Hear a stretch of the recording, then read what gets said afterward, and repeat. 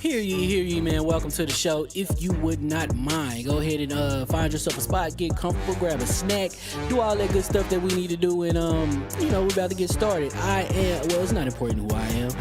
What's important is that you are pulling up to the Iron Lords podcast right now as we speak, and I guess I'm here to keep you entertained until it's time to get this show started. So look, y'all done messed up and turned me to an animal, and haters be swearing they real, but come to find out that they really mechanical. And yeah, I be eating these rappers, but that's all a part of me being a cannibal. And they say I'm better than money because you can bank on me being accountable. I know a million rappers that don't want to be on a song with me, that's understandable. I kill a beat and they want to compare me to Freddie and Jason. I'd rather be Hannibal. They be like, why use a video game? Just be original, y'all too dramatical. I know it's random, but I am addicted to flipping the sample and making it flammable. This is that yoga, fire, flame. They think it's arson up in the apartment, they call it department and I get the blame. Still I be running, collecting them rains. You just a target when I'm in the range. I was the hardest to start regardless back when you was messaging people on AIM. Check my vocals, all on Twitter, but I'm anti-social. Love my city, but I'm still bi-coastal. I got let's switch that up. What is you doing? What I want to do? Don't stop. Nah, that was dope. I'm just Keep that going. Keep that going. Nah, go ahead. Look, I guess you could say that I'm very spoiled. For them to be your dogs, they ain't very loyal. But I ain't gonna hold you, I ain't here to boil you. You ain't gotta say it, I'm embarrassed for you. Always been a...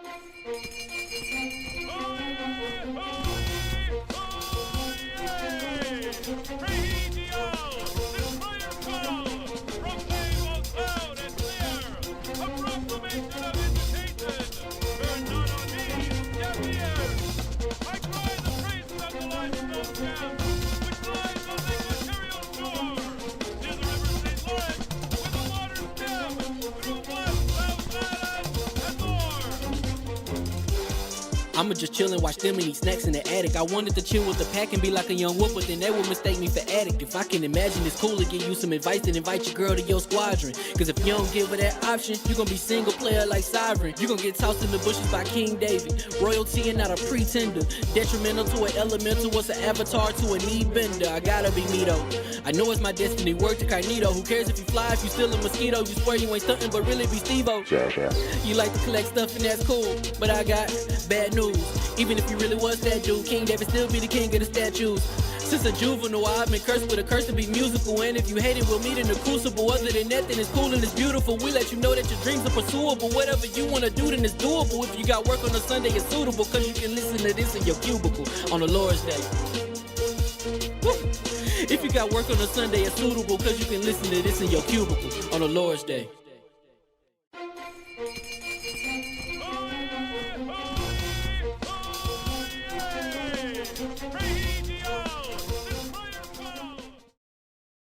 Switch over. It's super hot, but continue. Boom.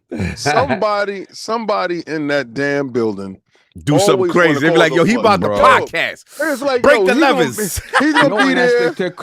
That was the first joint. So I left the second to have to go back. Oh, that's how bad that situation was. That's yo, how bad I hope and I pray that it's a pay for play situation with you. Oh no, it's like, it's kind of I'm on call. Okay, so call, so like you're a doctor, you're a straight doctor. Like your doctor game is the best doctor game. Sorry y'all, I didn't even know y'all was here. Yeah, we here. Well, what I'm talking about is so Lords After Dark. We like to do it on a Friday because the weekend we like the Lords to have this because we're gearing up for a 5-6 hour, sometimes 7-hour podcast, right, Parris? But Parris is merciless with it. Yeah, he got savage. So on Friday, we kind of move heaven and earth to get it done. Yeah. But it's always, it's not Saul's fault. Mm-hmm. it's always somebody in that daggone place that is sabotaging him. And we got to put cameras in that place because I'm It's pretty wild. sure it's somebody that is solved that doesn't like solve like that. It got to be somebody. It's Everybody wild. likes You got one of the Yeah, they love you. They love you in Cali. You got the culprit watching right now, putting his hands together, like, and I'll do it again. do it again. I know, right? They He probably, savage. they probably watch the podcast. They probably watch the podcast. Let's make them jump. Pause. What can we break now? Anyway, hear ye, and we are live. And congrats to the New York Knicks. Woo! Salute to them, man. It was kind of It's rare. It's rare that I can say something like, "Never in my lifetime have I seen this." Never. Yeah. Never. Shout out to Pap. Shout out to a lot of people who are like these hardcore Knicks fans, and you can see like they like he had a skit. He's like, "Yo, we were suffering for so long." He said, when somebody say, "You from New York? What your team is?" He's like, "Yankees," and they be like, "What's your best team?" The Knicks. Like, it's embarrassing. Like, I'm gonna be real with you. That's why I never became different. I was like, I'm not dealing with that. I already got the Mets. I was like, I'm not dealing with that. Yeah. And salute to all the day ones. Y'all did that. Y'all tore the city up. And I apologize. I was eating. Nah, but could you imagine being a Jets, a Mets, and a Knicks fan? Yes. No, that's what I'm saying. Like, that's Suicide Watch stuff. Suicide Watch, bro. I remember that. Like, they were always terrible. And then, the only time that I remember being good, I watched them. I gotta be a fraud now. I gotta be a fraud. Hold on. I feel it. I ain't gonna fraud. You ready to come back home? I brought this when Carmelo Anthony was on. This the Michelin Next. $90 Yeah, you bring it back. So, I gotta bring it on. Yeah, so, we frauded. We go New York. We frauded. Go New York. Go hell yeah. You know what I'm saying? I was there with the Starks dunk on Mike. No. You was dunking on my team. I'm a Scottie Pippen fan, but listen, I'm a fan of players. And when Carmelo was on the team, I was outside. It was a nice look. We was terrible. Yeah. Linsanity came through. Yeah, it was good. This was the most dominant. Yeah. I they could have swept them. If they would have swept them, that would have been crazy. They would have been in the history books with something crazy. It was incredible. And to me, it was just, No. They lost once in 55 days? 55 days. After almost losing the first round? Yeah, that's what's so crazy. And then the thing that to me is just, I just like how the city moving right now. Like you could tell what it's the expression. I got to call out Funkmaster Flex. Oh yeah, he bugging. But we gonna get to it. We gonna get to it. But it's just like, for me, it's like sport. This is where sports is beautiful because it's the ultimate unifier, right? And it's just like you see people who would not rock with each other, right? It doesn't matter where you from, who you are, and they won. I'm seeing people giving out free pizzas to the thing. I'm seeing the rooftops. The city is on fire in unison. Like, it's crazy. Like, right now, but it's beautiful because we just never seen it in New York. Oh my God! Hold on, we got to break protocol. Hold on, we gonna debut because this is a protocol. $200 super chat. We don't even have an emoji for the road to Germany for that. So we gonna lead a 100 on because Jesus, the Knicks need to win more often. Yeah, they see what the Knicks do at it. See what that's foosball that you be calling. Yeah, read that real quick. We got it. There it is. Yeah. All the New York Glizzies is raining down. They're raining down for Cappy for Road to Germany. Let's go, Saul. Read that joke. Hold on a second. Cappy 2207, $200 super chat. Thank you so much. NYC brothers, the Knicks won the NBA Finals, and the way people online were talking about what would happen if they won would be equal to what the city of Philadelphia did when the Eagles won the Super Bowl in 2018. Also, nowhere near and slightly disappointed in NYC for crazy fandom. Yes, people burning cars and things like that. They already burned the cars? They burnt a car. Yes, I saw a car burning. He said a car, but I know trains as well.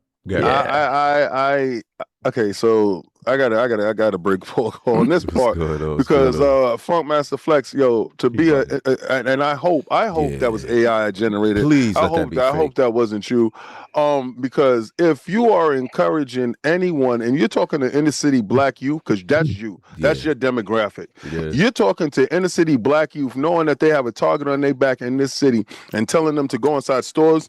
and stick their hands in their cash register, and you are inciting riots, and you should be locked up, sir. I honestly believe that you need to be banned from the radio because you are a detrimental influence on the youth. Because you're telling somebody that I swear for God, it was bad. They should definitely blame you. It was bad. He was like, you know how Flex get on this red. New York City, you know what I'm saying? You know what I'm saying? If you outside right now, you know what I'm saying? You know what I'm saying? If you go to the bodega, you know what I'm saying? Because he's all hype off the energy. I'm hoping it's fake. I'm hoping that's AI. You're too old to be that hype and not to know what you're saying. Like, come Put your hand in the car. That's your money. That's your money. We did this, New York. I'm like, bro, you stupid ass. What are you doing, bro? I really do hope that was it. So there's been no commentary on it. Like, I don't know.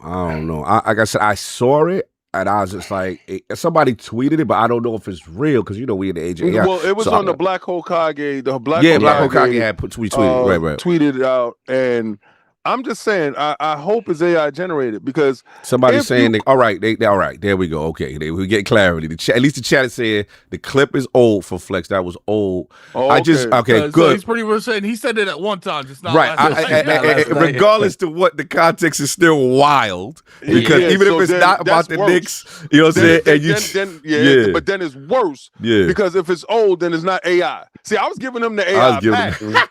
I was giving you the pass for AI. I don't even know how you made it this long saying ignorant stuff like that on the radio. Yeah, that's crazy. But you got to always be cognizant that you are. All right, Steven, we got some hip hop historians. Steven, he says, Funkmaster clip is super old. That was a call out when Watch the Throne dropped. So he still want people to go in and register when Watch the Throne drop? When a song drop? Like, that's what we doing. What we doing, Flex? Want to put his hands up in all that business? Oh, man, this guy. It kills me. He's not built like that. Like, I know. Flex always be talking tough. He's crazy. Come on, Flex. Legend, but he be doing too much. Shut up and spin. Shut up and play the record. Shut up and play the record. Anyway. Shut up and play the record. So salute to the New York Knicks. We had to shout it out for the city, for the town. And like I said, I don't know. The next, you saw about Donnie said, Thursday's over. Like traffic, if you do anything Thursday, it's a wrap. Oh, and then Friday Friday is whatchamacallit, Juneteenth. Oh, it's over. We had a whole hood. They taking over 34. We taking over the whole. I'm trying to get out. I'm out of the city. Yeah, I'm trying to get out of the city. I'm not going to the. Don't go to the bars or it's going to be crazy. All the celebrations from last night just poured into the Puerto Rican Day Parade. Oh, like the Puerto Rican Day Parade is today. Oh, it's over. New York is.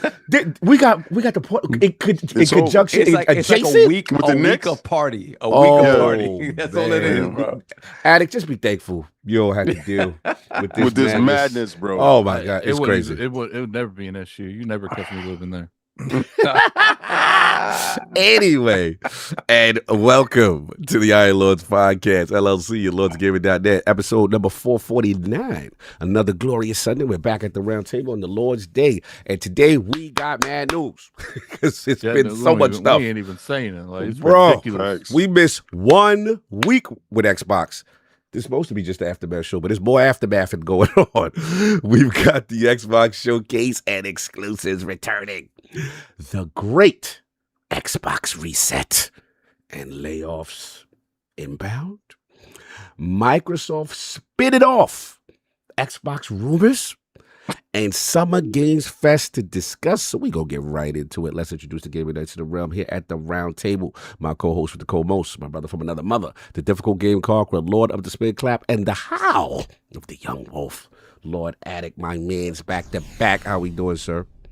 Doing pretty good. I actually want to go see Scary Movie 5 or whatever number they on. I don't know, but I'll probably see that tomorrow or something.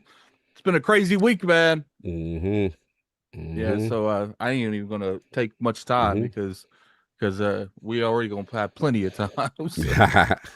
No doubt.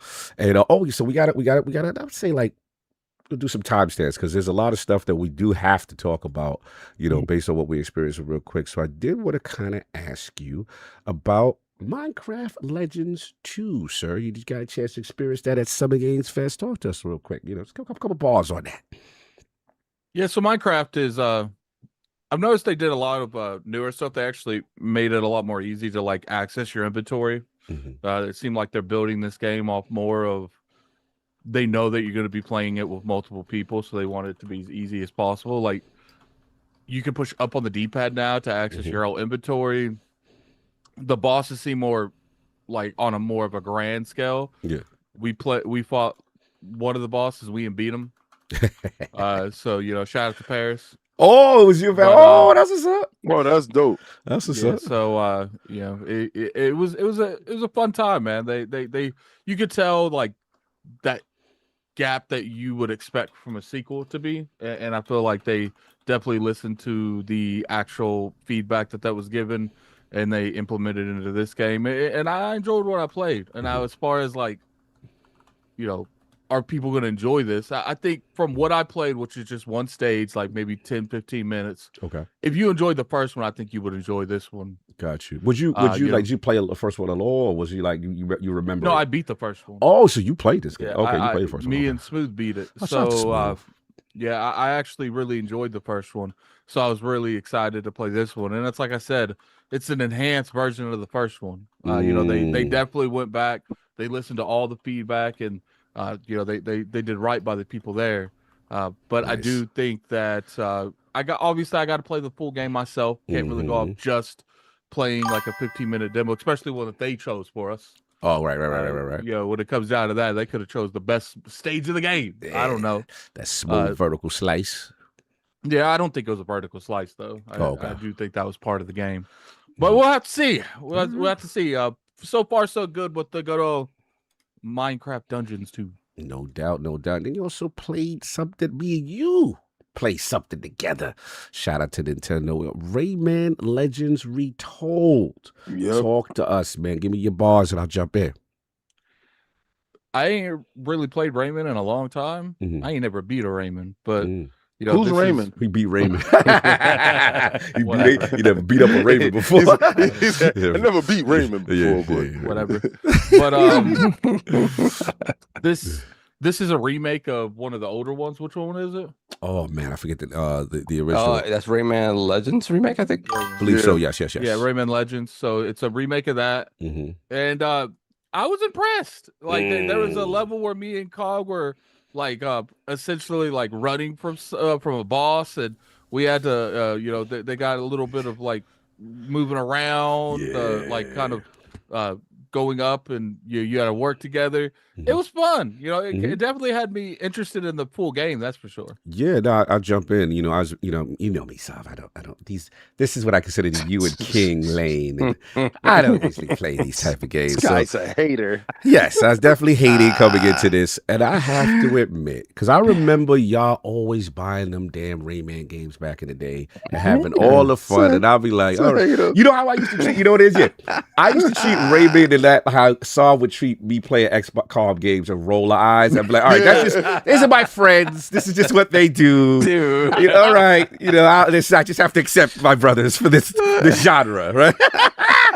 But I ain't going front. The first level, shout out to the two devs that we were playing with. The first level was definitely, they said it was a remake of like some original game. So, you know, it had cooperative mechanics. There's new content in there too. It's not just all the original. Yeah, so it's two players. We go side to side. And then the funny thing is we, you know, punch the enemy. We can actually hit each other but not do damage, I believe. But we were using like a little parts of the boards to platform and stuff. And I was like, all right, it's cool. Where it won for me is when we got to stages 2 and 3. They gave us 3 levels on this demo. The second stage was kind of like, bro, soft. It was like a Panzer Dragoon. Oh yeah, 2-player. Yeah. So we on dragons and we fight and we shoot, and it's a shooter. I'm like, oh. So then they had this big gargantuan boss king with like, and he in the background and he harassing you throughout the level. I'm so happy that your man has come full circle and being so excited. No, this is what y'all do. Disingenuous. This is what y'all do. I can't stand this. This is disgusting. So I'm like, oh, this is a king like. It took them only 10 to 15 years to get it together. So I go for this boss harasses you, comes through the stage on some like King Kong type joint. It's crazy. So you gotta avoid this boss. You gotta listen to this dude with the most kawaii eyes. Yeah, that's what y'all do. Tell us more, Kyle. Yeah, it was great. And then it erupted into a boss battle. And the boss battle was crazy. And it was shooting and me and Addict was working simultaneously. It's like called first platformer. Yeah, like yes. It's crazy. It's crazy, man. So I'm sitting there like, wow, this is what they like. Cool. So then we get to the third board. Now, this was for me. The third board goes back to traditional. And it was like, I don't know what they had like. Why is it for you though? You didn't like it Because I said I like it. He likes it was side to side. Yeah, but they had the beat going. So we had to be jumping on these things to the beat. What things you was jumping on? I don't know. It was drummers. What the hell? Shut up. Pause, Shut up. Pause. You're ridiculous. It was whatever it was. We had to be bouncing around on things. Pause. To get to the level. Crazy. But you had to do it to the beat. And it was lit. It became like a rhythm platformer at one point. So I was like, yeah, shout out to Rayman Legends Retold. Salute to the dev team. I believe 2 French from Ubisoft. I believe it was Ubisoft. You can hear the accents because Soft knows those accents. I believe it was French, and they were super dope. So yeah, that was our Rayman is very, very French. No doubt. So that was Rayman Legends Retold. Anything else, Addict, from you before we get to song? I'm playing Gothic 1 remake. I haven't played enough of it to like really give it a full opinion, only like 5 or 6 hours, but I'm struggling. Yeah, but I'm learning while I'm struggling, struggling while I'm learning. Not necessarily that order. Yes, sir. No doubt. So we got a couple switch ups before we do your intro. Yeah, hold on a second. Let me stay on point. It's gonna be one of them days. Let's get them. Yeah, we got Amon Burns, 392 member for 18 months. Lord Bronze, what's the crack, boys? Ow! Isn't it funny? Xbox is dead again. It just happens after Asher pulled Halo ad from Sony and made Gears of War Xbox exclusive. Funny that. Yes. Oh man. Yes. No status quo for Xbox. Can't do that. Crazy time. What else we got? Then we have Dan XL, $2 super chat. Give me that reliable pipeline of exclusive games. God. Who's demanding pipe? Who's demanding it? Dan XL wants that reliable pipe. Seize pipeline of exclusive games. Shout out. Seize that man. Cappy, we read already. Thank you once again. Appreciate that. But then we have Mr. Irishman with the £5 super chat. I was looking forward to 100% positive Xbox podcast until the Xbox tax collectors came knocking down the doors of positivity. always. Crazy. Then we have Hollywood Rules, $2 super chat. I'm glad I'm safely upstate to work tomorrow. Oh, yeah. New York is going to be crazy. Yeah. Then we have the Gaming Circle podcast, $5 super chat. KSIT, what up? Salute to the Lords on this great Sunday. Always great to connect with you. A pleasure finally meeting Saab. Likewise, my brother. Ow! Editing your WWE video to Everborn. Lit. Yet another person jumping on the bandwagon, looking to see my downfall. Because of the things for Sony. Yeah. Shout out to Everborn. No doubt. Then we have a Keezy Boo Boo, £10 super chat. How much? £10. All right, $10. We get road to Germany, Glizzy time. Let's get it. What's up, Lords? AKW here. Just want to give thanks for the support this week. Health is wealth. And Cog, you are still a bum. Hashtag Cog Jiggly. So I want to say this. Yesterday, Keezy put up something about his dad is going through a very, very, very difficult fight with cancer. There is a GoFundMe, right? I think. I believe so. I just put it in the chat. Okay, yeah, cool. Please put that in the chat. Yeah. We're here to support our brother in anything we could do. So please spread the word. Support in any way that you can. We're here for you, bro. I'm so sorry about this. Yeah, apologies. Yes. That's tough. That's real tough. Yeah, we're caught up. Yeah, we're caught up. Caught up, no doubt. And then let's get to our most technical gaming lord. Solo gaming list for the single player selfish experience. And also the Sostradamus, the Lord of Clarity, Messiah, Lord Patron of the Iron Bank, PC Master Races. Oh, Lord Sovereign. How we doing, sir? Doing good, man. Doing good. I just crazy as always. Got back after Summer Game Fest and just right back to the grind. Yeah. But actually earlier this week, I managed to escape work one day a little bit early and I went to see what you saw? The Furious. Okay. The Furious action movie. In the vein, I am a big fan of The Raid Redemption and The Raid 2. Wait, is that the one where they took his daughter? Yes, sir. I mean, his wife. He took his wife? They took one of them's wife gets taken, and then one of the other guy's daughter gets taken. Okay, and they yeah, work together. I gotta see that. I gotta see that. Oh my God! Like I said, if you love the Raid, you're gonna love and Ong Bak and things like that. You're gonna love this movie, bro. Just back to the essence. Same faces that you know from those movies are in this movie. People that constantly play villains are villains once again in this movie. Like there's certain dudes that you see, you're like, yeah, this dude's a villain. Cog, for you, what's up? There is a leg dude in this movie. Ooh, we got with the feet up. With the feet up, like he's nice overall, but when I saw the leg game, I was like, you know, I like the legs up, the feet up. That's how I like it. So great movie. Go check The Furious if you have not seen it. These are my pod mates. I like these are the guys I podcast with. Not one individual said pause. They just kept going. This dude said, "Yo, Cog, is a guy in there with his legs up for you?" And Cog was like, "Yeah, you know how I like it with the legs and the feet up." Y'all let me run with that. Nobody said pause, y'all. Nobody want to throw the Taekwondo reference. I was gonna keep going, like, you know what I'm saying? Like, shout out to Advanced GG while keeping us hydrated while we endured this unawful. Good tease. So Warang type action, some flamingos. Warang type action was good. Very, very cool stuff. So yeah, go check out The Furious if you can. Let me see what else. Big shout out to everybody that I finally got to see and meet for the first time, see for the first time in a lot of years. At Summer Game Fest, it was a fantastic time. What a cool couple of days to just hang with people that I consider fam. You know what I mean? It was a great time. So shout out to everybody. It was fantastic. What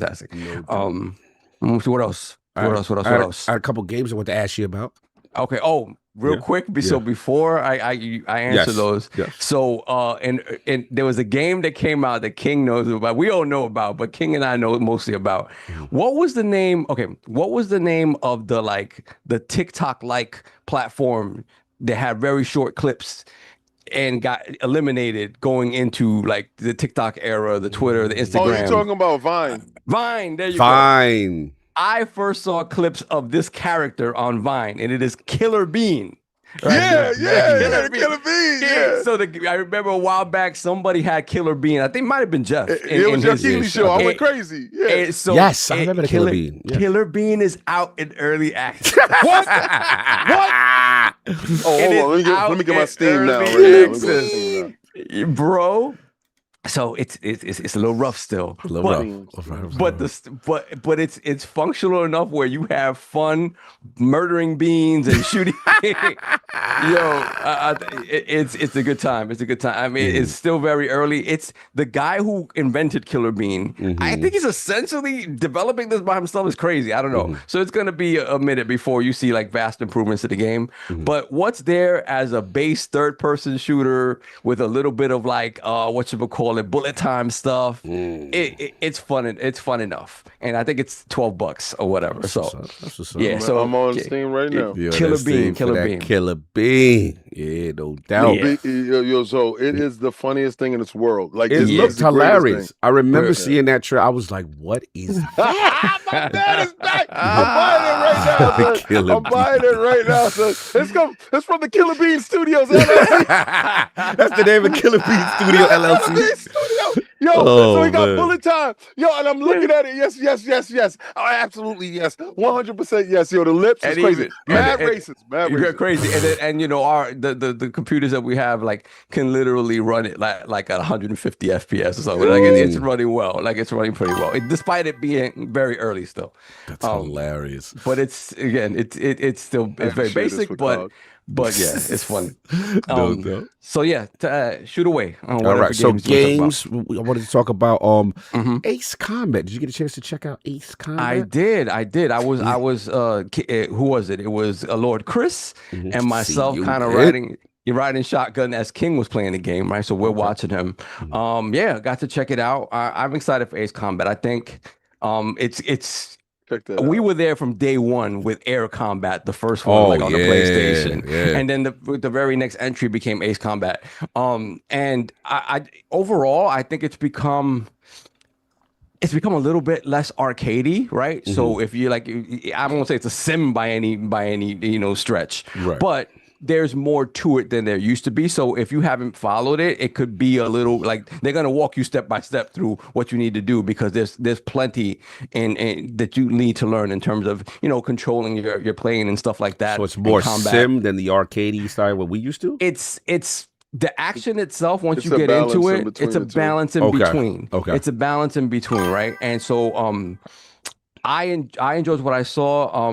I have to really, I wasn't listening to it, right? So I want to see how the story elements hit, because there's story in these games now, right? Yes. And so in this particular game, the Wings of Theve, apparently, like Theve, the Wings of Theve is like this ace fighter pilot that basically kicks the bucket. Oh, damn.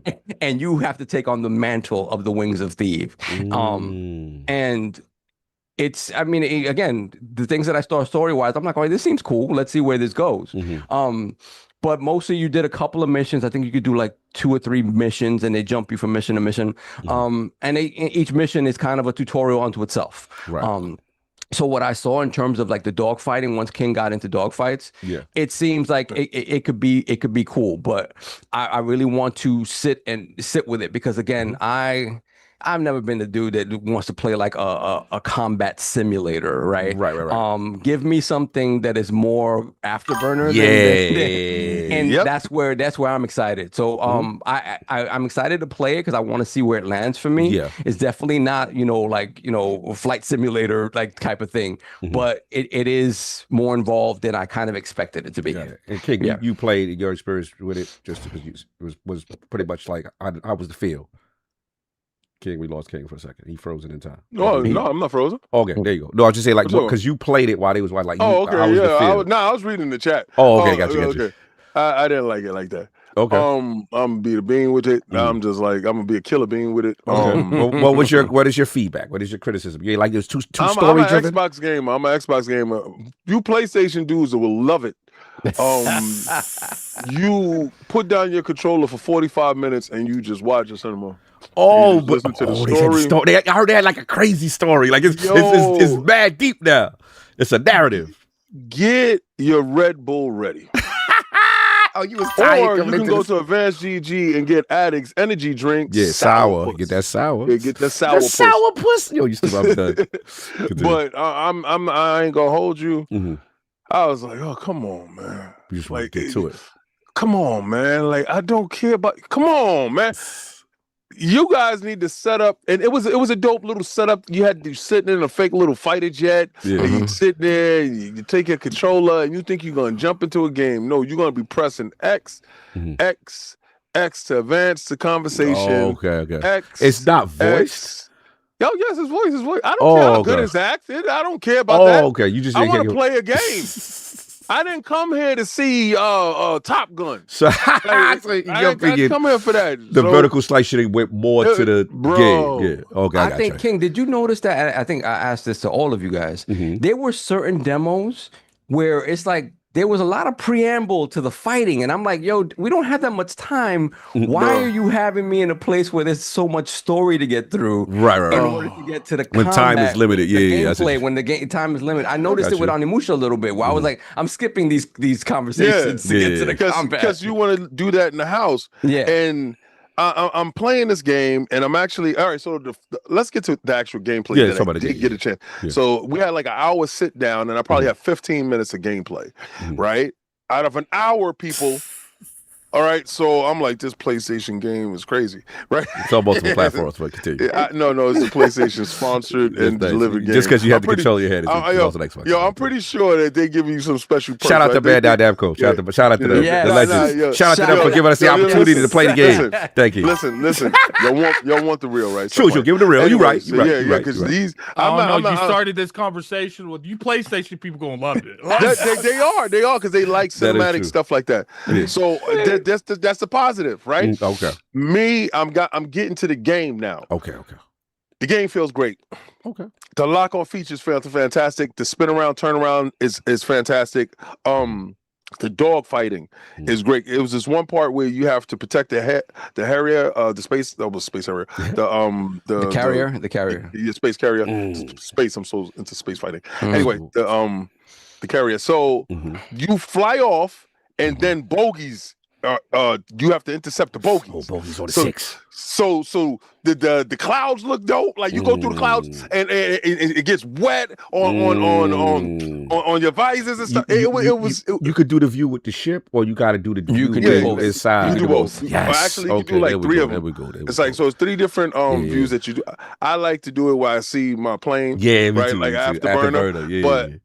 But to get the real immersion of it, you got to be inside of it, right? So I was like, I switched out of that. I got back inside of it, and I'm looking at all the levers and the gears and locking on people. So when they lock on you, you could spit out some butt flames, right? Oh, I forgot what they call it. Yeah, it's a term. Yeah, flares. To get the heat seekers off me. Yeah. Butt flares. Yeah, shoot the butt flares. You can fart out the flares. So I'm flying. I'm like, here they go.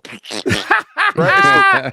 So and then I spun around, homeboy, and they was like, get him. So it's so much conversation going on because your wingmen, they're talking with you and they're telling you he's on my tail. Help me. So you can help him. But the carrier is the also airplane dudes is laughing at us. We don't know the terminology. Continue. No, we don't. So what? I don't care. Anyway, so the butt farts. So I use the hot butt farts to keep them away from me, right? But it works though. So I know how to do it. You didn't play it. So anyway, so I was armed with my butt farts, and I had so you could switch to the ooh-wop bangs, right? So I switched from the rockets to the ooh-wops. So I was like, so I told once you tear one of those planes out the sky with the ooh-wop bang, you're addicted.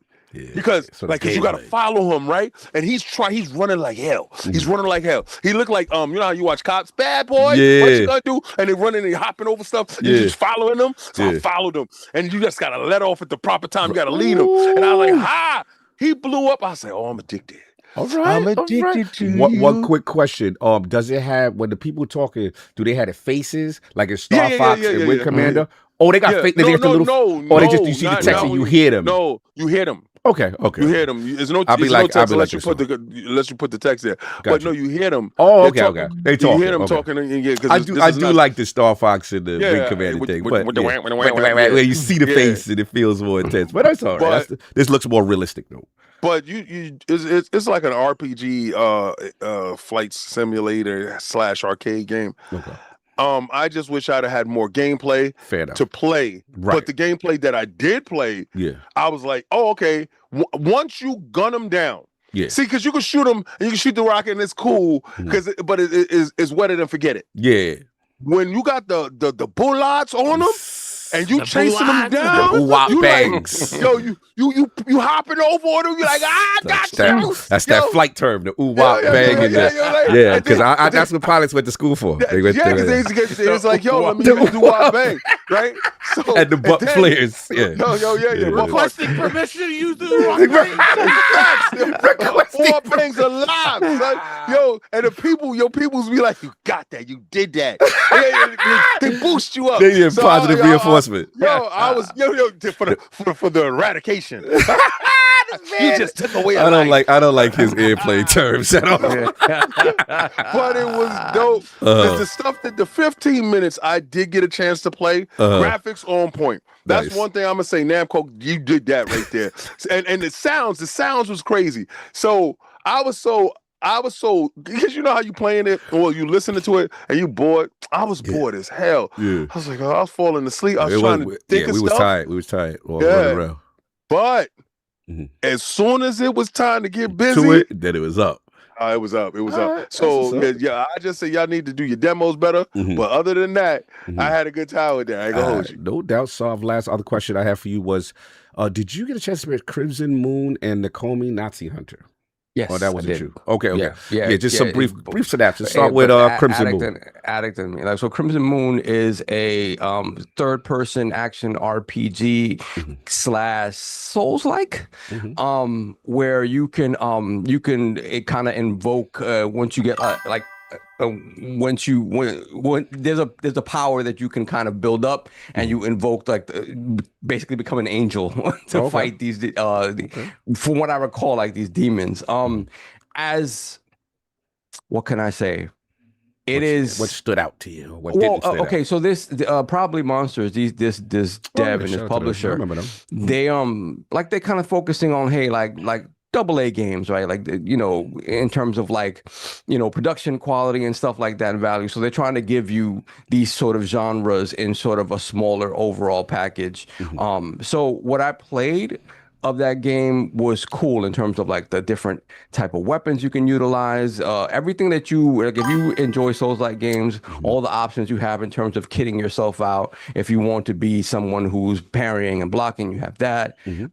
Different weapon types that you can pick up. Also, like as you go through the levels, like everything feels interconnected. Yeah. And then you have to I forgot what it was. I think you have to kill a certain amount of enemies in order to open a portal to the next area, right? And I mean, I enjoyed it. It was very. I'm not the type of dude that's gonna sit there and necessarily play Souls-like games. I just don't have the time to dedicate to constantly, you know, losing and then coming back to it. Though I mean, I can do it. I know I can do it. It's just a time thing. Time thing. This one felt, if I recall, like they will have sort of options for you to be able to get through it a little bit easier. It seemed like very competent. It seemed very competent. The angel sort of powers seemed very cool that you could pull out in a pinch. When you roll up, they told us themselves, they were like, hey, you roll up on a boss and you feel like you don't have it, just enable them angel powers. And then you come in with a nice little combo. I enjoyed what I played of it. It seemed again, for a game that's late, you know, billing itself as more like AA than anything. There was a lot of options. It seems like it's going to be a pretty deep game and something that people that enjoy that genre will really attach to, especially, you know, if there's no FromSoft game to speak of in the moment or you know, Lords of the Fallen or something like that. It does seem like it'll fill that sort of void nicely. And that game's coming out this year. Actually, I believe the release date is in September, which maybe that changes. I don't know. So we'll see what happens in September. Yeah. So that was that. Yeah. So then the other joint, I don't know if it was you or King or whatever. It was both of them were Addict and I. Okay. So so the other one, Nekome Nazi Hunter. This is the one that I was more excited about. When we first saw this, I forgot I forgot where we saw this, and I was like, okay, yeah. I mean, look, in gaming, there are a few things that are more satisfying than murdering Nazis in video games. So following the Wolfenstein playbook, exactly. But now this time it's more hand-to-hand combat. It's more sneaking behind people and just gutting them and stuff like that.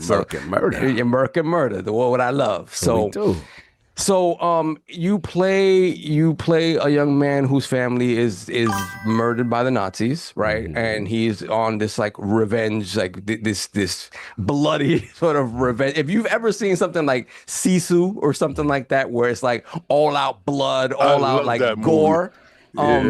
It tries to evoke that, right? But this game, mind you, is earlier in development, so it's a lot less polished than what we saw with the Crimson RPG. So a lot of the gameplay is stealth focused, but stealth not necessarily trying to get around them, stealth murdering them. They're sneaking up on them and murdering them, right? And all of that stuff, like animation wise, again, very gory. You're slicing Nazi throats, you're stabbing them multiple times in the chest, you're gutting them, like, and again, in the demo, didn't see that many animations. The animations were still wonky. It felt like you were missing animations. It was early. You know, animations are still very stiff. Then you get into the hand-to-hand combat stuff, which they have, you know, everything that I like in a hand-to-hand, you know, in hand-to-hand combat, which is like parrying and stuff like that, counters, all that stuff. Again, parry windows, counter windows didn't feel super great yet. It felt very stiff, but it's there, right? So my hope is that the polish comes afterwards. But yeah, your hand-to-hand combat stuff, you're fighting these guys, you're stabbing them. You know, depending on what angle you get them from, you'll have different animations and whatnot. But from what I saw, most scenarios they kind of start out stealthy, then they blow out into full-on fights. And again, if they can get that AA level of polish down, where it feels like a 360, it feels like a really fun, good 360 era game with like an expanded sort of skill tree and moves and stuff like that. I think it'll be fun. Again, right now, like the gore for the sake of gore just doesn't feel as satisfying because the gameplay isn't quite there yet. But but it is a very sort of straightforward, over the top. Yeah, your family was killed by the Nazis. Your mentor was killed by the Nazis. It's revenge time. I'm killing all these mother effers. And that's what it is. Again, if they can get the polish down, I think the release window is sometime next year. Okay. If they can get the polish down and add more to the combat and make it feel like a little bit, and obviously, when it comes to NPCs and AI intelligence and stuff like that, those are things that are essential if you're going to have a stealth component to your game, right? Yeah. Well, to anything, but obviously stealth components and hand-to-hand combat, you have to feel like there is some challenge there. Gotcha. And it didn't necessarily feel that way in here. More than anything, it felt like they'd overwhelm you sometimes. Like there'd be times you walk into a room and there's a bunch of guys and they keep coming. But other than that, again, looking at it as early as it was, I want to see where it goes. I hope they expand upon it. But again, if you give me something that's a 7, and I'm just, gutting Nazis, I'll be happy with that. No doubt. Yeah, I actually feel that game has a lot of potential. It could be like another version of Sifu if they really got my attention focus but the issue is like Saul shut it down. Saul like, don't do that. Don't throw that on it. If they get there, he didn't let me finish. Like the issue is like the continuous reuse of animations. I felt like there was a lot of issues with the connection stuff. The thing that people loved about Sifu was just that combat, how fulfilling it was, how it felt like you actually connected punch to punch, and those are the things that the game is missing dramatically. Is those things. Like it's a very gory game, and I'm not trying to say it's going to be on like the same type of gameplay as Sifu. I'm saying it can have that satisfaction that Sifu has, but it's missing the little things that gave Sifu that edge when you were playing. No doubt. So that's been it, sir. Yeah. Are we gonna talk Tomb Raider quickly? Oh, absolutely. I didn't know if it was you or King was gonna get that. But this year, yeah, King can jump in. Both of us. Yeah. Go for it. This is the big one for y'all. Let's go. Yeah. King and I both got to play Tomb Raider Legacy, man. And as Tomb Raider fans from day one, they did it. I feel like this is going to be a banger. I'm very excited for this game. It is a remake of the first game, right? But obviously expanding it out. I remember Tomb Raider Legend is kind of a reimagining of Laura's origin, but the story beats and stuff like that are very different. So it is kind of a reboot for the series, but it isn't a remake of the first one like this one is. So this is straight up kind of a remake of Tomb Raider 1.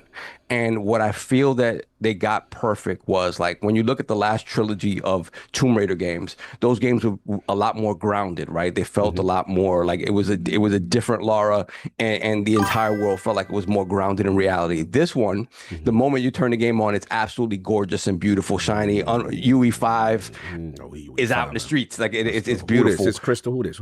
This is Crystal. It's Crystal Boys. See, okay. Yeah. But the thing about it is, it's shiny in a way that makes it feel like it's evoking the original game, but it's just the fidelity and the beauty and the lushness of this jungle that you're in kind of really absolutely stand out. It's a beautiful game. Now the thing that it kind of deviates from the last trilogy is that in a lot of ways it tries to toe that line like kind of in the middle, where it's not.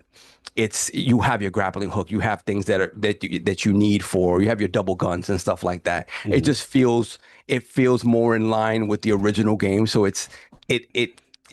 not gonna say it's more cartoony, but it doesn't feel like as grounded and sort of visceral as like a modern modern one, right, okay. Exactly. So, but it works perfectly because in this one, you're solving environmental puzzles in the same way you did in the original, where it's like, you're looking around the world now. Yeah, now she has like a scanner that'll kind of tell you, hey, I need to do this. I need to find these pieces or whatever. So You can use that if you want, or you could just look at environmental cues. Got it. And talking to the dev, you know, I have a thing with like with signposting in games. Like I'm not the biggest fan of the yellow paint. Or the yellow paint, the white marking on the ground. You can You can turn it off completely in this if you want, and just go by environmental clues the way that we used to do it. Oh my god, it was crazy. We'd be sitting there in puzzles trying to figure out these things. So the demo starts out. You're in Peru, and you have to solve this environmental puzzle, like with these gears and stuff, in order to get behind like a waterfall and get into a temple. So it's classic sort of Tomb Raider trying to figure out how in the environment to get the things where you need them in order to get it to do what you need it to do. Cool stuff. I first was like, why are you giving me this in a demo again? Because it's going to take so much time. But it was cool to see that in practice. And then after that, it immediately jumps into like an action set piece where you're, you know, this spoilers, there are dinosaurs in the original Tomb Raider. So yeah, you fight dinosaurs, and they show off a bullet time slow motion that she has in order to fight the dinosaurs. I just think overall, looking at how they try to toe the line and be true to the spirit of the original without stepping on the toes of what this last trilogy has done and making it its own.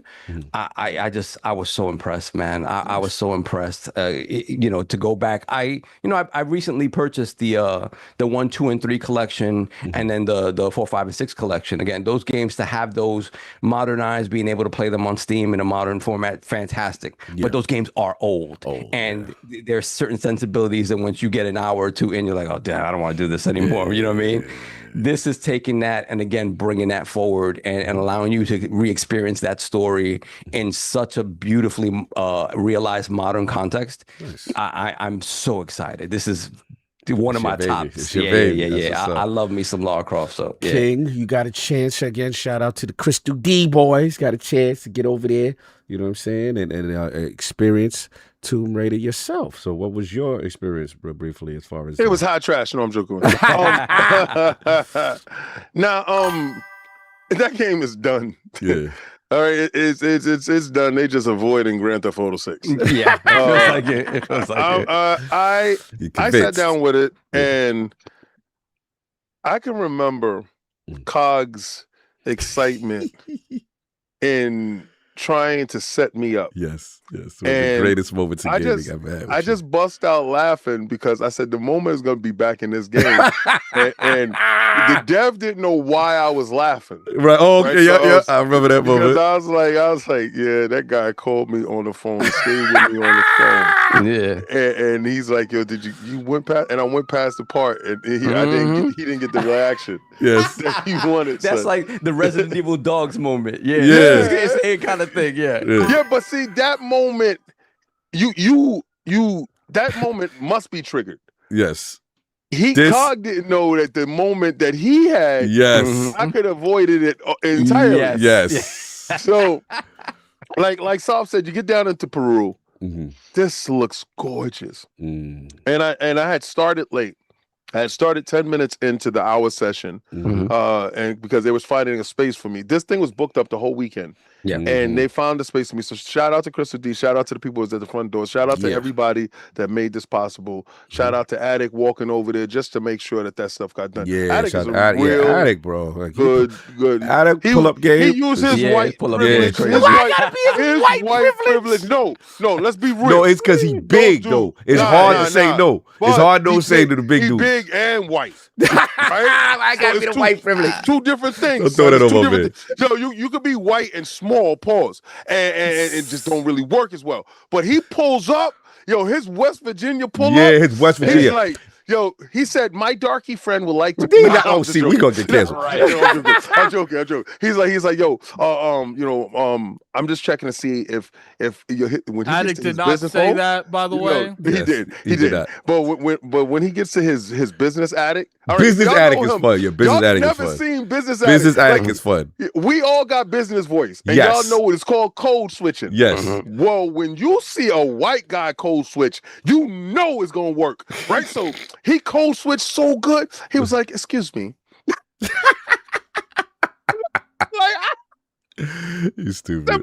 I said, my man is on it. I knew I was in. He's like, I'm just checking for the possible availability.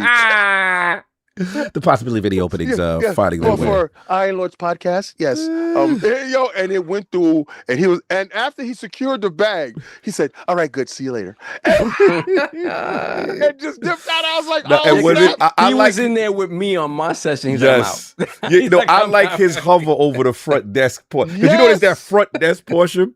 So when what's funny is I go for one of my second point, but he wanted to make sure because he made it happen, right? So he had to make sure. He came through and hung over. Yeah, so I just want to make sure Cognito's all good. He's okay for this. Because he's scheduled. Okay, and by the way, if there's any other openings, I'm like, this boy is working. He did it to Sega too. Yeah. But God, thank you. He pulled up on me, yanked me out of Phantom Blade Zero, and made sure that I had my Sega. Yes. It was crazy. It was crazy. His boss persona is insane. So I go inside, so I'm sitting down. I'm like, thank you, I appreciate you. You were gonna miss that. I thank you. I appreciate it. So I get in there, I sit down, right, and immediately I go through this little visual tutorial from the Crystal Dynamics themselves, and then the game starts. The game is magnificent looking, but again, I'm 10 minutes in, and I want to be able to finish the demo. Yeah. As far as what Sav says, as far as taking off the visual cues, I didn't have time to run through the menus and do all that stuff, even though they told you in the beginning that you can play it as organically as you like. And I was just into the game. And that first puzzle has changed, like from the original game. It's not exactly the same. And it's in a way that if you played the original, you're going to have to figure it out a little bit. Right. And because the grappling hook is utilized in this puzzle that wasn't available in the beginning. First game. Yeah. Right. So they use different aspects and modernize the game in a way that you're like, dang, it's incredible. I got up to the ledge and I held on to the button just to see her do that ballerina pirouette up. And I'm like, oh, this is incredible. So they have little nuances. And like Sav said, it's not like the latest modern one with other stuff, but it still keeps the feel of the original. That's why I know now why they're making the two games, right? And it makes sense. It makes sense.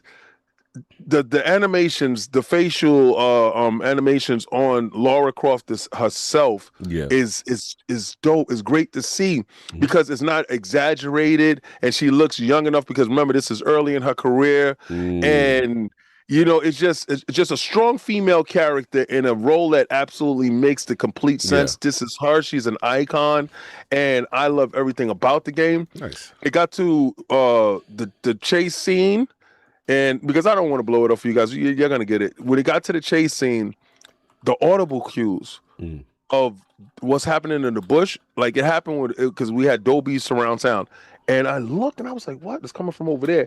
Then you see the tree move. And whatever was in the tree jump out at you, and then so you're battling these things, and then the bigger thing shows up. So, and we're fighting that, but it's so much different things happening in it that didn't happen in the original game, and they added so much flavor to it. And by the time I did get the puzzle done, it opened up and gave you the big cinema of where we're heading next and what's going on. So I finished in time with the team. One of the devs was like, "I didn't think you would catch it." I said, "No, I'm like a veteran at this. I love the game, and I had to bypass my need for exploration and actually finish the demo." Yeah, right? I had to do the same thing. Which Addict is a master of when one game. Addict loves exploring. Yo, I had to stop myself because I was like, I'm finding all these things. I'm like, damn it. It's your sensibilities is to go off and explore. Because the dev, devs are walking around, they hover over you. And I was just like, he's like, you might want to just keep moving forward, bro. There's plenty of stuff to. You be here all day. And time is limited for sure. The game is magnificent. I think the game is completely done. I didn't run into any bugs. Some people did say they found bugs, but I didn't run into any bugs in the game.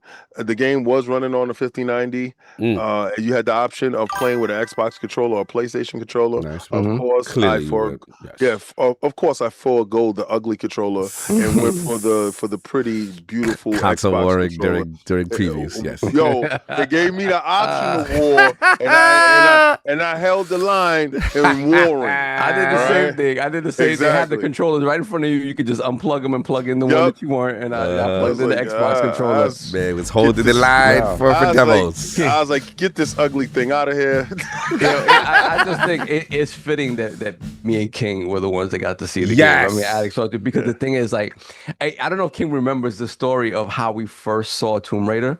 What? We were at your house. I know it was me and you. It might have been Cog as well. We were at your house, and we were playing Virtual Boy. Okay. You were showing us Virtual Boy, and then I think we had all picked up the newest. It was either Game Fan, or it was Game Fan or EGM, one of the two. And I know we were just, back then you don't see things until you see it in the magazine for the most part. Right. And we're flipping, and they're like, coming for Mario's throne. What's going? And we saw this game. Crazy. And they showed her underwater. Yes, swimming. I remember. I was like, and then I remember we see video not too long after that, and I was like, I'm in. And for all these psychopaths online, there's like, I hate playing as a woman. That never crossed my mind. That wasn't I saw for that us game, and I was like, I'm in there day one. I remember because I remember what. We used the Game Fan, like the pages on Game Fan was this beautiful glossy, it's premium always like magazine. the premium thing. And I I saw this, I was like, yo, when is this coming out? And it was out the very next year, and I remember we all got it day one, and just to see, because sometimes again you see something conceptually and you're like, nah, that's not gonna be it. They're not gonna achieve that, and then you pop that disc in and they achieved it. Oh, it was that. It was that. My God. Yeah, for sure. Now, salute to them, man. Salute to them. I remember it was revolutionary. Tomb Raider 4, the first time when we first saw it. Salute. You remember when it came out for Saturn? I got the Saturn 1 too, trying to rep. Yeah, and I was like, I was Digital Foundry, son. I was so happy to be PlayStation. I was so happy to be Trader Saturn. I was like, those are decisions. I was like, yup, I made the right choice. So, question, if I recall, it came out first for Saturn. No, it did. It came out first for PlayStation. Let me see. It came out first for PlayStation, bro. I know. Because that was that 3D era, bro. Because I ran and got the Saturn version. Hold on, the Tomb Raider. He got the AI question. You about to go in? No, because I could have sworn, and then you were like, "Nah, you waiting." Nah. I remember because I had the sweet experience first, and then I put it. I put it inside the Saturn version. Different. I was like, oh no. I was like, oh, the polygons is muddy. Well, we were the original Tomb Raider was released for the. I remember. No, time out. Solve. I'm an export type of dude. Oh, yeah. He may have had to export. He may have had to export. That's true. But that wasn't a Japanese first game. I don't know. Check it out. The original Tomb Raider was released for the Sega Saturn first. It made its debut in Europe on October 25th, 1996. The PlayStation and MS-DOS versions followed a few weeks. It was very short. On November 14th, 1996. All right, but see, again, remember my ways of getting games. Maybe you had the US version. Yeah, you had the US version quick. I had it first because I remember getting it from Mr. Ping second. Oh, so then we all did the same thing. Yeah. And did not get the Saturn version originally. No doubt. Anyway, while he's doing that, Soft, get the super chats. Yeah, hold on. Hold on. Someone new to the realm. All right, so say, get down. Coco, stop. Yeah, you talk to the mic. Say hi. Hi. Right, so this is Prince Liam. That's my grandson, and he's getting ready to go take grandma home. Right? You gonna take grandma home? Say yes. Yes. All right. Love you. Right. Say bye. Bye. The future of the realm, Liam. See you. He wants to sing so bad. All right, later. Don't talk about to spin his bars. Get his 1-2 on. So I'm getting super chat so we don't fall behind. Yes, hold on a second. Let me roll back a little bit. Lord Liam, first that's his name. Yes. I see you soon, buddy, okay? All right. Let me see. Web Dave. Shout out to Web Dave. Well, shout out to Web Dave. Let's give him this. $2 super chat, Lord Addict. Solvent. Okay. He called me Solvent. Solvent. Lord Solvent. Lord Solvent. Cog and King, much respect to all, Dave. Absolute pleasure to meet you, man, and finally get a chance to hang out, break bread. Fantastic, man. Yeah. Yo, Dave, I got to do your show at some point. Yeah, salute, man. Salute to Dave, man. Like such a good guy in the community. Yeah, just genuine fantastic energy. guy. And yeah, you can't say no to Dave. When Dave tell you it's going down, you're like, all right, Dave, you got it. You know what I'm saying? I love Dave. I love Dave merch. Yeah. Dave had the merch and the business cards. Crazy. The business cards and deck. the merch on deck. And like I said, me and Addict got a chance to build with him. You know what I'm saying? At breakfast. I believe it was the day before the showcase, right? Yeah, so, I like Dave. Yeah, Dave is good people, man. Salute to Web Dave. Go subscribe to the channel. What else? Yeah. We got Hollywood Rules, member for 52 months, Lord Silver. Happy Sunday to my NYC West Virginia cousins. So many games shown last week. It's amazing that soon as Gears gets yanked off of PlayStation 5, the media attacks the brand. We gonna talk about that. Yeah, we're going to get to that. Oh, we're going to get to that. I love Console War and Addict. Let's go. Then we have Lopez Fett with the $5 super chat. Knicks were able to read. It sounds wild funny. I'm thinking of Bubba Fett and his Spanish cousin Lopez. Lopez Fett. It sounds wild to me. This is the way, papi. Lopez Fett. It's, I only take my helmet off for racing beans. Then we got the Knicks were able to reset and win. Xbox can do the same because of Forza and ILP. I finally decided to go to Japan this year. Salute to all. Nice. Enjoy. Awesome. I was You're told gonna love it. I was told the next time I go to Japan got to be in April because that's for the when blossoms? it's really looking crazy. Yeah. All right. Oh, we're me and you gonna go to South Korea, son.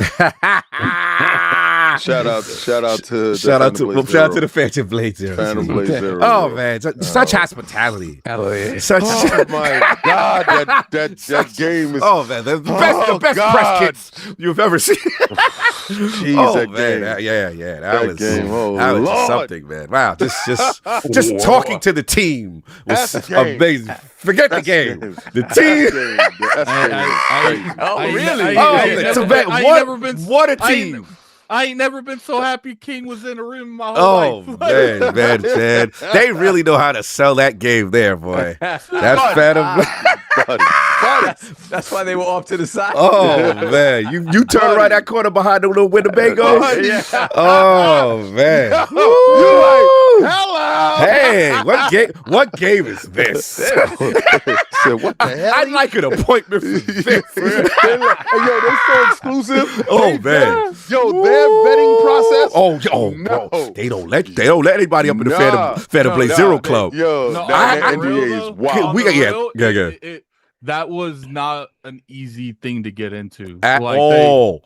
They're very like, what's your name? Yeah, it was crazy. Yeah, and I had to come back. I was like, oh man, if I don't find this email, King is in trouble to get into this club. What's your blood type? Yeah, what's up? What's going on? Because you don't get into this section. I was like, okay. Then we got him. She's like, once you get in the club. Oh, once you in the club. Yeah, you thought the outside that was nice. Was see, I didn't get to see the inside. Inside is way crazy. Better. Yeah. Oh man, real soapy, real soap-landish. Shame, man. I'm just saying. It's my bad. We ain't gonna blow it up though. We ain't gonna blow it up. I think I need to be staying Mondays from now. Yeah, well, you throw that extra day. You know what I'm saying? So you can finish up your appointments. The engines will be happy. You need to get to the engine. All right, we bugging. Let's finish the super chats. Be out of control. Yo, Lucius Augustus said I can confirm everything they're saying. Lucius Augustus in the building. Lucius Augustus said Monday was lit. Yeah, so I was like, you gotta go back. Ain't no party like a Monday party, son. Because a Monday party don't stop. Yeah, son. Phantom Blade Zero for man. Wow, what a team. What a team. Yo, and he mixed the mixer where everybody came together. Remember the party? Remember the Barbie twins? Woo. Yeah. Everything the about twins. Phantom Blade Zero was straight A+. A+ experience. Fact. Premium. Wow. What else Book we got? that flight. Book that, baby. We got BT Maverick, $10 super chat. Awesome seeing all of you guys at SGF. Likewise, bro. Glad everyone made it back home just in time for Escape from New York Knicks. Appreciate what you guys do for the industry. Keep up the hard work. No doubt. Who was that? Who's that? That was BT Maverick. BT Maverick. Shout out to Maverick. That's the whole Yo, show them what they get for the $100 chair. Show them what they get for the $50 chair. Show them what they get for the $10 chair. Listen, we have officially kicked off our Road to Cologne. Merch will be inside stores. We just got the merch up, so y'all will definitely see that. No, don't show them nothing. Like you gotta. But you gotta show them. No, you gotta take show away what the they leave get. of he wanted to see the magic. He wanted it to be a surprise. But sometimes they never They achieved no, that. they achieved it. They achieved it already. But that was early on. There's over 600 people in the chat now. All right, and hit the likes since you're doing. No, we had 700 people. Cool. So they didn't see it. All right, so boom. That's what happens. The glizzies go down. You know what I'm saying? It's King's face at the bottom. So I can't with that. I can't had King say waka waka waka. Is this Sean's doing? This is Sean's. Yeah, shout out to Sean LeBray. Shout out to Sean LeBray. No doubt. So that's the maximum glizzy power of Road to Germany. If y'all can hit that, y'all can get that. Over 9,000. Over 9,000. The like continue. King Cog has no clue what that reference is. Yeah, right. I zero. Sound like sorcerer talk. I don't know what's going on. That's your power level, sir. There we have Plasma Snake 3 with the $5 Plasma Snake. $5 super chat. Y'all have been sleeping on Ace Combat. It has had great narrative, lore, music, but above all, 10 out of 10 gameplay since the goated PS2 trilogy. We played into the PS2 era, and then we kind of fell off. Yeah, we definitely there from the very beginning, and then we sort of fell off for sure. No doubt. Shout out to Lord Parris. And I believe if you pre-order this Ace Combat, you get the remake of 4 or remaster of 4 for free. Okay. Yeah, I was sleeping as well when they started the game. Yeah. I will say one thing. What's up? Stuff like that's a very good pre-order bonus. What was it? Was it Control? You pre-order on PlayStation, you get it 2 days early. Stuff like that, I'm a sucker for. Straight up sucker for. Like you give it that game to me 2. Hell yeah, the tactic works. No doubt. Shout out to Parris in the chat. Especially if we have. Shout out to Parris. A pleasure to meet you as well, my brother. Yeah, and he said, "See y'all in Germany." Salute. No doubt. Yes. Yeah, TCL. No doubt. No doubt. Shout out to Lord TCL himself. You know what I'm saying? We gonna get to him. Then we got Teddy P, $2 super chat. Where's the furry Diddy party at? Negans need that. Hey, yo. You know what it is. Diddy home, son. Diddy home, son. We got 1 more month to go. I can't. Continue. Then we got Big Cloud Gaming, $2 super chat. So happy I got to finally meet my brother. Salute, brother. Salute. Oh, hell yeah, Big Cloud, man. Yo, Big Cloud, man. I don't know why people be having beef with you because Big I was like, bro, I didn't know Big Cloud was that tall. I was like, I'm glad I ain't got no pounds because we're going to have to rumble. Like, it's going to be, I'm going to have to get kicked. Like, what's the height? Right? Because I think he's taller than y'all. Nah. Y'all about the same height? He ran down on me and I saw him and he's like, my man. And I looked. And I said, okay, height didn't match the face. The height did not match the face. I said, you be sitting in the baby chair when you be online. I said, oh, you do that on purpose. So when dudes beef and they say meet up, you meet up and they think you your brother. Yeah, facts. Yeah. Y'all keep playing with him. Yeah, shout out to Big Cloud. He pulled up. It's 2 people that y'all keep playing with. One is Parris. They're both in the chat. Yeah. You keep playing with Parris. Leave them alone. Playing with Big Cloud. It's so funny because I was sitting there. I was like, if I had smoke with him, if I was talking reckless, like how would that go? I was laughing. I was like, I know people do not want to meet him in real life. Everyone be thinking I'm short till they see me in person. And then I'm sitting down. Yeah, to sit down. The whole podcast does not mean I'm short. Shout out to Big Cloud. That's why a lot of people don't go outside because they really short. Exactly. Member of LordsGaming.net. My man. My man. You know when you say my man. My brother. You know when your word you coming in. That's my brother right there. A friend to me. A friend to me, man. Oh, man. So glad to see you. Parris laughing at it. Yeah, and certain people, I'll be laughing. They be talking so much to these people online based on the avatar. And then when you see them, it's so funny. Anyway, continue. Yo, I want y'all to know we started Negans here. Yeah. So if you catch Negans out anywhere, bro, Yeah. understand Yeah, where that that we started are at. the creators of the Facts. Negans. Facts. All right? Mm-hmm. Let's get that. That's No crazy. doubt. What else we got? That is one person. Mofo T-Rex 93, $5 super chat. Yeah. Where Puffy Cog at? I need to hear your beautiful voice sing me to sleep. Last night couldn't even get a jiggly puff. Jiggly I'm puff. gonna stop this nonsense. Jiggly puff. And he swings back and forth. Like Wait, no, the character does. does. 112. Like, No, the You gotta character do harmonize that. it. You gotta Hey, yo, nah, I'm Just not like that. wearing that. I'm not doing that. I don't care how much y'all super he's chat. I'm part of not. R&B I'm not group, like, putting nah. men, You putting already men to did that. sleep. I'm not putting no man to That's sleep. your joint. You Talk gotta put about your ice on their neck. nah, That's what happened. You got to throw the Xbox chain on him. Boom. nah. I don't like that he said that the man moves side to side. That's it, man. The Like, Pokemon moves side to side like that. Talk about he putting you to sleep. Let's move on. Seize him. Then we have Fart Q. Oh, that's the guy. Yeah, that's Two my pounds guy. of a chat. It was awesome meeting you all in LA. Thank you. Likewise, Yeah, brother. salute, man. Likewise. I didn't even know it was him, but then I was like, yo, son. He was at the table. I was like, oh, what's up? He's like, yo, I was like, yo, you fuck you. I was like, yo. But he tried to say, you could call me by my name Steve or something. I said, I'm not calling you by Steve. I'm calling you by fuck you. Fuck you. You know what I'm saying? Salute, man. Yeah, we was up in what was the spot that the big spot we always had where they had the table, the We round talking table. about What's the name of that spot? I love that spot.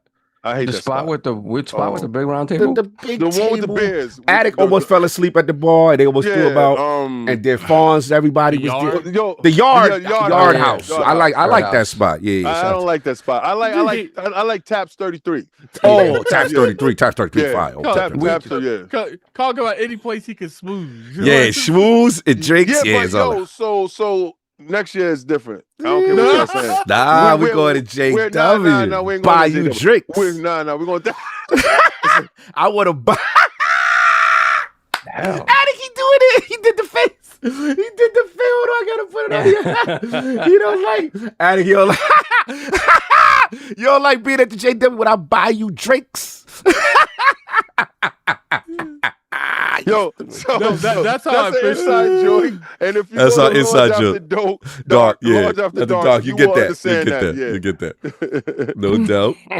Let me see what's next. What else we got? Then we have Mofo T-Rex again, member for 2 months, Lord Silver.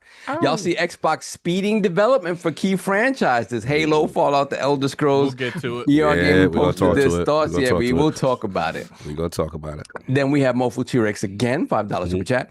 The Queen of Green said, you Negans can't have these games. That's wild.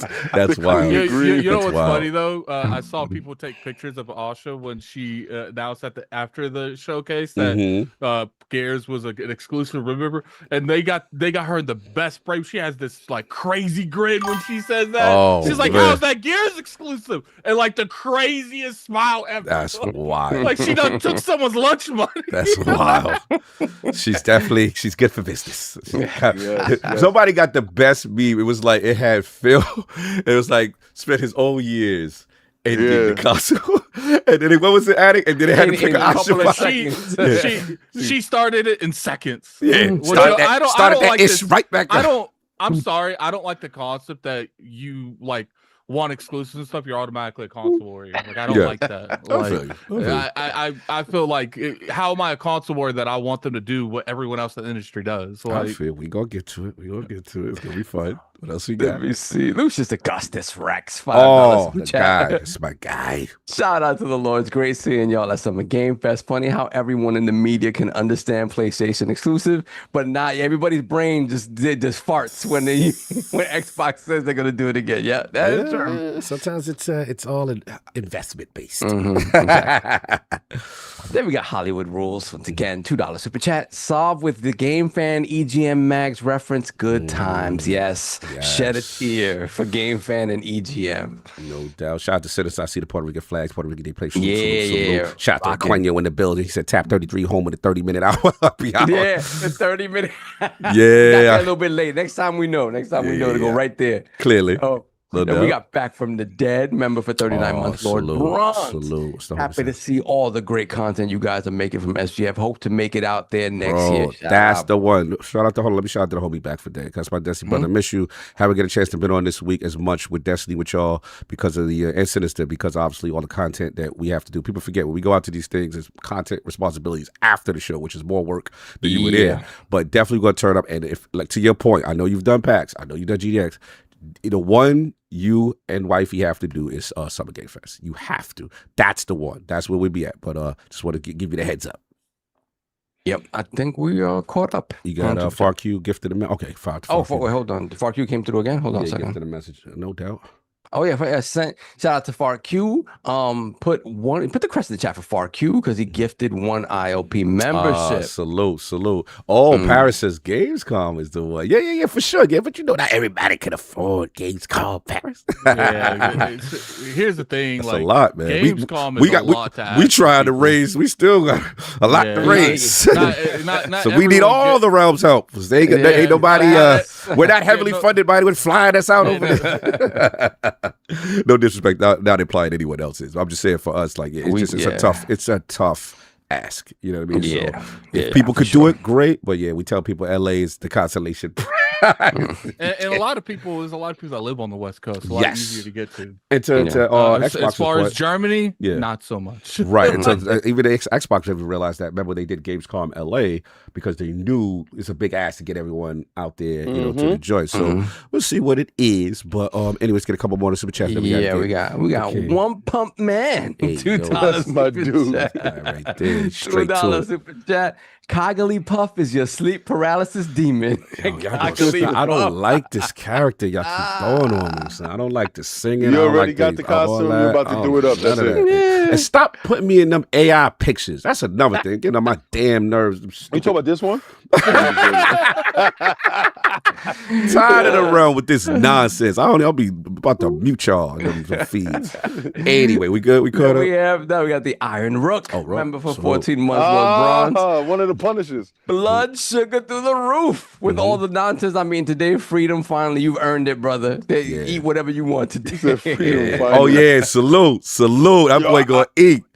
I wasn't there for BT Maverick super chat. I want to say BT Maverick came through and he brought some of the best tasting beer that I have ever had. Yep, I'm not a beer drinker. Oh, but, I'm not a beer drinker. I didn't have any, but he was there nightly with the beer. Right? Yeah, and I gotta say thank you so much. I appreciate your efforts to make sure everybody got some premium beer. Yes. They were too busy smoozing and paloozing over at the JW. Yeah. I saw it, I recognized it, and I appreciate you, sir. And I can't wait to see you next year. He always shows up and he's always gracious. And again, I appreciate everything that you do, brother. Thank you so much for doing it. Everybody, everyone that show like everybody, man. It really is. All the efforts that were made to pick people up from the airport. Shout out to Cork, and everybody else. Shout out to Cork, everybody. That's crazy. Soul Tech, Wagaman, Hargeet, Ben Kenobi. Listen, I don't care what none of y'all fraudulent parasocial hating dudes be saying.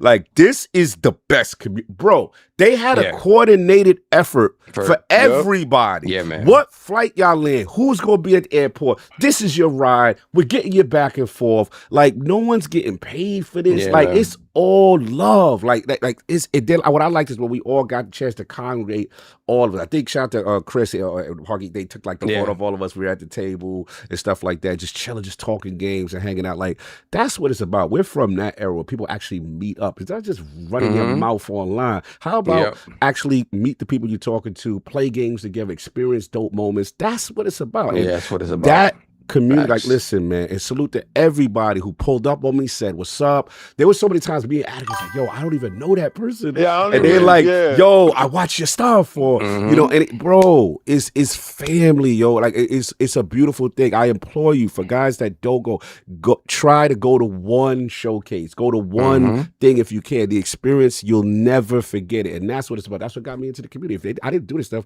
there would be no Iron Laws podcast. So I have to require all that stuff, for real. Yeah, shout out to ILP West family for sure. Big shout out to also the Fonz, man. I finally got to sit down, meet Fonz. We sat there, we talked games, we talked family, we talked a little bit of everything, man. Finally got to sit down with one of the coolest, just dude of our era. You know what I mean? OG. Yeah. Facts, no doubt.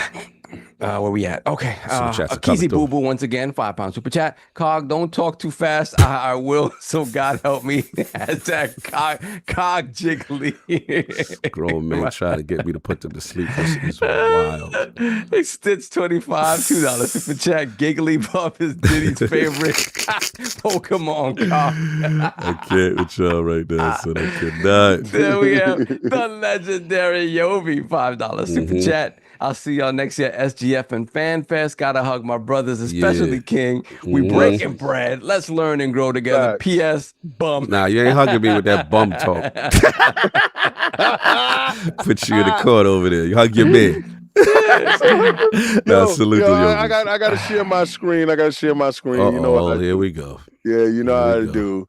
Let me tell y'all. So let me tell you. Stay out of control. Yeah, Coggly Puff got a chance to touch the new Xbox, and as you can see, he was right on time with doing it. It was fantastic. So he got a little Parris Lilly with the console, right? So understand. He sung the console to sleep. I put the console to sleep. Yo, that's wild. That's wild. Again, me and Matt Booty got a chance to kick it. I don't want y'all to ever forget that, you know, in these streets, son, I'm an animal, son. I'm an animal in the streets, son. And my man, the shooter. This is the problem with AI. This is the problem. This was incredible. It was a dope thing to see, and he loved it. He loved every minute of it. But at the end of the day, my man, Aaron Greenberg, he knows that Afro King Samurai is the best one, and we can't wait to get back to Japan. So shout out to Greedy. That my man that be out here with the AI is loose. It's loose. Y'all better put some respect on his name, son. No doubt. Let me see what else here we got. George Purcell, 5331, £2 super chat. Spent $2.90 on that E-Day Collector's Edition. Hashtag no PS6. I mean, shout out. It's definitely not going to PS6, so we can say that. Sure. That part is true. Then we have Briarius, 507, $2 super chat. I want Sam to bend the knee twice, please. Yeah, we've been waiting.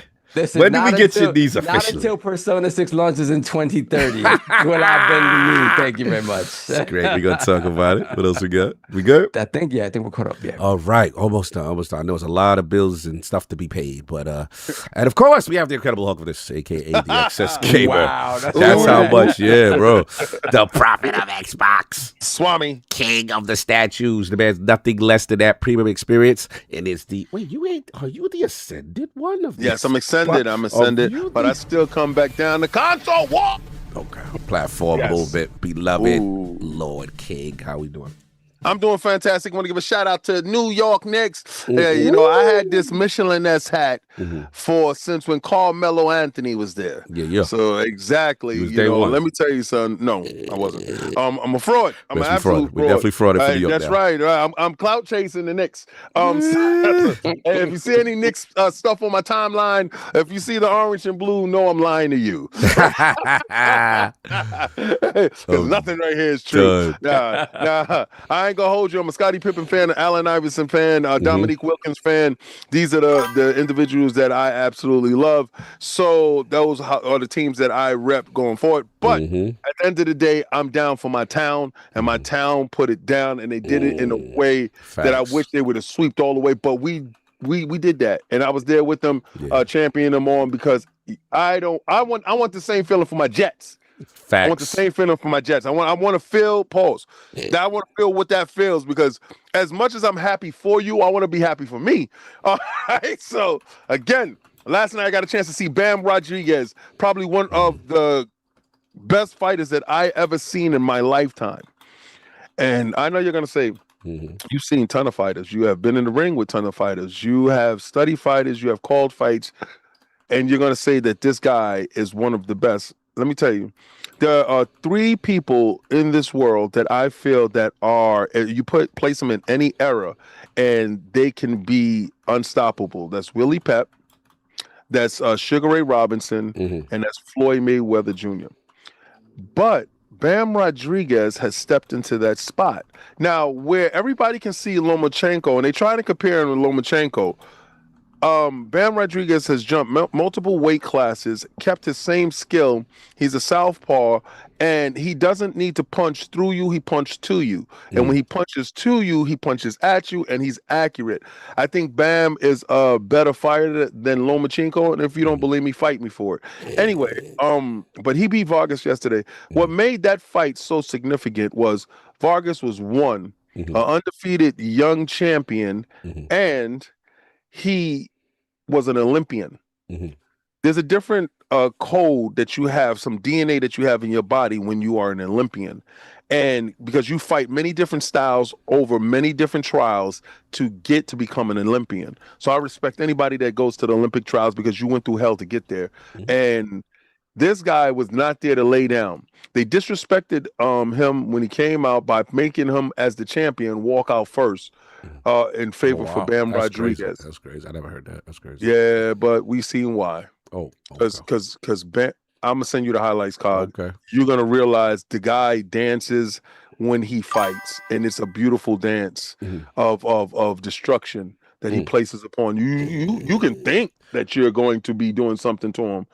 Absolutely not. He's an unstoppable monster. I can't wait for him to fight Monster Inoue from Japan. Hopefully that gets to happen by the end of this year. But that's enough about that. That's enough about the Knicks. What I've been playing this week, nothing. I've been playing absolutely nothing, because I've been in California, and I got a chance to be part of the greatest gaming week, I feel, for us in a long time. I think gaming needed this week from all 4 principal parties. I'm counting Jeff Keighley as a principal party because he's the tethering thread between everyone, right? He killed E3, therefore you have usurped E3. You are the master that controls everything. You are Thanos, my friend. So you had PlayStation set it off with their show. I gave their show a 7 out of 10.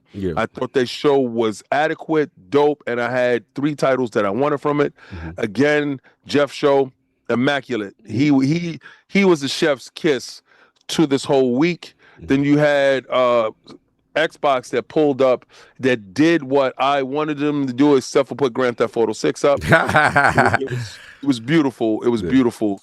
But for Nintendo to finish the show, to round it out, and I was able to call that when I got back home, I was just speechless with this week. So I'm still catching up to this week. Yeah, me too. I hope all of you guys at home love the coverage from Iron Lord, from Xbox Frontline News, from Addict's World. Getting you this content is not an easy task, but at the end of the day, we shill for us. Yeah, facts. You know, so y'all guys think, you're shilling for Xbox. No, we shill for Iron Lord's podcast and Xbox Frontline News to get y'all that content.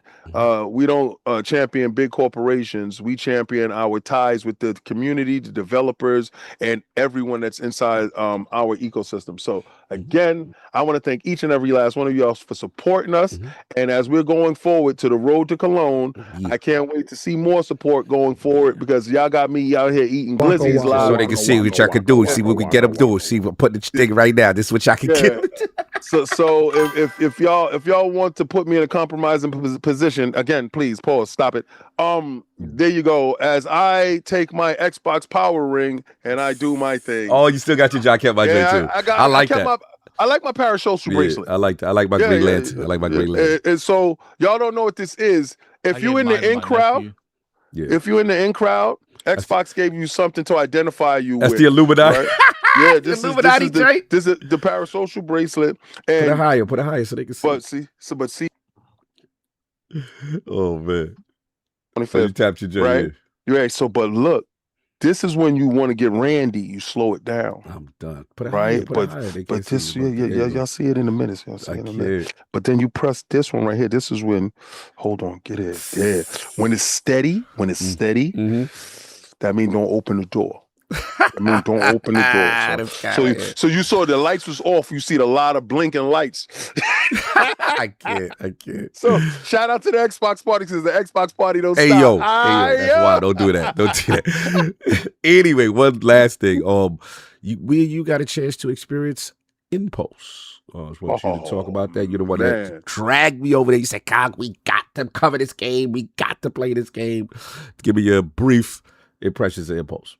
All right, so Impulse is a first-person shooter game, as a multiplayer game, team-oriented, like kind of like deathmatch type of thing. Yeah. And it's like in the vein of Titanfall, Call of Duty, and you wall run, you slide, you shoot. That grappling hook, though. The grappling hook. Like Halo Infinite. It's an insane proposition that actually done very well, and it's also mixed with Splatoon. Right, where you set out these little color blobs, and either it makes you jump higher, run faster, heal you, or slow people down. Correct. And then you have your mech. So the mech is the resource that you don't call down like in Titanfall. It materializes in the middle of the map, so you can fight over that resource. But there's two that materializes, right? By whoever's winning, that first one will materialize on their side, but you can get over there and take their mech. What evens the odds is everybody has a gravity hammer by default. So if you want to be an idiot and just turn corners and smash people's coconuts, you could definitely make that happen. Yeah. It is the best thing going. Y'all know who the developer is. Y'all know 1047 Games. Oh, it's funny. Yes. Hot off the press is breaking news as of right now. Shout out to the Play Impulse Twitter account. There's no harm in hitting the release demo build early, right? Don't dare. So apparently it is live. The release demo build, I believe, is live on Steam. Check it out, 1047 Games. They just did it actually about 15 minutes ago. So your timing was great. Yo, so go do that. Go check that out after the show. Download that, play that game, show it support. And the price is right. So the game is right. There's no monetizations when the season passes, none of that stuff. The game is for gamers, by gamers. And I'm not gonna lie. Once you try it, you'll realize why I'm so high on it. It's one of my games of the show, and it was a hell of a lot of games to play. And me to jump in, like I said, King was the one that told me about it. He said, "Cock, you got to play it. You got to interview the dev." And then I got a chance to interview him. You know what I'm saying? And we got that content coming. We probably hit this out next week. Again, it's a ton of content, but the interview was great, and you could tell, like I said, the feel of the game for those who like that Titanfall movement. You know what I'm saying? It's just amazing. And like I said, real price, no microtransactions, everything earned in game, a very good price point. And you can tell, man, he felt good about it. It's like what, $19.99? Yeah, something like $20 or $25 something. Very early. It's at $14.99 right now. Yeah. So salute to them again. Just want to shout them out. And of course, if you're done, okay, I'll just get my clothes off. Yeah, of course, we have the Gaming Ninja, the Shinobi, Lord Cognito, spread that riddle to the realm of the ILP. They'll tell you what you want to hear, what you need to hear. Shout out to Finally Duke. Shout out to Maddie Plays and the Green Reaper, Bradley Ellis, spoiling us once again with his appearance. Everything was going great. We had a showcase. We figured after he is no harm he could do. And then as soon as he comes on live on air, 100 days message goes out and the Xbox Great Reset, which we will talk about. So the curse continues with Bradley Ellis. Shout out to the homie, man. It was good to see him out there at Summer Game. Also, shout out to Jimmy Champagne, everybody that pulled up. So much fun to see. Shout out to Lords After Dark. You know what I'm saying? As Mike Straw says, I said Lords After Dark episodes talking the best weekend gaming. So we really go more in detailed, you know what I'm saying, as far as all the shows and what we like, what we experience. Shout out to Foz, shout out to y'all, shout out to you, Foz. You already know. Foz was good. Yeah. Shout out to Lucius. Yes, that is for the Bakers Split Gate. So yeah, and then as far as what I'm playing, I do want to shout out, obviously, please check out the videos that we put out. Blood Message, fantastic. Literally one of our games of the show. Stranger Than Heaven, Sega's Outside. Yakuza fans, it's gonna be a little different from y'all, but go check that out. We got coverage. We got so much much coverage. Grounded, all that stuff's up there. Look on the ILP First Look playlist and the interview playlist, the Fallout 76, the new stuff. I will say Elder Scrolls Online had me very excited. I like the Thieves Guild, Werewolves, and all that, C-Unit and all that. Shout out to Mo from LawrenceGaming.net in the building. But I do want to highlight one game. I want to give some flowers to it. Again, this is you King put me on an Addict. Alien Fireteam Elite 2. Man. Gotta shout y'all out. I had no interest in this game. I've never played the first game. I'm not really an Aliens guy like that either, so surprisingly. I mean, Alien Isolation is cool. The lore is cool. Like, they're just movies. It's like how I'm not really a 007 person, but I know of it. I know the movie. It's the same thing. I know of it, the aliens, Ripley, and all that. But I have to admit, the joint plays amazing. First of all, the glow up. Yeah. E5, this game looks beautiful. They answered the issues that a lot of people must have had. Instead of 3 players, it's 4 players. Then we've got the course. So it's like, it looks like Division, the way they move around. Then they got the abilities. I had the class with the Turrets and all that. I had the medic class where I would put down this healing thing. Then I had this overdrive ability that would give me crazy DPS.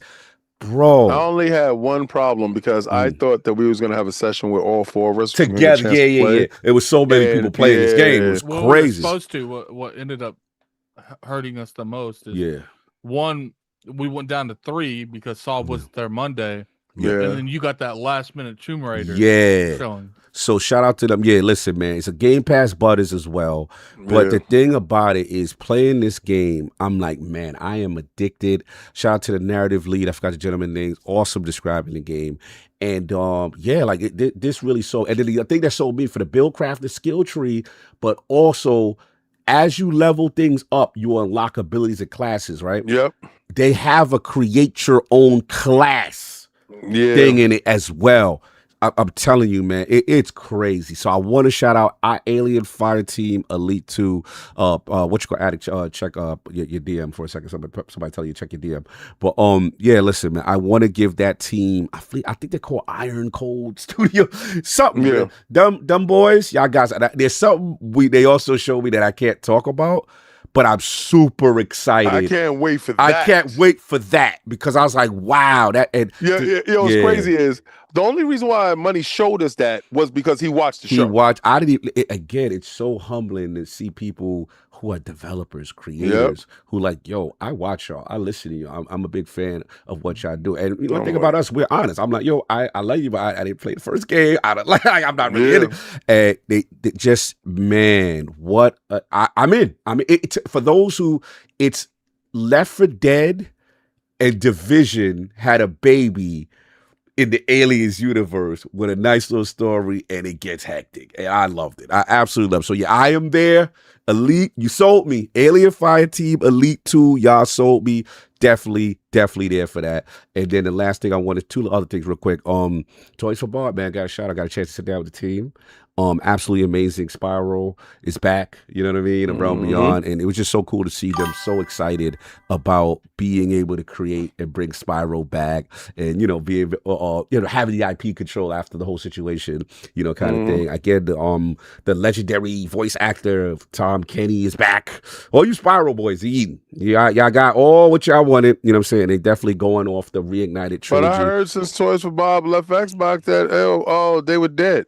I mean, they got second life. They doing their thing. And then the last thing, again, shout out to Xbox. As you saw me and Addict on the socials, we got a chance to go hands-on with the Xbox 25th Anniversary Collection console, inspired by that OG look with the see-through translucent. You got the Duke joint controller, you know what I'm saying? The translucent, super fire. And again, what a way to end the showcase. 25 years of Xbox, and I must admit it was the first time in my life I have hated the fact I was media, because they separated me and my brother Saul, and me, King, and Attic are in the crowd, and we like, oh wow, Asha's coming out, this sounds cool, what's happening? And she says it does the Oprah, and you get a console, and you got, and we like, we're not fans, we're media. And then Saul unfortunately couldn't get media, and this was the first time I'm like, I'm hating. Like, this man is about to get this console. So yeah, salute to my brother Sav, you know what I'm saying, who definitely did that, well deserved out of all the things. I said, you know, it was supposed to be that way. For all the years that he you know, either missed the showcase and couldn't get in or whatever. Forget that. Forget that. That. You know what I'm saying? So I'll be the least person on here capping for Xbox at any time. But bro, do you notice? Yeah. You know that's how it happens. That's how it happens. Yeah. You know, dudes that don't even be rocking with the console. That's how it happens. That's how it happens, man. Yeah, salute. I was the first dude rocking with that console. I want to hear it. Yeah, you abandoned us. Stop it, sir. Stop it, sir. So got the box. A certain former CEO told me that everything is an Xbox. So. You stupid. About 5090 is an Xbox. Why you gonna bring her up? Why you gonna bring up that old stuff? Don't bring up old stuff. You know that's the pain point. Stop doing that. Facts. So yeah, again, that's out in November. But what a moment. You know, definitely the crowd went crazy. One of the loudest pops after the Amazing Showcase. And the last thing I do got to pay a little bit of the bills right quick. I want to shout out to you see the shirt I'm wearing, that KCD Butters. You know, see that Lord Henry. That Lord Henry. Shout out to everybody who participated in the KCD2 Royal Edition. The 3 winners. Y'all got your codes. Shout out to Rig Lag DZ and the ROC Comms as well as Warhorse Studios doing that giveaway. I'm going to put the link in the description if you still want the drip. You know what I'm saying? We got that. They got the shirts. We got the hoodies too. So again, if you want to support that Warhorse doing their thing, and again, they're doing Middle Earth, y'all. They doing Middle Earth, and we getting another Kingdom Come Deliverance. You know what I'm saying? So I'm super hype about that. And this is again a tribute. You know, I think the name of the people is Bone something. Boneface. Shout out to Boneface, and shout out to you know what I'm saying? Yeah, they did a little tribute to them and stuff like that. Boneface. Yeah, Boneface with the album cover behind the scene and all that. What you he know said? Laser face. You know what I'm saying? So salute to that. And if you want to support, go hit that link if y'all want to pick up the merch. But again, everybody who participated, who signed up, I really appreciate it. And again, salute to RLC Comms and Warhorse for doing that with the Realm, the Royal Edition. Salute. All right, now let's pay the bills. Get ready. All right, we got a couple of more super chats. Let's see. We want Briarius once again, $5 super chat. Nah. You said I will never be on Xbox show. I want them these. Yes, I did say that, but it wasn't part of the bet. I could say everything I want. These are in jeopardy. Everybody calling for this man. Everybody with this man. Why were you at the top of the mountain? Everybody's shooting for you, man. That's how I be. Sometimes. Then we have Blind Giant 808 $2 super chat. Cognitively Pump is the Bill Cosby of Pokemon. Hey, yo, don't be trying to say I'll be slipping the drinks on people. Shout out to Fart Q once again for gifting 1 ILP membership. Actually, shout out twice because he gifted. Shout out 3 more times. He gifted 3 ILP memberships in addition to the one he initially did. So shout out to Fart Q. Thank you so much, brother. Then we got Jamal 647 $2 super chat. Jamal. Just straight up Jamal. Shout out Jamal and them. Jamal. So. Then we get this Ninja Pure Comedy. Shout out all of y'all though. 100%. Shout out. He is. Then we have the Liz, member for 64 months, Lord Bronze. Just upgraded to Switch 2 today, pre-ordered Star Fox, and getting ready for that Ocarina of Time before that price increase. Hashtag Switch Gadget. Do it now. Do it now. Yes, sir.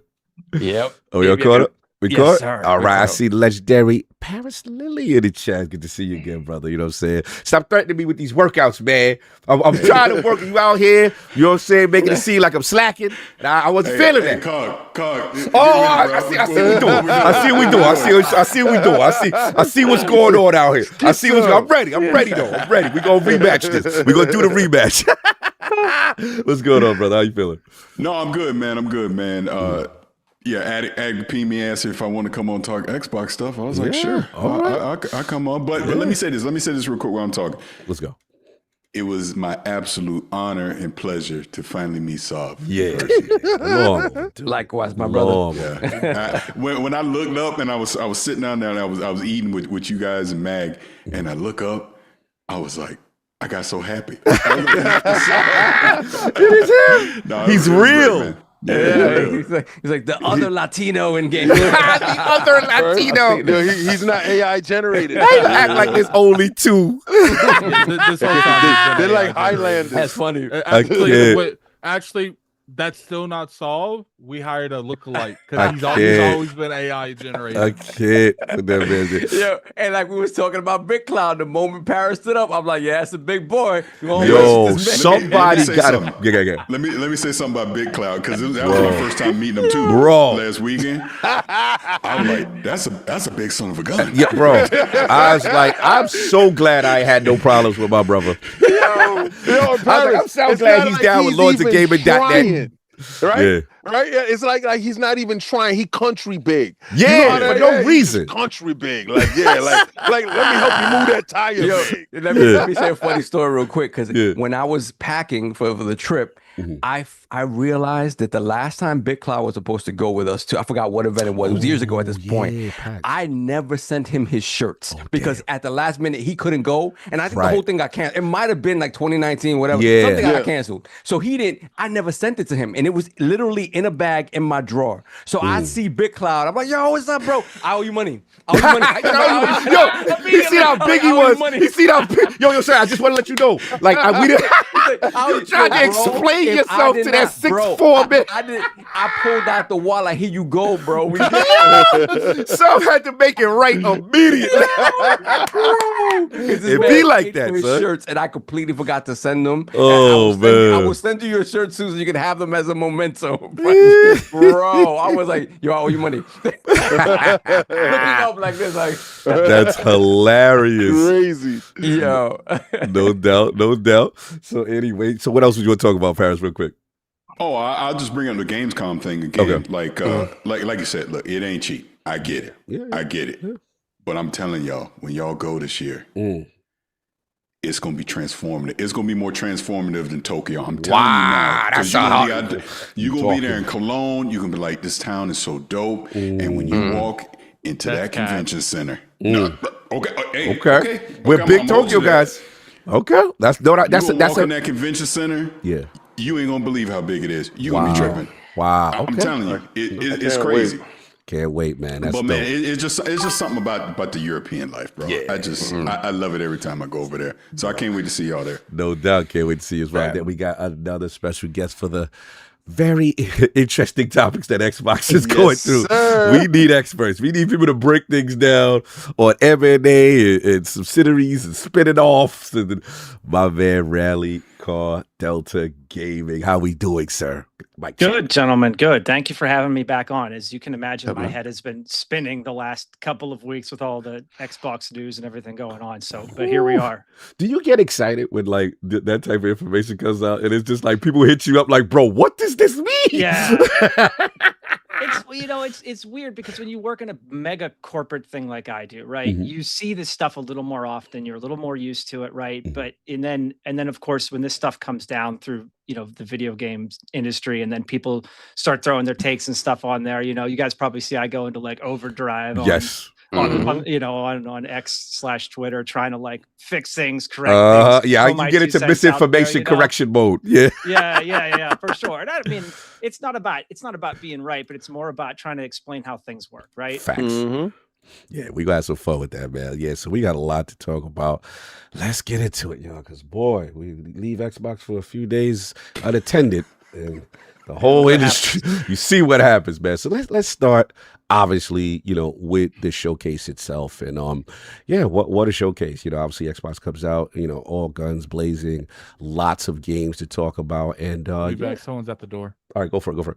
And man. So basically, we got the actual showcase announcements, but they were very keen to kind of set it off in terms of exclusives, and obviously the standouts with the exclusive messaging. Gears E-Day, wow. Kind of Asha comes out and it really puts her mark as far as where they're going as far as exclusives and stuff like that, being a console exclusive. And then we had towards the end of the show, we also had Clockwork, Revolution, as far as them actually saying that. I believe at the end, Matt Booty said that would be exclusive, and that was another thing that was kind of like the theme of the show as far as the messaging. So obviously we got to showcase. We'll ask about your guys' favorite games, but then there's about, they start to talk a little bit more. Obviously we start to see more Matthew Ball and him really talking about, the initiatives, talking about, Asha coming to him and saying, is Xbox fixable? So there's a couple quotes from a GameSpot in terms of things he discussed in terms of having a reliable pipeline of exclusives. Everyone in the industry understands that exclusives are important, and Microsoft is no different. The first 2 console exclusives, obviously, that they announced was Gears of War E-Day in October, Clockwork Revolution in 2027. Ball says that Xbox players can expect a reliable pipeline of Xbox exclusives that validates their historic investment. Now, they did say major live service multiplayer games like Call of Duty will continue to be multi-platform. Additionally, titles that were previously announced for non-Xbox platforms will still come to those platforms because of previously agreed upon plans. So I would assume this would mean the Halo campaign involved, the Fable, because obviously while we were there, we still saw the logos from other platforms and stuff like that. Also, in an interview, he talked about the hardware business, making an investment in the console platform that's going to be strengthened by the exclusive. So again, the doubling down. We talked briefly about Project Helix, the rethink, and talking about in terms of component prices, the AI craze, that the crisis is not getting better. He said a window in which we and others are going to have to work through is getting longer, and that's going to constrain the category. And then demand for Xbox console is outstripping supply. He said we're producing them as quickly as possible. There's a severe limitation to how quickly we can do that, but it's not a question of appetite. It's a privilege of a company, it's a privilege to challenge to figure that out. So, he just goes on about, that the hardware, stuff like that. I'm going to paraphrase. There's a lot of talking points, but he calls himself a strategic optimist. He believes it's incredible defeatist to think there's any scenario that they can't do better. He joined because he believed that. He also mentioned briefly about how I think Asha talked about, him and Asha both talked about how Game Pass lost millions of subscribers after the previous price hike, and how they're seeing the difference there. So that was, again, a normal beat. We did add Asha. She comes out, shout out to WC Tech, in terms of floating the need for third-party exclusives and potential M&A to win in hardware, PC, mobile, and streaming. So she kind of doubles down as far as by stating, we are fortunate stewards of industry-defining franchise that have enormous potential and player demand, but we have not adequately funded them to compete and win. At the same time, as we saw this past weekend at the showcase, a reliable pipeline of first and third-party exclusives. The first time we see the third-party exclusives mentioned, which I guess many people would consider the money hat exclusive, and new IP are critical to our success. We need to reassess the balance between these and our investment priorities for the next 5 years. Then she goes on to talk about potential acquisitions. RallyCarDelta's ears may perk with this. It's unclear whether she's referring to tech or game development companies, just to be clear. But she did say we're becoming too reliant on vendors to operate our systems and must become more self-reliant as an engineering culture to build for the future. We must increase the value we ship to players while decreasing the time it takes to do so. Going forward, we'll evolve and rebuild our stack and look at capabilities across all Xbox, and here's the key word, and potential M&A, mergers and acquisitions, to help us win in hardware, PC, mobile, and streaming. Last point after showcase, because there's still a ton of stuff, Xbox exploring radically different console business models. So this got everyone kind of figuring out what's going on here. Matthew Ball then says, they're working hard to rethink everything about Helix, which is what they're committed to shipping. My knees might still be intact. yeah, I know where you go with as far as your OEM stuff. And and it's a hardware crisis that the industry is in. We must think about ways to think about the cost constriction of a console. This is what Asha said. We must think about how to create different plans, so more people can participate in the console. We must think about partnerships that will allow us to have better distribution and reach. And they're looking at business model for consoles, which is needed for console rather than just a premium high performance console in the world. So this is in stark contrast to obviously things that Sarah Bond had said in the past, or Phil had said in the past about a high performant. We think we've reached a point where it'll be hard to imagine that mass audiences can afford thousands of dollars to spend on a console generation. So I think that's the key word. That's cool. That's the key word. Yep. I'm going to repeat it again. I think we've reached a point where it will be hard to imagine that mass audiences can afford thousands of dollars to spend on a console generation. So I think we will start to see radically different business models that we never expected to start come into orbit later this year. They talked about the Game Pass potentially changes there. They're talking about more flexible offerings in that. Just, again, a lot of different ideas and things being thrown out that they're kind of prepping, also saying they have, I want to get this part for Solve. They're thinking about differently about storage and memory going forward. We have to apply new techniques that we can compress that. We have to empower customers to have very flexible storage offerings. We will have to empower new types of games so they can fit on device. And so there's going to be a lot of innovation. This will take years, not days, not weeks, but we'll go through it together as a community. And then the final thing I do want to say, which was of note before we get all to the 100-day stuff, is Matthew Ball really being assertive. Shout out to Shinobi, that's the homie we got love from. But apparently he had put out a message in reference to the Xbox for the idea of in-game ads, that it may have the potential to keep their products affordable. And Matthew Ball, which is very rare from the old regime doing this, kind of responded and basically fact-checked and said, this is not correct. In the interview, I am asked about a comment I made before being hired at Xbox. The then state it was only 10 days into the role. I am not stating the company's plans or beliefs. What I do say is that ads should be used to offer more affordable alternatives alongside today's ad-free experiences, and the hope that they could play as a result. Similar to how Netflix and Disney Plus have ad tiers with all the same content, but at half the price or so. At no point, someone's typing, at no point do I even, no, you're good. You good, brother. Just mute. At no point do I even mention in-game ads.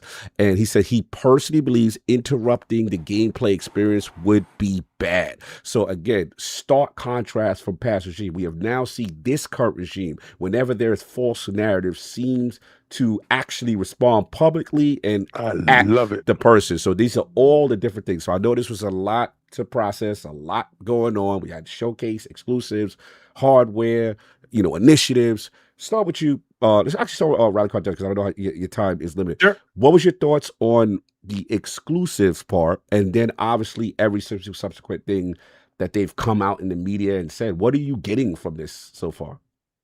Well, I know I've seen a lot of people talk about the one point that Matthew Ball made with, we're going to see like a content pipeline of exclusives or anything. My opinion on this is I don't know if they're there yet. I look at the exclusives that they picked. I look at Gears and I look at Clockwork. And to me, those represent kind of two different, someone's not gonna like this term, but these offer, I think for Xbox, they offer two different experiments or tests for a return to some sort of exclusivity plan, especially with Helix or whatever Helix ends up being in the future.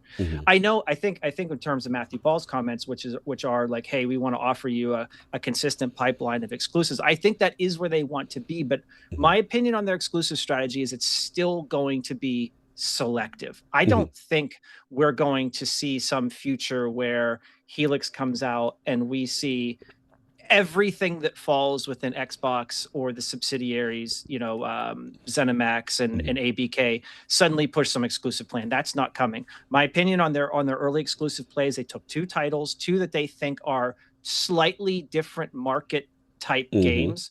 Like Clockwork is, I don't think something like Clockwork has, there is some crossover, of course, but something like Clockwork represents a different kind of market cohort than Gears does, right? Gears is a much heavier Xbox exclusive IP, right? That they can kind of brand test and bring exclusive, see if that drives any revenue, see if that drives anything back to the ecosystem. And then Clockwork is sort of a little more experimental, right? Like, hey, let's take this something unique. And even though I think Clockwork is technically, I think In Exile is an Xbox Studio game, it kind of represents almost like that third-party-ish type of tests where, like, if we have these kind of unique third-party-ish type games, even though, look, I know they're first party, just using that as an example. Yeah. I think it represents a different cohort that they're trying to experiment with. Can we get some of these more unique titles to bring people into the broader platform, the broader ecosystem? So I don't think that they're there yet with like this heavy cadence of exclusives of again and again and again. Doesn't mean they won't happen. Right. You're just saying the initial, yeah. Okay. Yeah, I think they want to look at this first because I mean, look, what if it doesn't have the numbers that they want, right? What if it doesn't drive anything back, right? And I think that's where they're at with it. I wouldn't put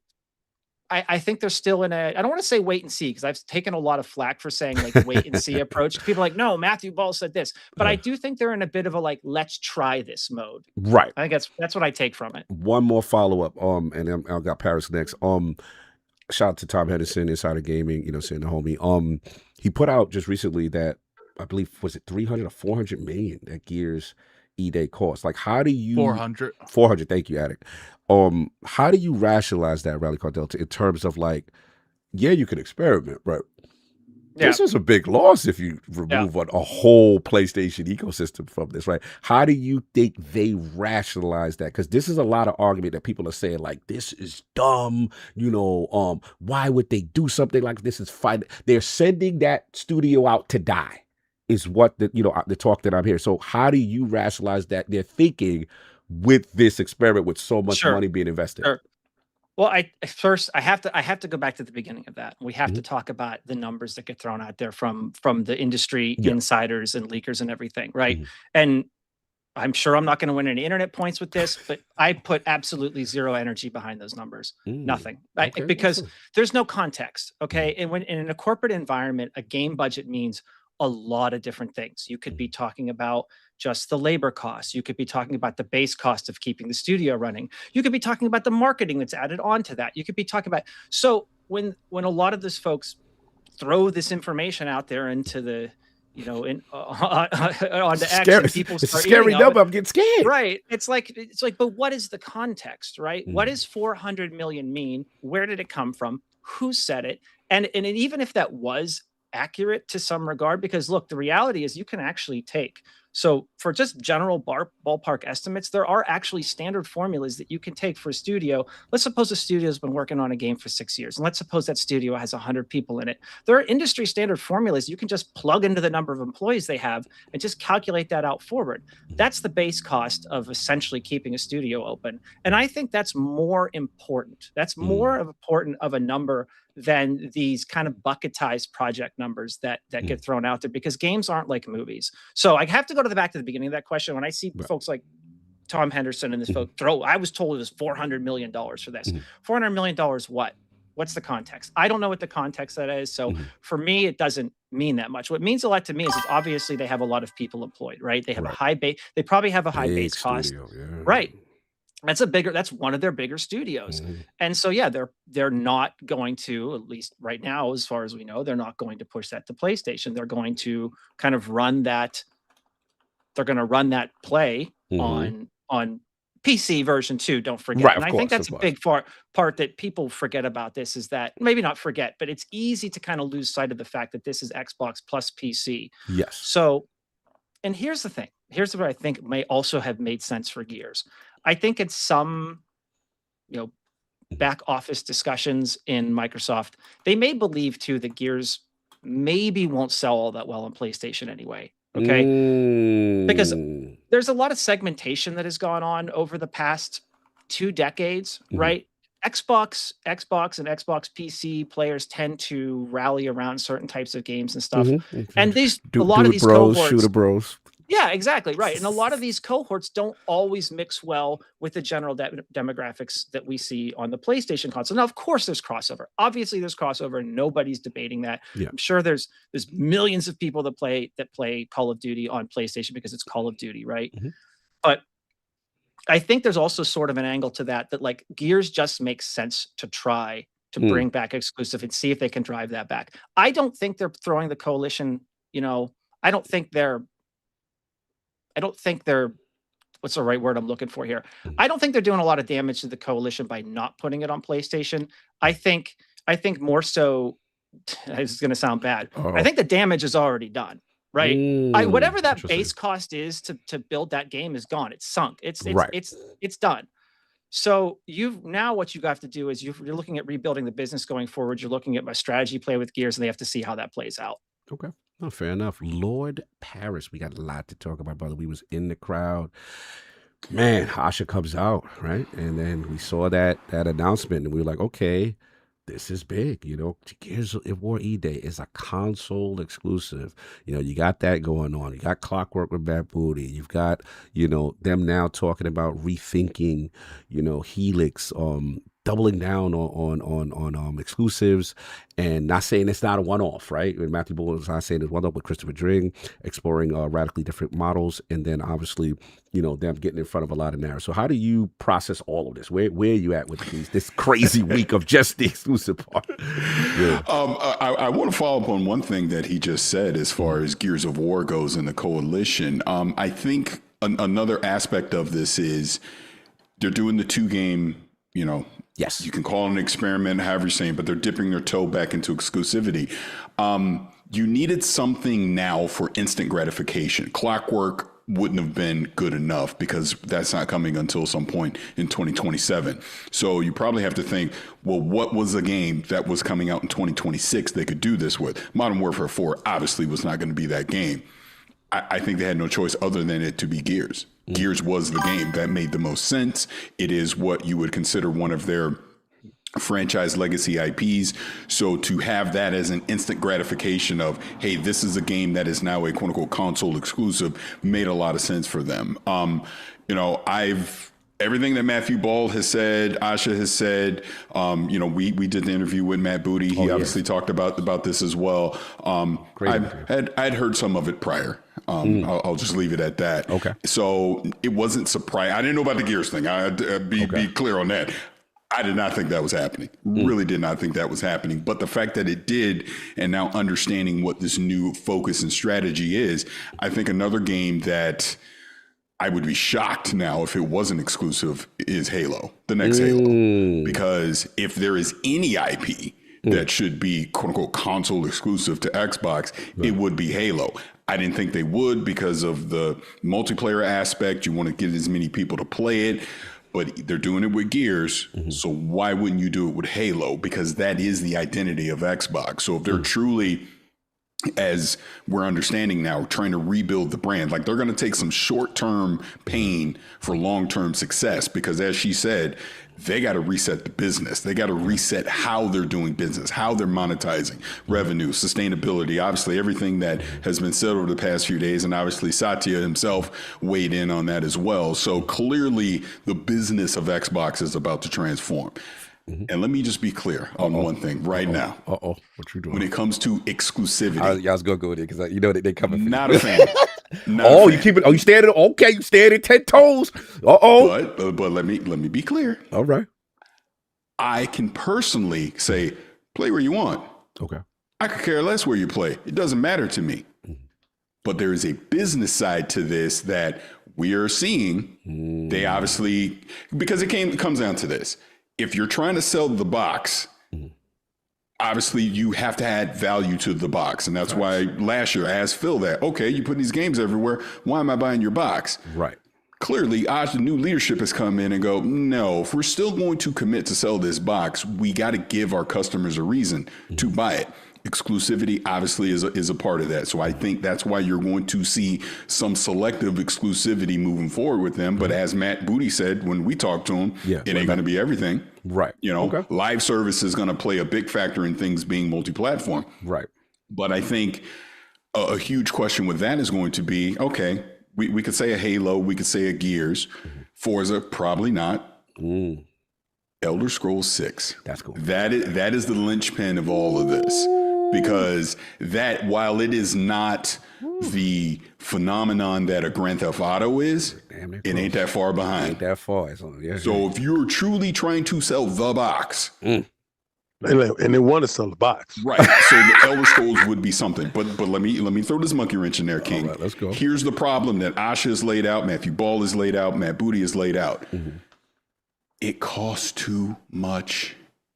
It's about money right now. It is too expensive not only to make the hardware, but for us to buy the hardware, and they can't make enough. That was one thing someone had told me some weeks back, that they literally cannot make enough Xboxes right now to support a full exclusivity strategy. So they have no choice but to lean on a PlayStation and Switch as far as the living room goes, and obviously they have PC. So you got to think of it that way too. Even if they were like, you know what, Asha came out and said everything's exclusive moving forward. I would have passed out, Parris. You would have saw me laying on the middle of the floor. We know. You would have. Yes, we know. Paris, you would have came outside. I would have walked out. First of all, I would have been a big distraction. Like, Xbox down, call an ambulance. I would have walked out. You would have came outside the convention hall, and I would have been spread out in the middle of the floor with my arms out with a thank you sign on my chest. I'm done. To sign it. Thank you so much. I appreciate it. And Gamer would have screamed in the crowd too. Yes, hip hop would have been crazy loud. Yes, it would have been nuts. Yes, but I mean, again, just keeping it real, because I understand on both sides of the argument, people have very strong feelings. Yeah, very strong about you, and they express them. Okay, they've expressed them to you. Yes, they definitely express. Not in person though. Not in person. Only behind the avatar hiding. Yes. Yeah, but the point of it is, regardless of how you personally feel about exclusivity or what you want them to do, it's about the business. Yeah. What does the business go? See, PlayStation can go, well, we're pulling our single player games back because we got 90+ million PlayStation 5s in people's hands already. Xbox does not have that luxury. You're asking people to pay at an inflated price to go buy tens of millions of Xboxes if you were to do that. That's why Gears, and Matthew Ball already said it, ain't going to sell as much as it probably could. Because you're limiting its living room audience by not having it on PlayStation, and that's on purpose. They know it, and they're willing to take that short-term pain to try and rebuild the brand. Again, King is talking about OEM and all that. They got to figure out Helix. I don't know what it's going to be, but ain't nobody spending no $1,200, $1,500 except the hardcore. $14.99. But see, that's the thing, King. The hardcore people, probably a lot of people watching this right now, they're going to buy it. Just like the X, I'm telling you right now, the X25 could be $1,000. It'll sell out in 5 minutes. Yeah.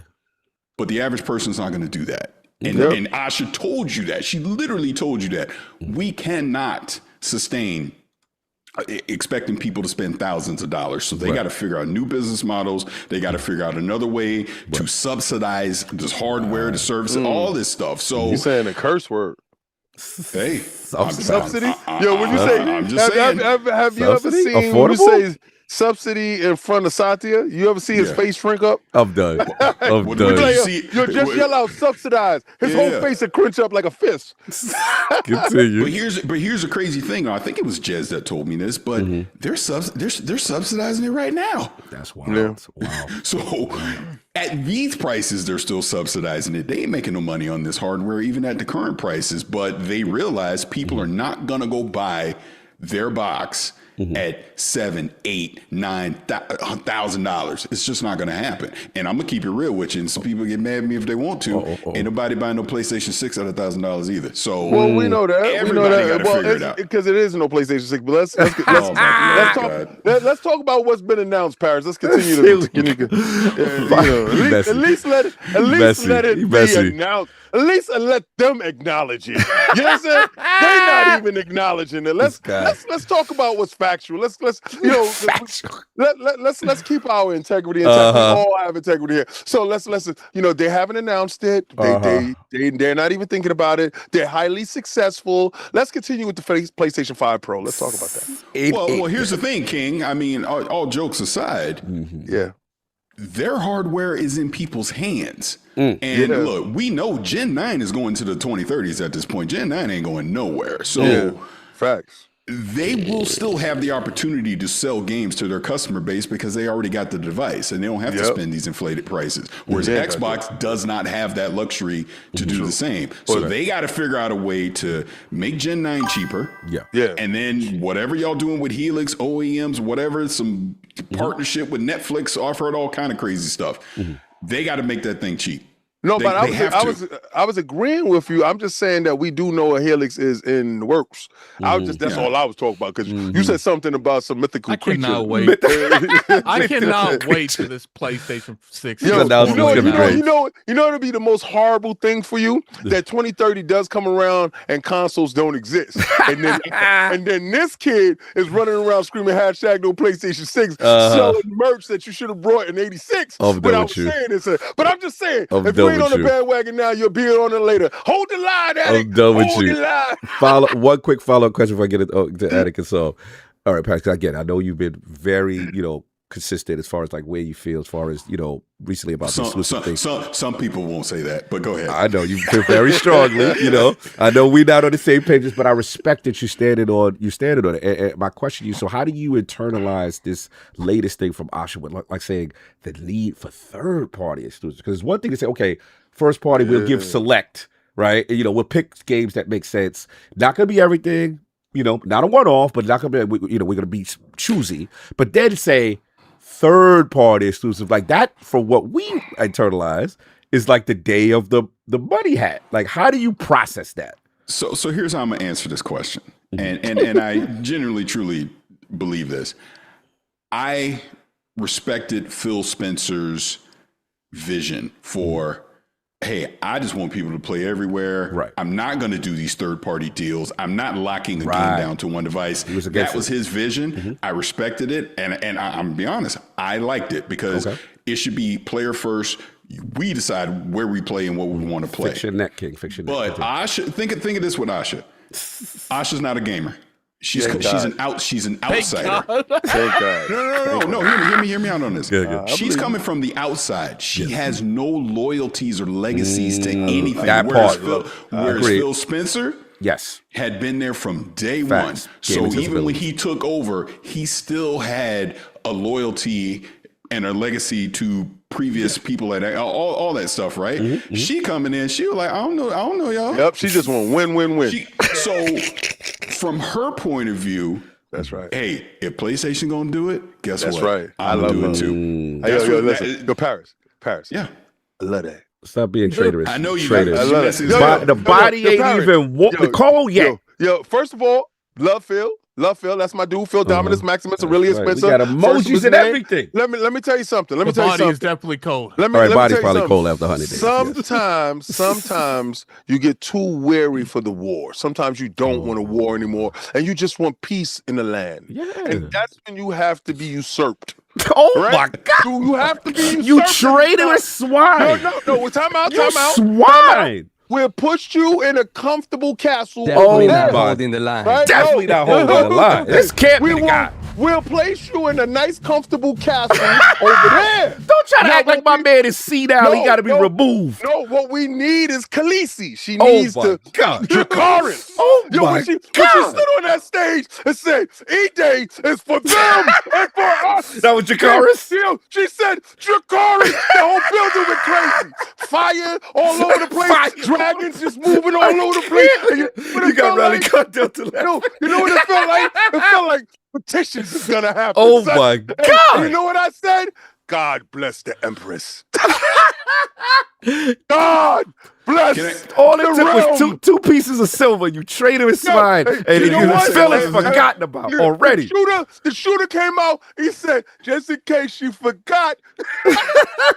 Wait, what shooter? Which shooter? Because you also betrayed Mad Boo. Hold on, we not gonna let you slide off that. You betrayed Mad Boo. You call him a traitor as well. He fixed his face. He talked to me personally. He talked to you personally now. I put the pictures up. He said, and just in case y'all forgot, Clockwork is officially there. I said, she got the mountain with her.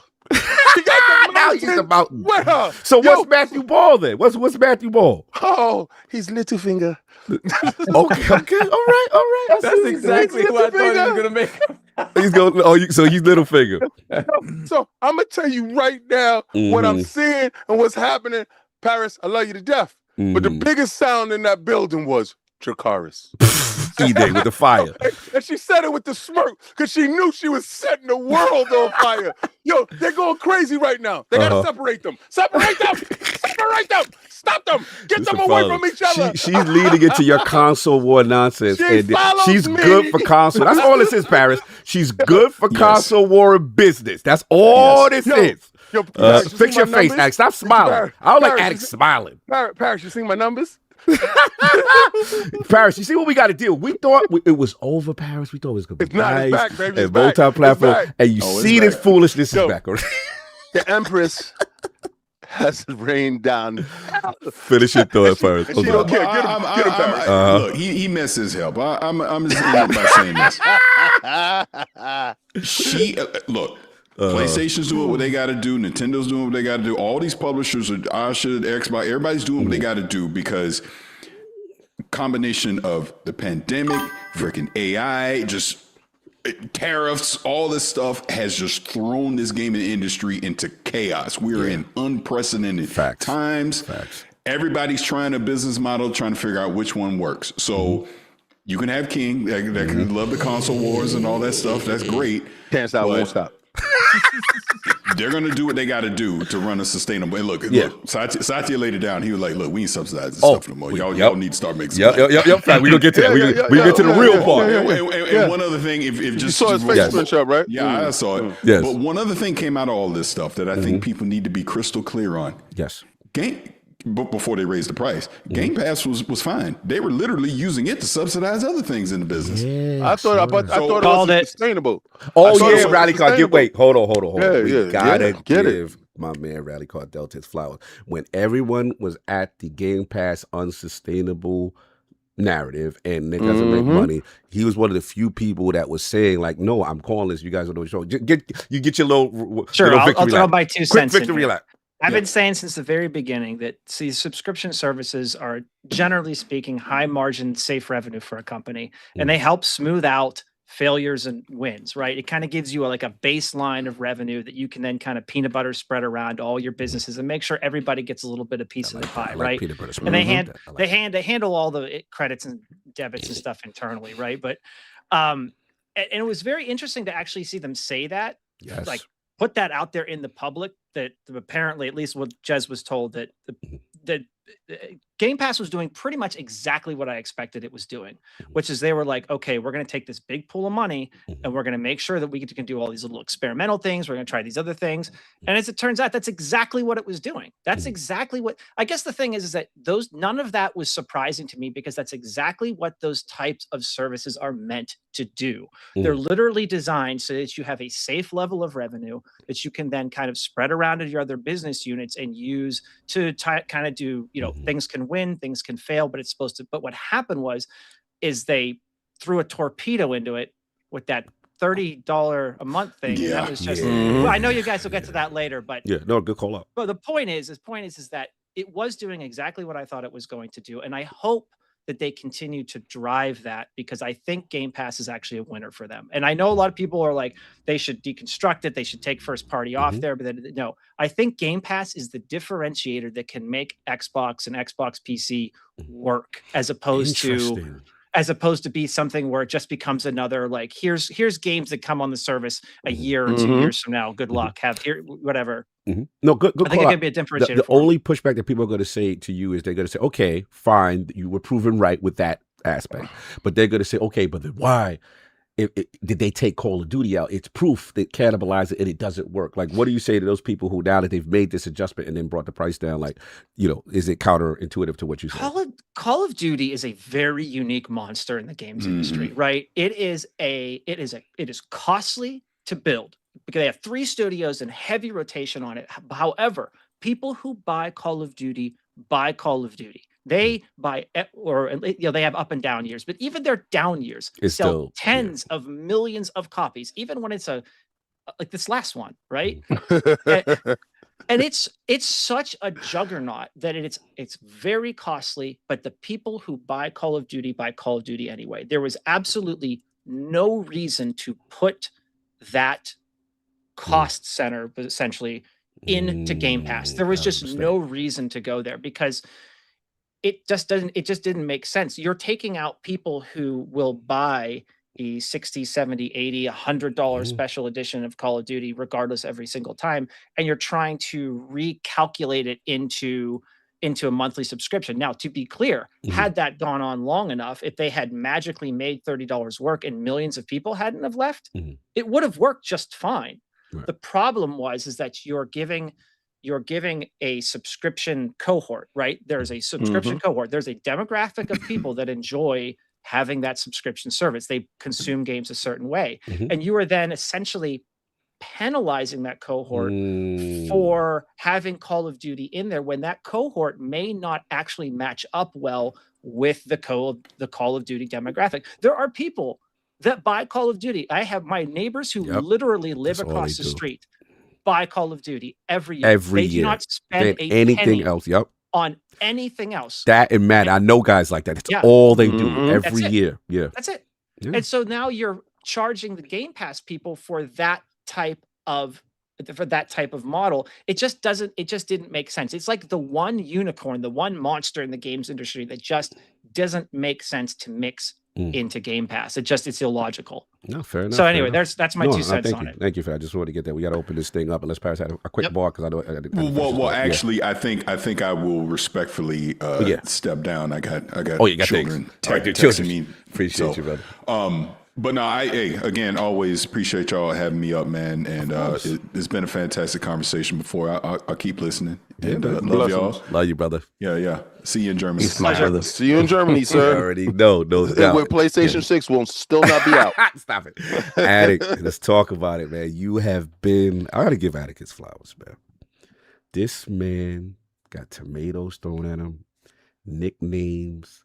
I legitly held the line. Yo, talk your talk. This your moment. This your moment. I gotta give us flowers. We gonna make a new emoji. We gonna make it white with a white face. Listen, man. I've never seen a man. You're not gonna change history, sir. I'm just saying, like, this man was abused, and all he kept saying was, "I don't understand this strategy. I don't like this strategy." The console market was he said not only the console, he said everything is built on exclusives. And every Xbox person was throwing tomatoes at my man, just trying to slam him. Some in the Xbox court. It's called disrespect. Memes. And then Asha Sharma comes. And he was acquitted. And then no, I'm on probation. The very words that this man spoke for months about how the industry should be run and what he wants starts to take shape. Addict, get your victory lap on, because they are doing what you've always wanted them to do. Let's talk about the exclusive. Let's talk about, the console strategy potentially changing. Matthew Ball, obviously I was the one that put you onto him, and then you've been kind of studying him very intently since, and him, correcting people. So where do you get all this from the showcase and the exclusive stuff? How are you feeling? Where do you want me to start first? Start with the showcase and Asha coming outside and Matthew Ball coming outside. Here's the thing with like exclusives. The damage that was done to the brand in 2 years with no exclusives, and telling your fan base you can play everywhere else, and telling your fan base just buy PlayStation for all your stuff, and telling your fan base, even back then when they said you don't need you don't need console required. A console required to stream, was devastating to the brand. And then the cherry was the everything's an Xbox thing. I think people are underestimating how much damage that did to the overall perception of the Xbox. They apologize brand. You to chat. This is like people are apologizing to you in the chat. This is beautiful. Continue. Yeah, and the problem now we have is Microsoft serious about fixing it? Because it's not going to be cheap. Yeah. There's a reason that, quote unquote, if it costs $400 million to make Gears, that they're considering. They would even consider putting that as an exclusive. It is still going to Steam, so they are going to eat in terms of Steam sales. But here's the thing: like, when you do this kind of damage to a brand, you either put up or you shut up. Like and this isn't. A lot of people look at like consoles. There's not enough consoles to sell. Gears and stuff is not meant to sell consoles. It's meant to retain. They're retaining as many Xbox people that's under the brand as possible, because they're leaving in droves. And if you don't give some form of hope or some form of we got this brand and we're going a good direction, it's not going to matter when you can sell consoles because the brand's going to be essentially dead at that point. So right now, their number one priority is, look, this hardware is a huge issue. We know we can't fix anything with the hardware right now because of all the prices and everything going on. So what we're going to do is we're going to give small wins. Well, E-Day's not a small win. We're going to do these exclusives. We're going to breathe some life into the ecosystem, and we're going to show.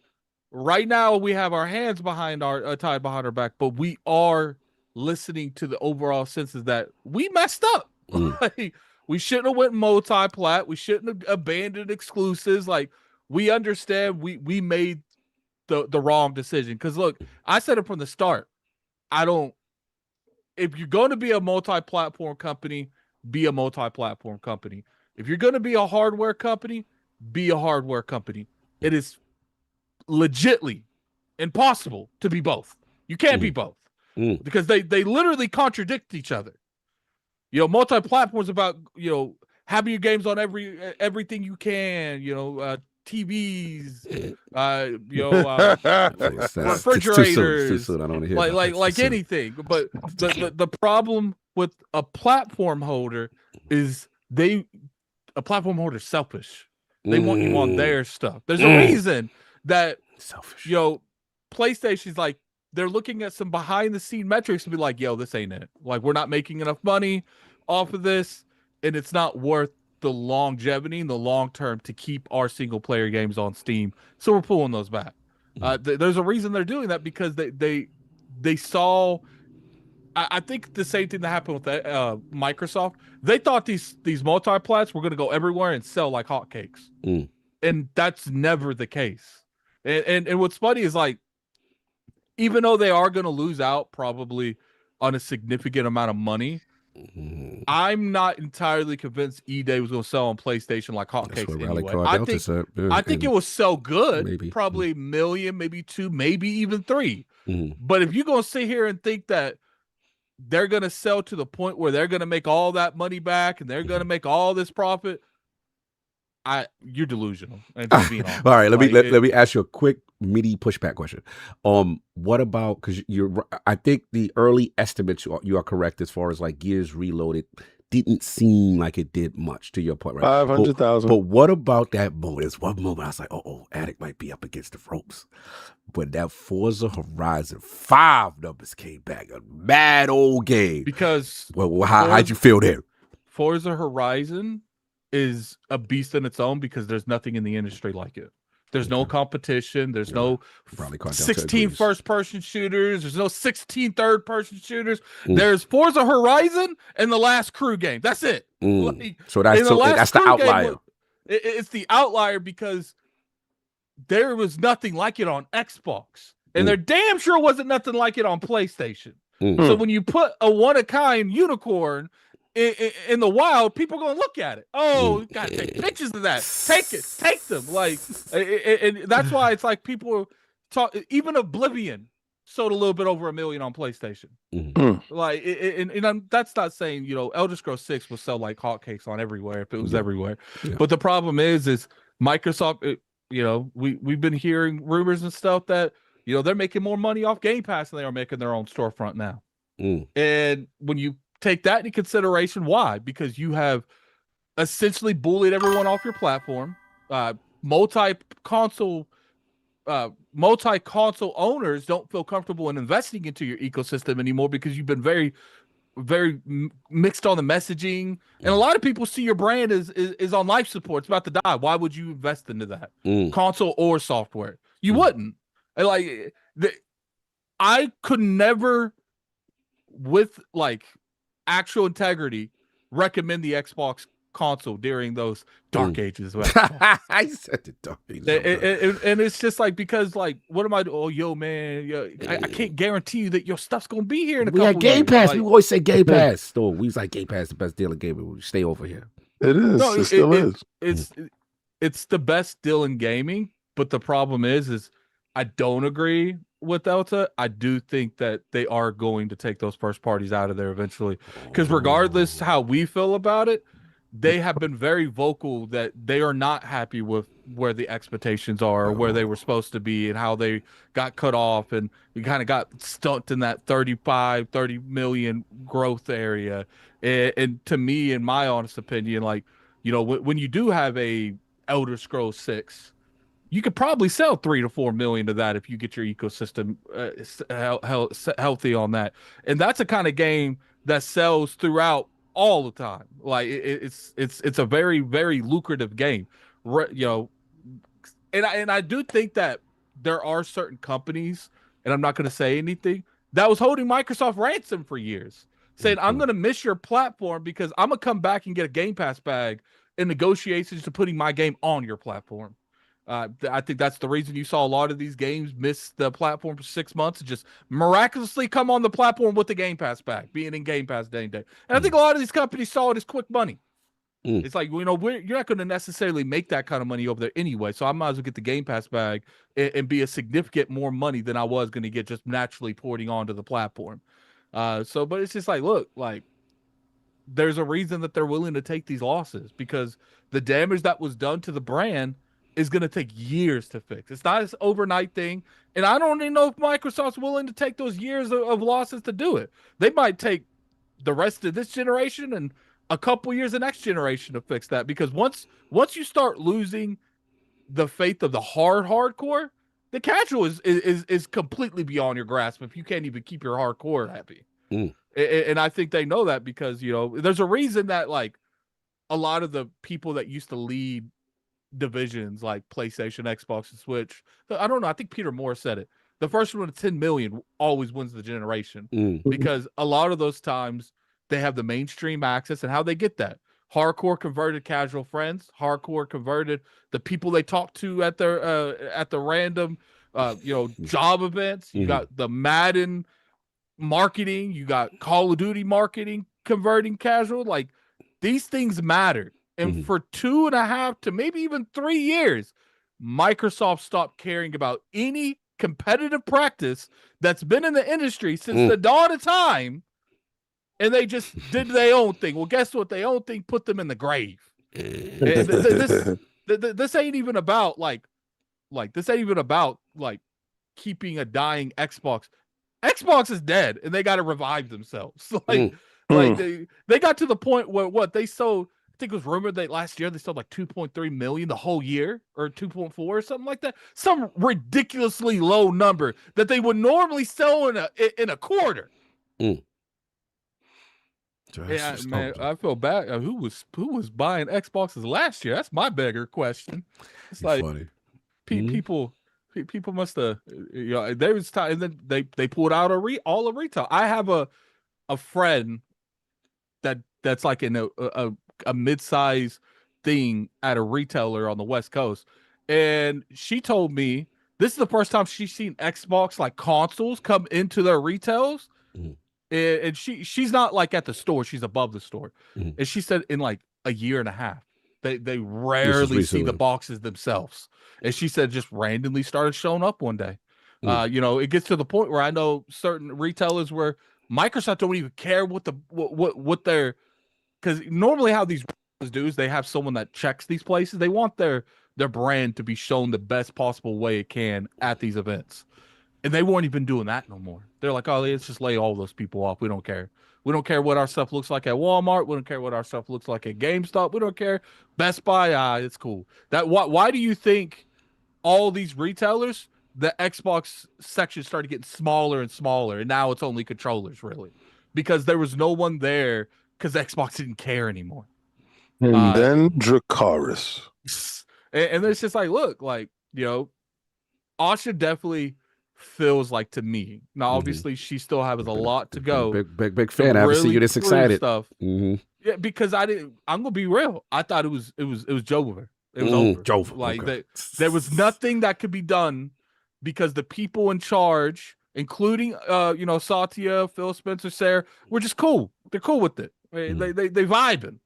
So it's just like, in my personal opinion, it was a wrap. There was nothing that could be done to fix this brand, and at this point, it's just the fire is a little bit still flame, but it's going out too. Eventually, it's going to go out. And I don't know what happened. I think there was some AI stuff that got people in trouble a little bit. Speculation. That's what I said. I think so. I don't know what happened, but they woke up one day and decided, oh, this ain't good. And a lot of that issue is on the top. But at the same time, it's like, look, on the hood of the car. Yeah, Phil Spencer, I think, is probably one of the best executives that can actually talk to the higher ups at Microsoft that Xbox has ever had.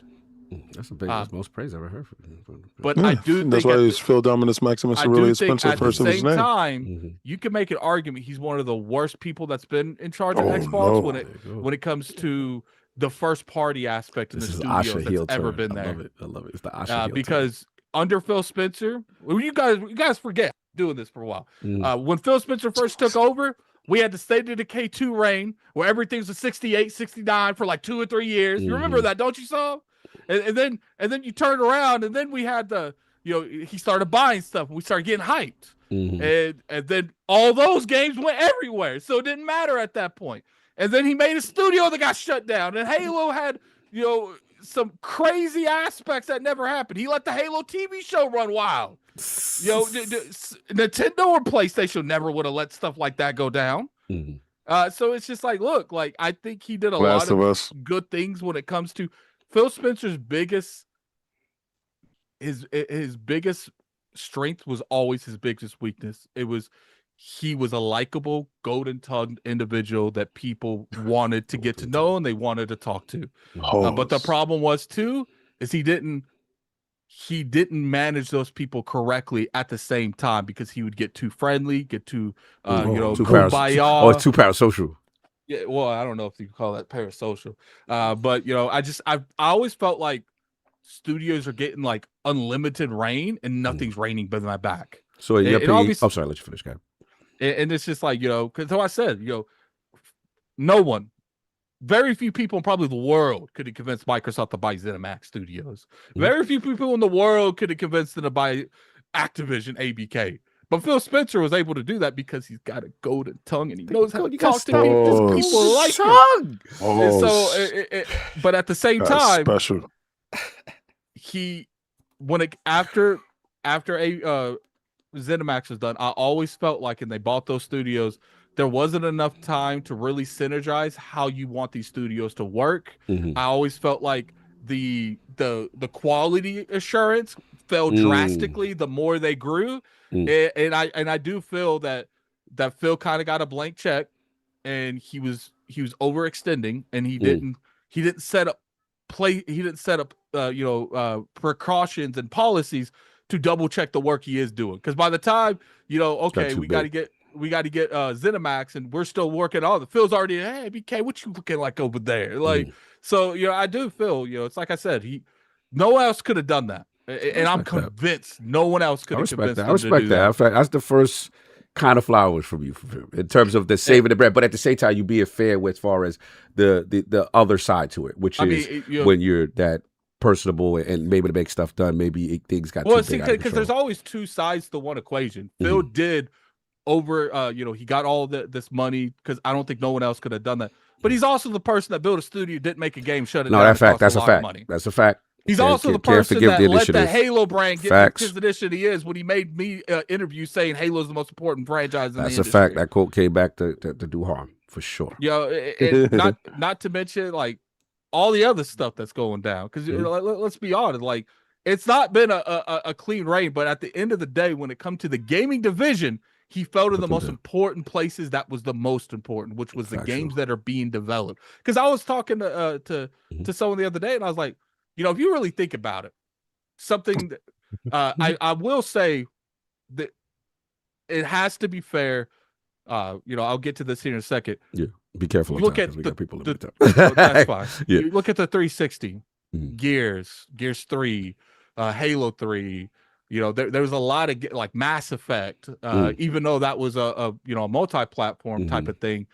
There was a lot of games that you could look at that era, that 360 era, and be like, those games define their reign. Oh yeah, their for reign. sure, for sure. PlayStation, Bloodborne, Uncharted 4, Last of Us Part 2, Persona 5 Royale. Those games help reign that era. But the Phil era, like Ori, can't whatever. I'll give him Indiana Ori. Jones.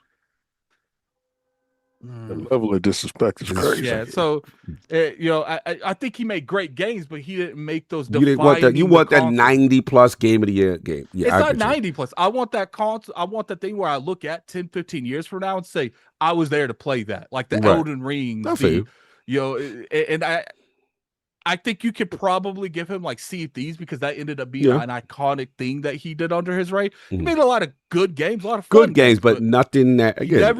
He never game made of the year was a game. Fable is his game. Yes. So thank you for saying that. Regardless what happens with Asha, that Asha can't touch that game. That is Phil Spencer's game. Gears E-Day is Phil's game.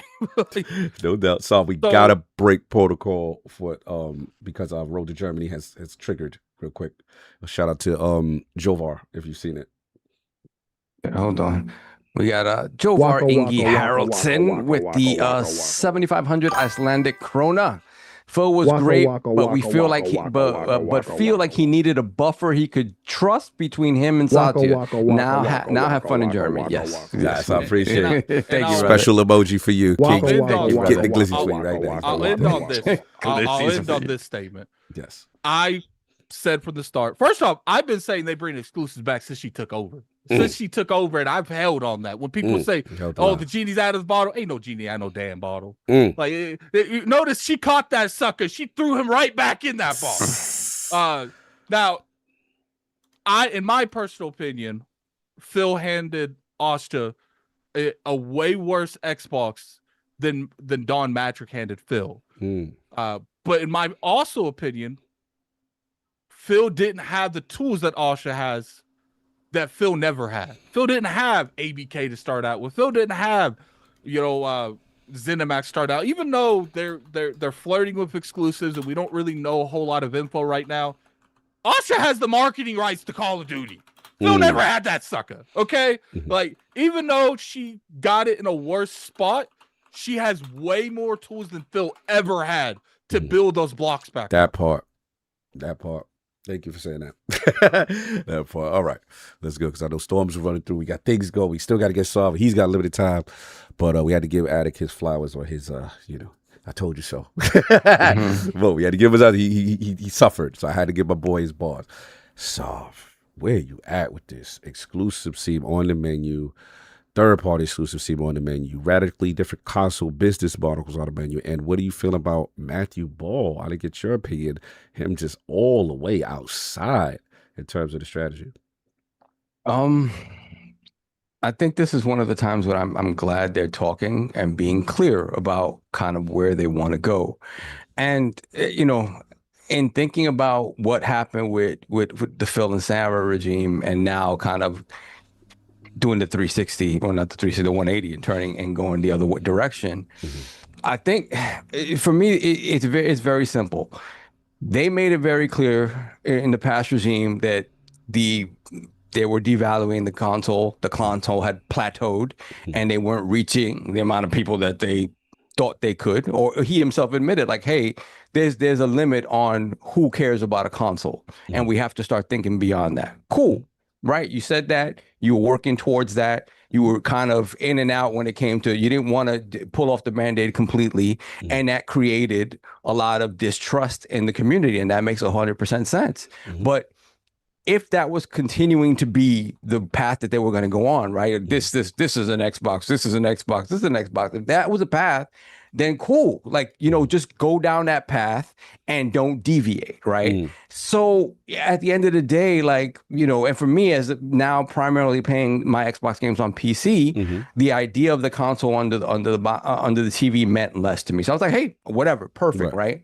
Now, when you turn back around and you tell me, hey, no, we're putting emphasis back on the box. The box matters. The console matters. Well, then if that is the calculus, then there are certain things that just make 100% sense under, with that type of thinking. And The matter is that going back to some form of exclusivity 100% matters, and you have to do it, because that's the way the rest of the industry is quantifying success. That's the way a PlayStation quantifies success. That's the way a Nintendo quantifies success, right? And despite having gone down that road beforehand and beating your head up against it and not being able to, in Phil's words, out PlayStation or whatever, I get it. But at the end of the day, you had certain roadblocks when that was happening that prevented you from being able to compete on an even level, whether it was the games that were coming out weren't hitting, games that were in the pipeline getting canceled. It was a whole bunch of stuff that happened. Yeah, I'm not saying it's not their fault, but what I'm saying is that it prevented you from being able to compete with PlayStation toe to toe. It just you were always seen as not being able to get there, whether it was the quality of the games, the cadence of the release of games, internal strife, whatever the heck was going on, figuring out who you are. A lot of it you were just not able to do that. So now you finally get to a position where the cadence of games is there, all of that's happening, and then you pivot completely, and you don't even get a chance to test out the vision with a pipeline of games that would matter. Hopefully matter beyond the hardcore, right? And I look at it now and I'm like, you know what? You have that all there now. If you're gonna take the shot, if you need to reinvigorate the core in order to bring Xbox back, and the focus being the console, 100% do it because you need to do it, and do whatever you need to do. My only hope is that the rope that she has, the grace that she has to get it done is real. Yeah, how long is that? That's what I want. And maybe, and this is the thing also for me, and this is the way I see it big picture, right? As somebody who's been with Xbox from the very beginning, the fact of the matter is that apart from the anomaly that was the 360 at the start of the generation, they have always been the challenger brand. They have always not been able to live up to the numbers that PlayStation has put up, right? So if you go into it acknowledging that, right, and you're always going to try to do the very best that you can, but they cannot, for Xbox to be successful and to be allowed to continue to proliferate the way it seems like they're going, there has to be an acceptance within Microsoft that you're not going to hit those PlayStation numbers, maybe ever, right? Maybe ever. You have to allow the reset to be real, and allow it to grow, and allow those growing pains that are going to come with that to happen. Question. And not have them. Question. The way, am I getting this right for you? Correct me if I'm wrong. Are you like equivalent? You almost sound like you're equivalating this to like the Wii U era for them in a way. It's like you like how are you? Because you say like a big reset. You're willing to take these losses and then kind of come back. Like, is that what you say, or you say something different? I just want to be clear. No, not the Wii U era. Like it's gonna be trash, like or whatever. Or I mean, the Wii U obviously was the forebearer to obviously the Switch, right? But what I mean by this, is that there has to be an acceptance within Microsoft, right? She already says I don't have a 30% mandate, right? It has to be an acceptance that this has to be smaller, and it has to be allowed to be nurtured in a certain way that is removed from the expectations of Microsoft. Sounds like spinning, spinning talk. But it has to be. It has to be, because at the end of the day,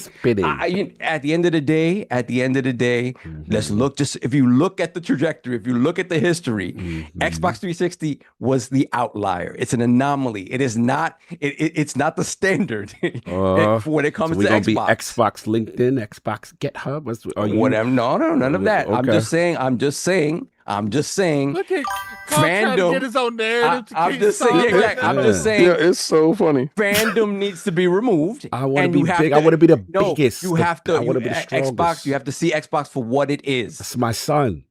And not saying that it can't grow. I want to be better. That's nice. Willy nilly, do what I want and take losses. And Daddy's got the wallet. To be put in the work. No, Daddy's wallet don't matter. Oh man, your work has to be put in, and it has to be a true reset for that to happen, right? And in doing that, they have to acknowledge the things that they haven't done correctly, right? And if Game Pass is going to continue to be a thing, and and shout out to Rally for what he said about this.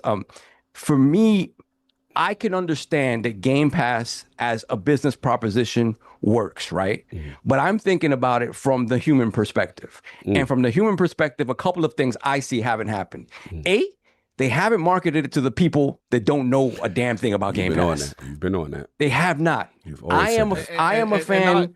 Real quick, Saul, not to mention, like, they're subsidizing games that one of the reasons they have to subsidize is because they're in Game Pass. They're in Game, right, exactly. And the thing about that is like, at the end of the day, one thing I feel that Game Pass has done negatively is that it gives these games that cost hundreds of millions of dollars to make, many years to make. It gives these games an air of disposability because they're in this service. And again, that wouldn't matter as much for me, right? Just looking at it, forget about the numbers that it brings in. Because for me, when you say it's profitable, I'm like, okay, they're extracting a lot of money from the hardest of the hardcore that are going to stay there and be in Game Pass, but they still haven't figured out a way to sell it to the person that doesn't know about Game Pass, isn't the hardest of the hardcore, isn't involved in that. And I'm like, that's where you're going to see the true growth, because you already have the hardcore there. And to Addict's point, because of some of the moves they made, they lost a lot of the hardcore, and hopefully they get some of them back with the moves that they've gone, the 180s that they did. But at the end of the day, I think that's what Game Pass does. Specifically when I talk about like day one first party games, I'm like, those are the identity of the platform you're trying to sell me.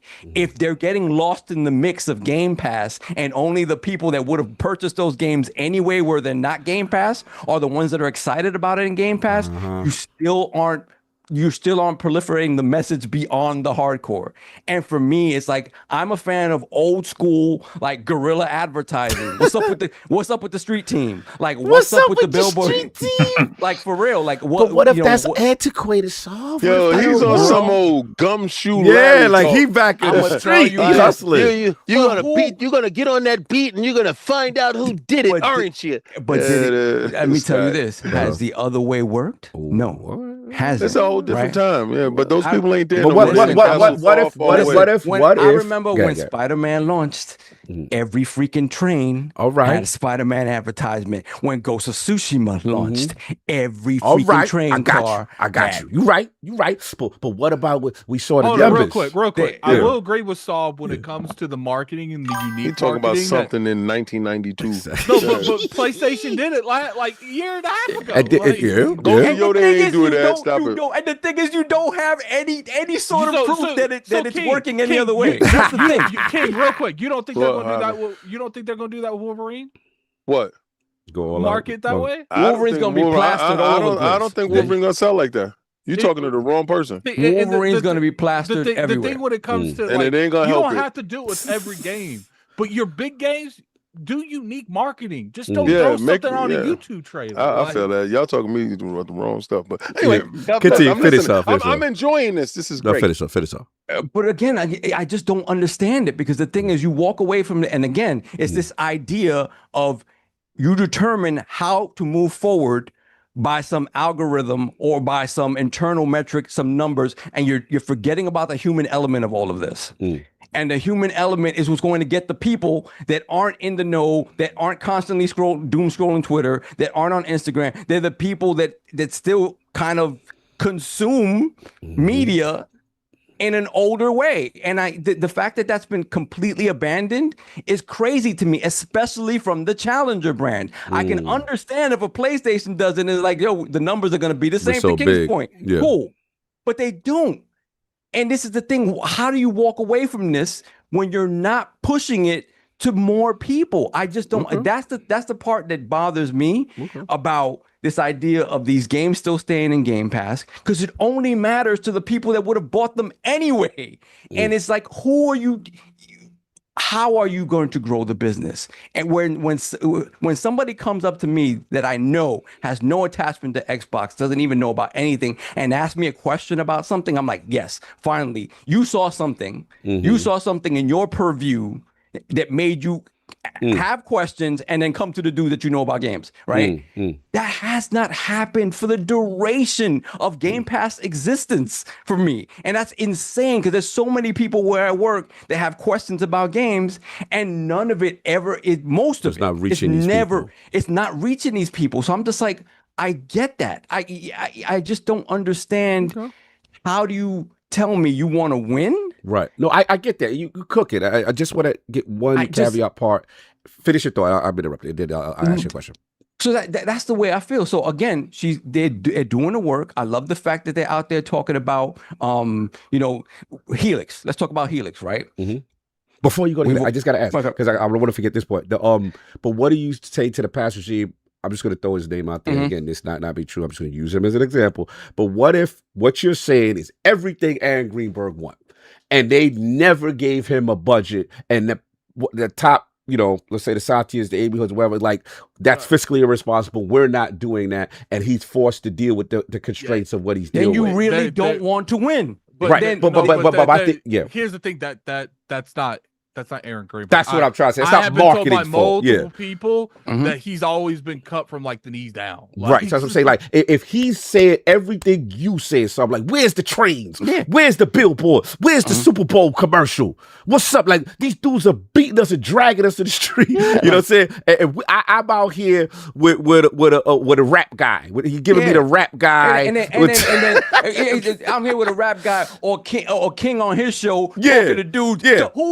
Who comes to King's show that isn't already in on Xbox and probably isn't? I do have a large contingent of PlayStation followers. That's nice. And every little word by out of your little, mouth, closeted Xbox and every word out of your mouth guarantees it's not going to pull them closer to Xbox. That's guaranteed. Well, no, that's not true. It's because they like the S&M of the channel, and they like the fact that I am abusive. I don't know what's going on in the front line. Let's keep it gaming. Let's keep it gaming. Listen. I don't know what you and your frontline dudes is doing over here. We're not abusive to each other. Listen, we're not abusive towards each other. We're abusive towards the foreigners. And when they do show up over there, that's nice. We abuse them. And they like it. This and they feels show back so up. inviting. Listen, it's such a nurturing community. They like it. Don't be mad because they like getting hit. Don't be mad. Hit that like button and keep hit you. So for me, like I'm sorry, Tom. You have to address. You have to really truly sit down with Game Pass and see how that really truly moves the needle. Because if Game Pass is still going to be a thing, and the Game Pass is going to be a thing in terms of first party day one releases, again pushing a box, pushing some selective exclusivity, I think you have to really figure out how Game Pass truly can move the needle, right? Now, in terms of next gen and Helix, right? We've already heard Helix probably about a 30% bump over whatever the PS6 specs are. But all of that isn't demonstrable on the vast majority of screens that most people have, right? So the question around that is 30% bump before maybe they change stuff around too. So. Exactly. So then maybe you think about, hey, do we make this more in line with a PlayStation 6? Spec change or drop. Again, there's only so much you can do. Affordable talk. Right.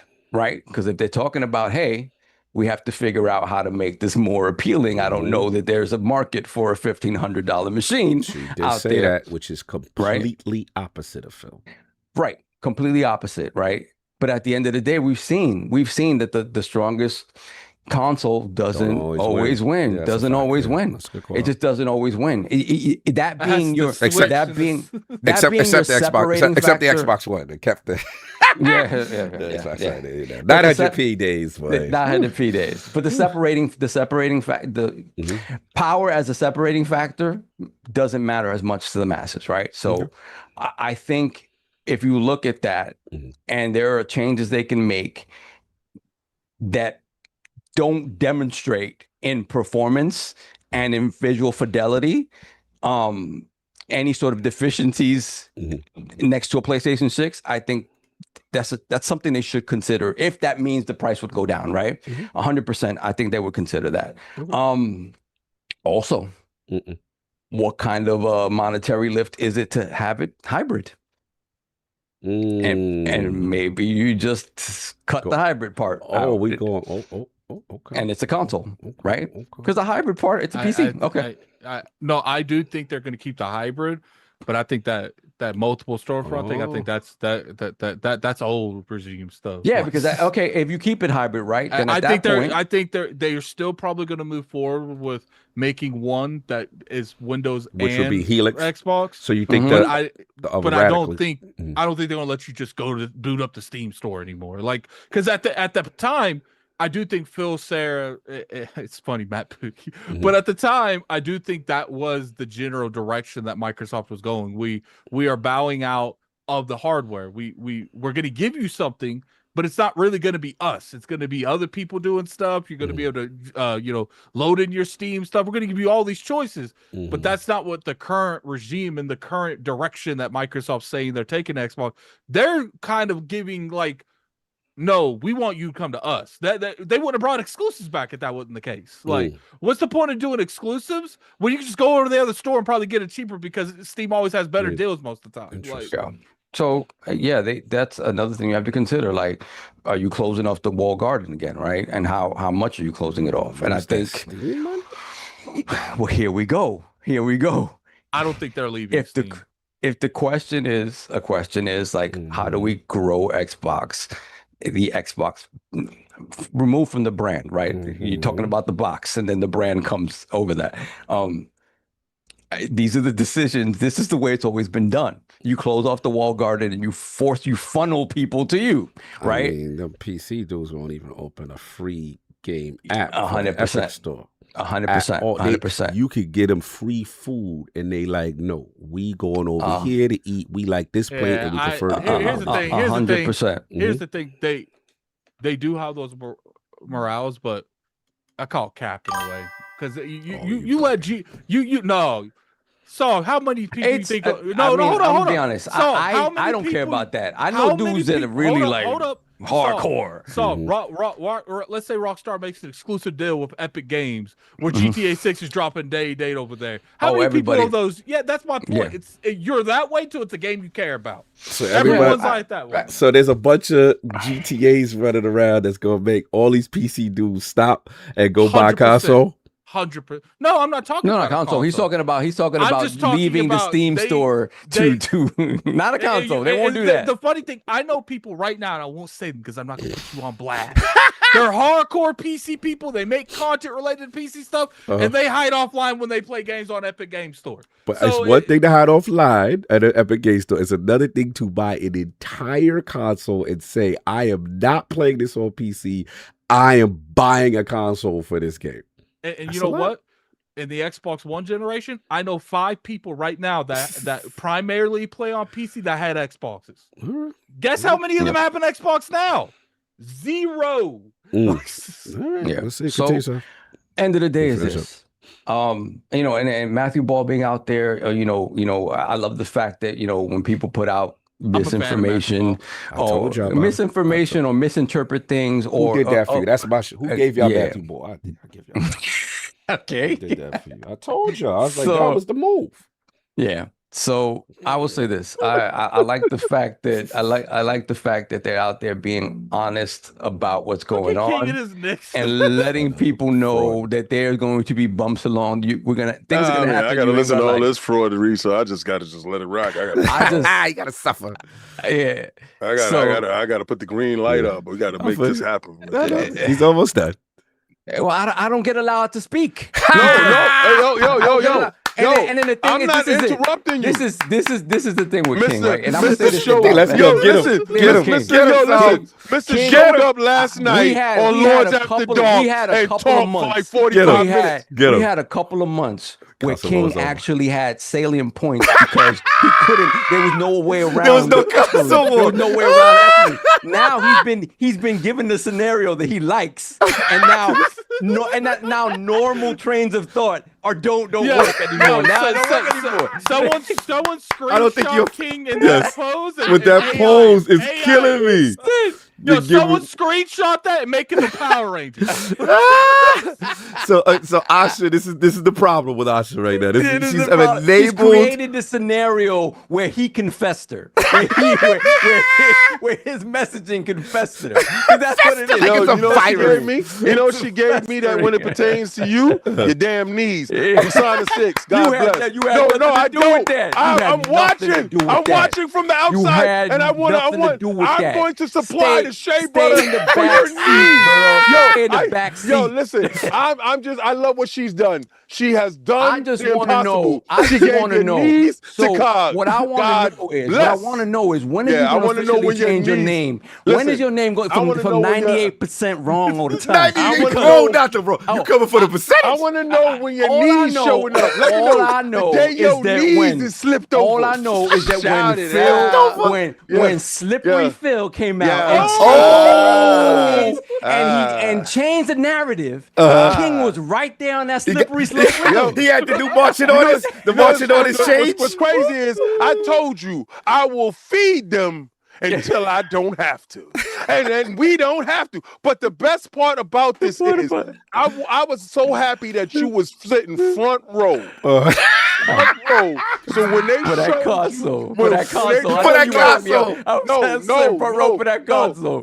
that's for the Band-Aid for your heart. That console was for your pain and suffering. Because when they showed Persona 6 up there, I watched your soul walk out the building and said, I'm going back to New York. This is BS. Hey, yo, you know what the best part about that? At the end of it said, Game Pass. You know what's funny? And it said play anywhere. You know what's funny? Yeah. The two dudes championing this the most.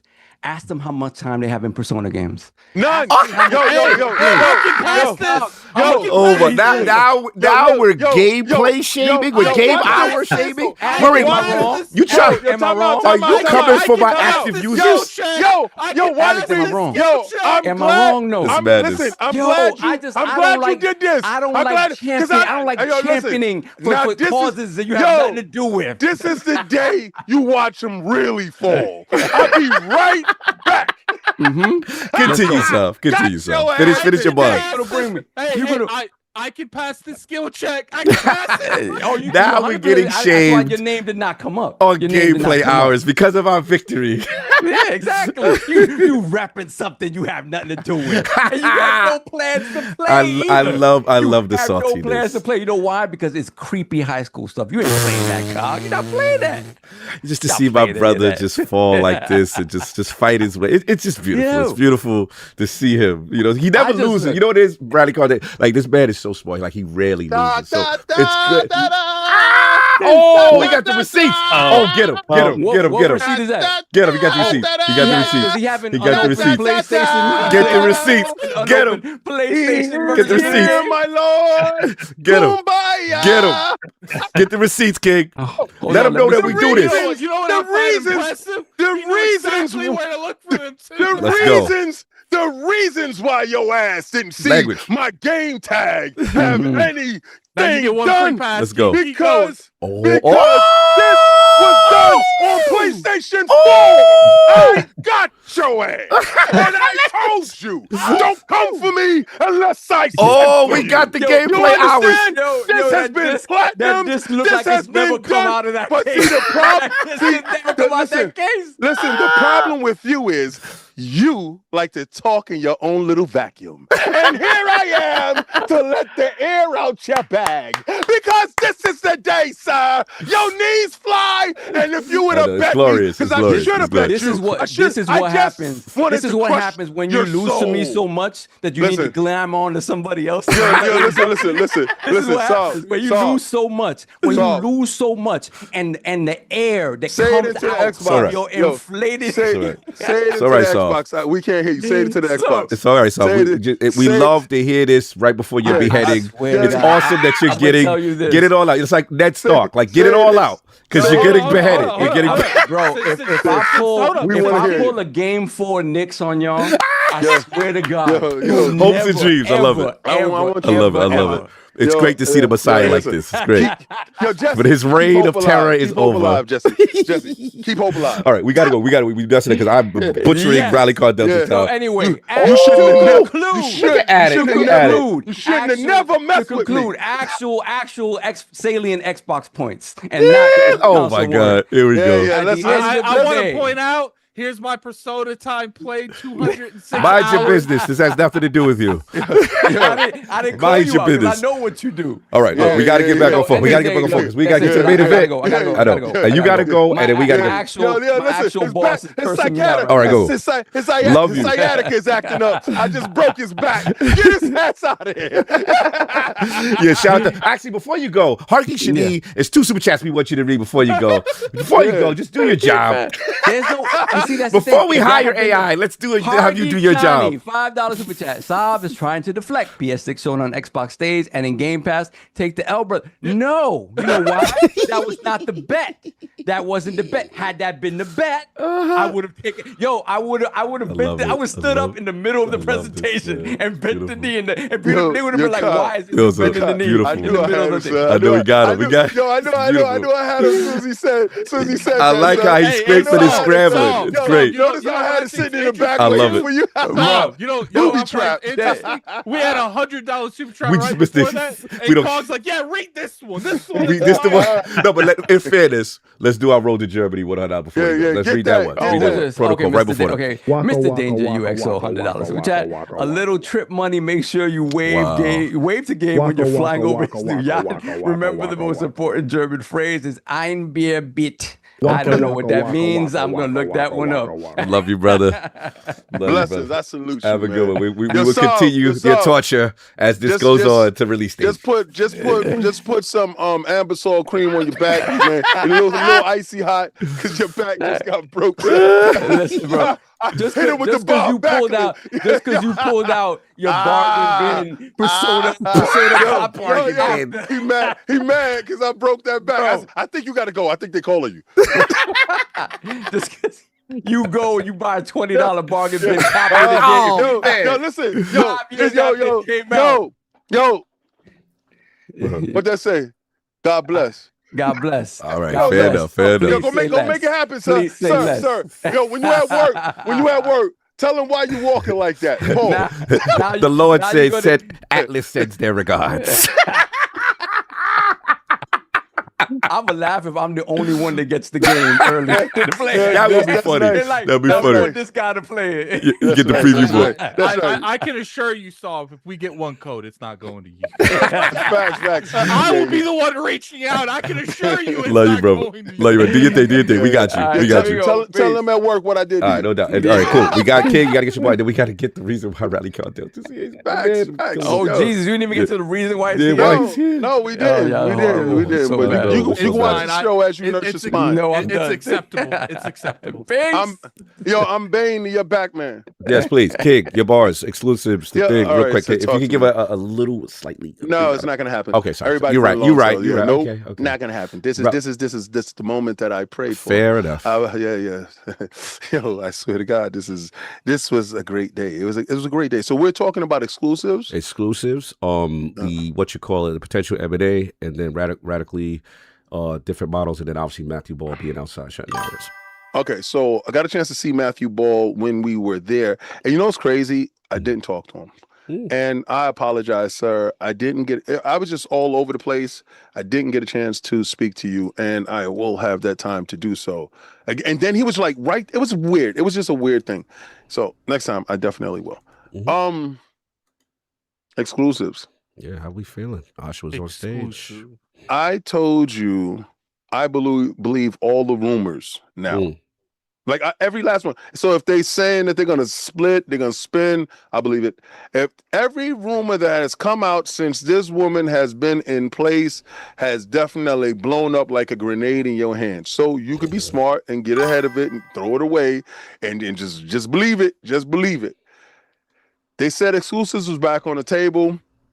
I was like, oh, that genie done left the bottle. They not doing it. Yeah. You know why? Because I was under the illusion that Satya had such an ironclad grip that Phil and Sarah couldn't move.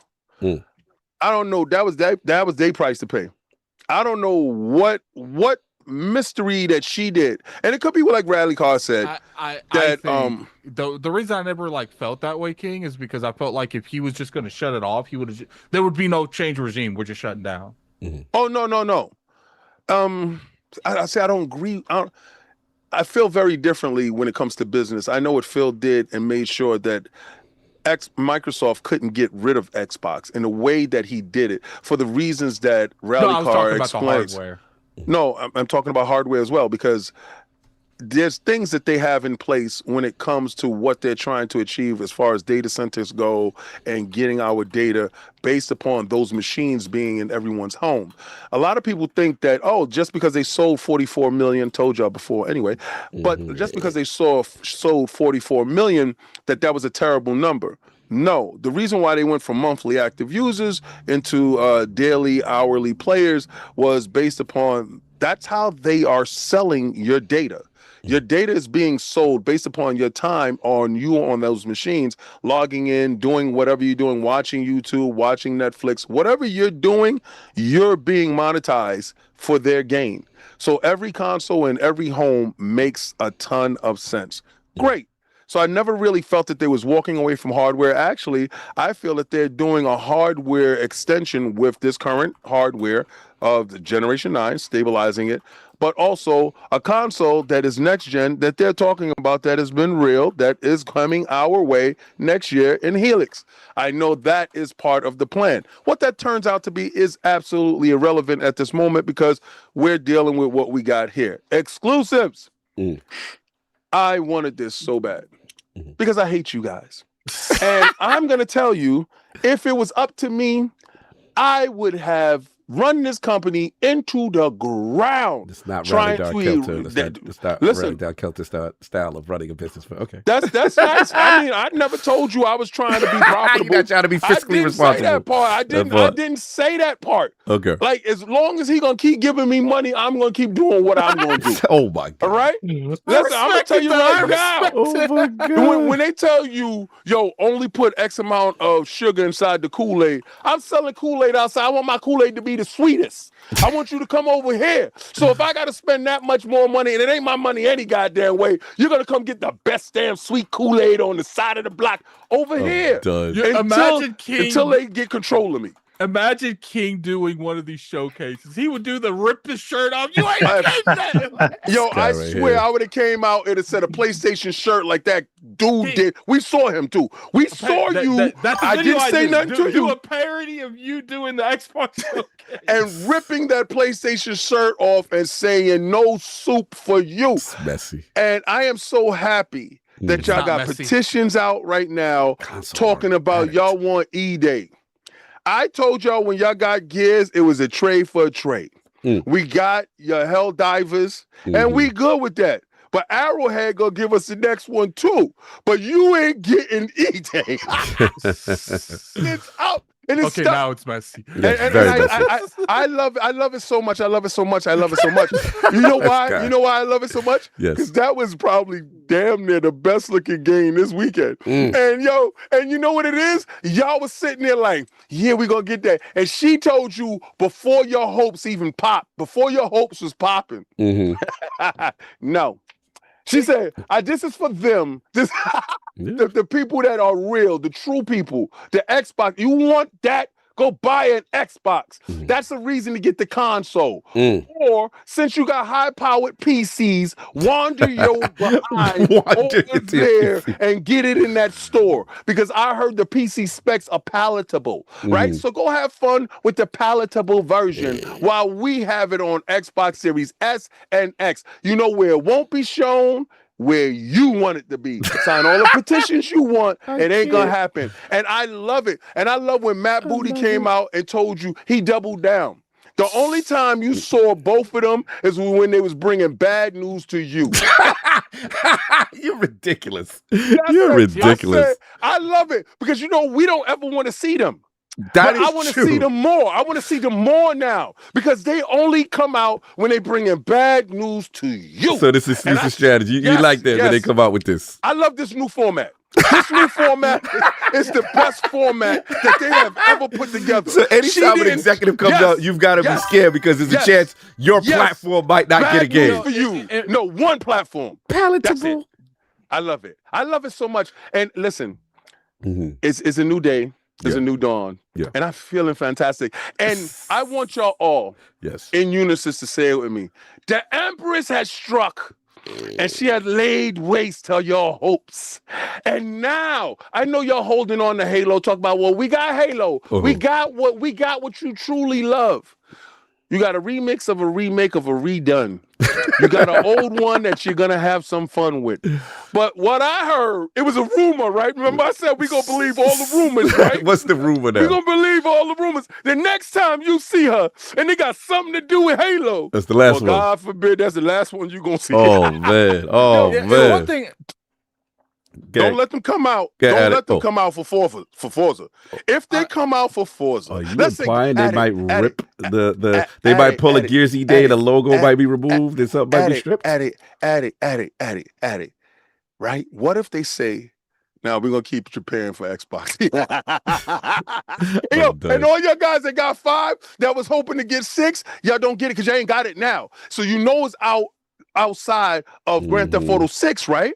So y'all still don't got a date, right? And what if they make just enough money that they don't have to go that way? What if they could delay it for 5 more years? Because y'all waited 5 years for the first one. Instead, it's like, I promised you these games. I didn't promise you day one. Facts, right? What if and Elder Scrolls 6? See, now is where fear sets in. To your point, I hate to interrupt you. Forza Horizon 6, I do not believe it's not available for pre-order on PS5. No, it's not. It's not. And one thing that I definitely want to say, but it's on the storefront and it can be wish listed. It could be washed. It could be washed away. I give Sarah Bond a lot of smoke, but one thing I will say is, I don't know what magic she did. I don't know what voodoo she did to get Persona 6. Oh yeah. Shout out to the Pastor. Shout out to the Pastor. But I don't think enough people talked about that. Facts. No, I got it. I didn't even Persona 6 day and date on Game Pass like, is crazy. I don't think people understand how much of an iconic move that is, and I got to give all that to Sarah Bond. Yeah, I think she's strong-armed the people. I think that and the square stuff. No, for sure. She. I mean, like I said, those conversations I can talk about. Let me finish up. Yes, please. Sorry. So we can get to why RallyCard is here. Yes. Mergers and acquisitions. I was always told acquisition season was always still available. Now, the previous regime is no longer there. And with this new roster of wild individuals headed by the Empress, if they merge with Sega, that is a lot of people's worst nightmares. And I want y'all to really start to think about the people they really got cool with. They got really cool with a lot of Eastern companies. Square and Xbox seems to be really, really nice. Mergers and acquisitions.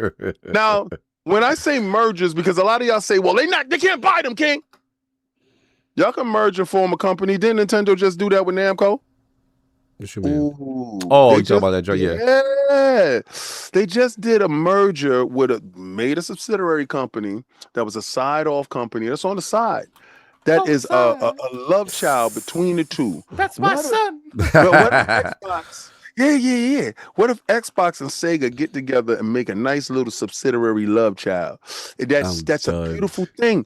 And all these wonderful games that y'all are sitting there looking at. That's my grandson. Right?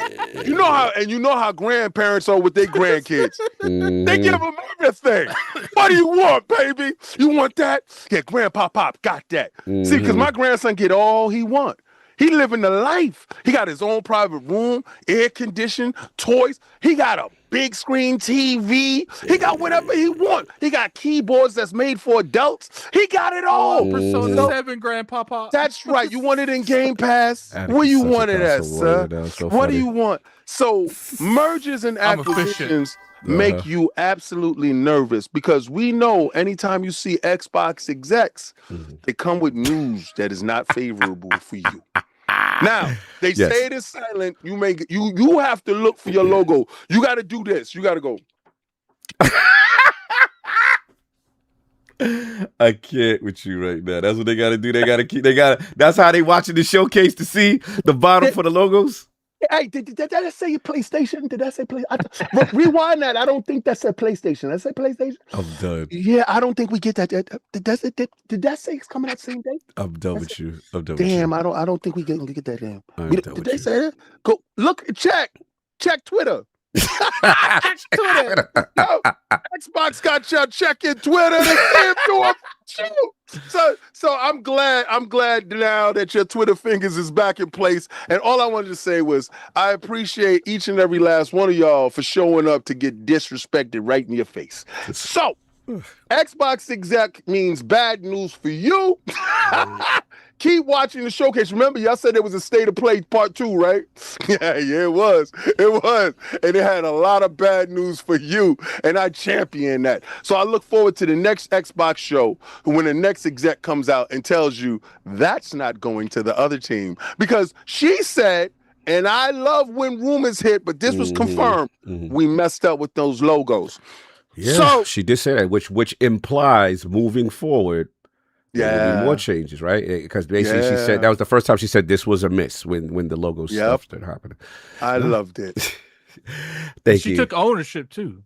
Yep. Thank you, Ken, for your world-class assessment. Let's go Knicks. Let's go Knicks. So look, I'll keep it brief because I definitely want to get RallyCarDelta in for the main reason he's here. Look, Showcase was amazing. It was, I still have to admit, I am surprised. We've heard the rumors that Susan could come back, but until you see her come on stage and she used Gears E Day as a moment. You know, she really did it. And to see her come out and put her stamp, you know, that we heard you. And the way I look at it is I really, not that every corporation bases their decision on a player voice portal, but it is interesting that something that the community is clamoring for, you know, that it is something on the agenda for them as a strategy. Again, the corporations are going to cooperate. They're going to do what they got to do.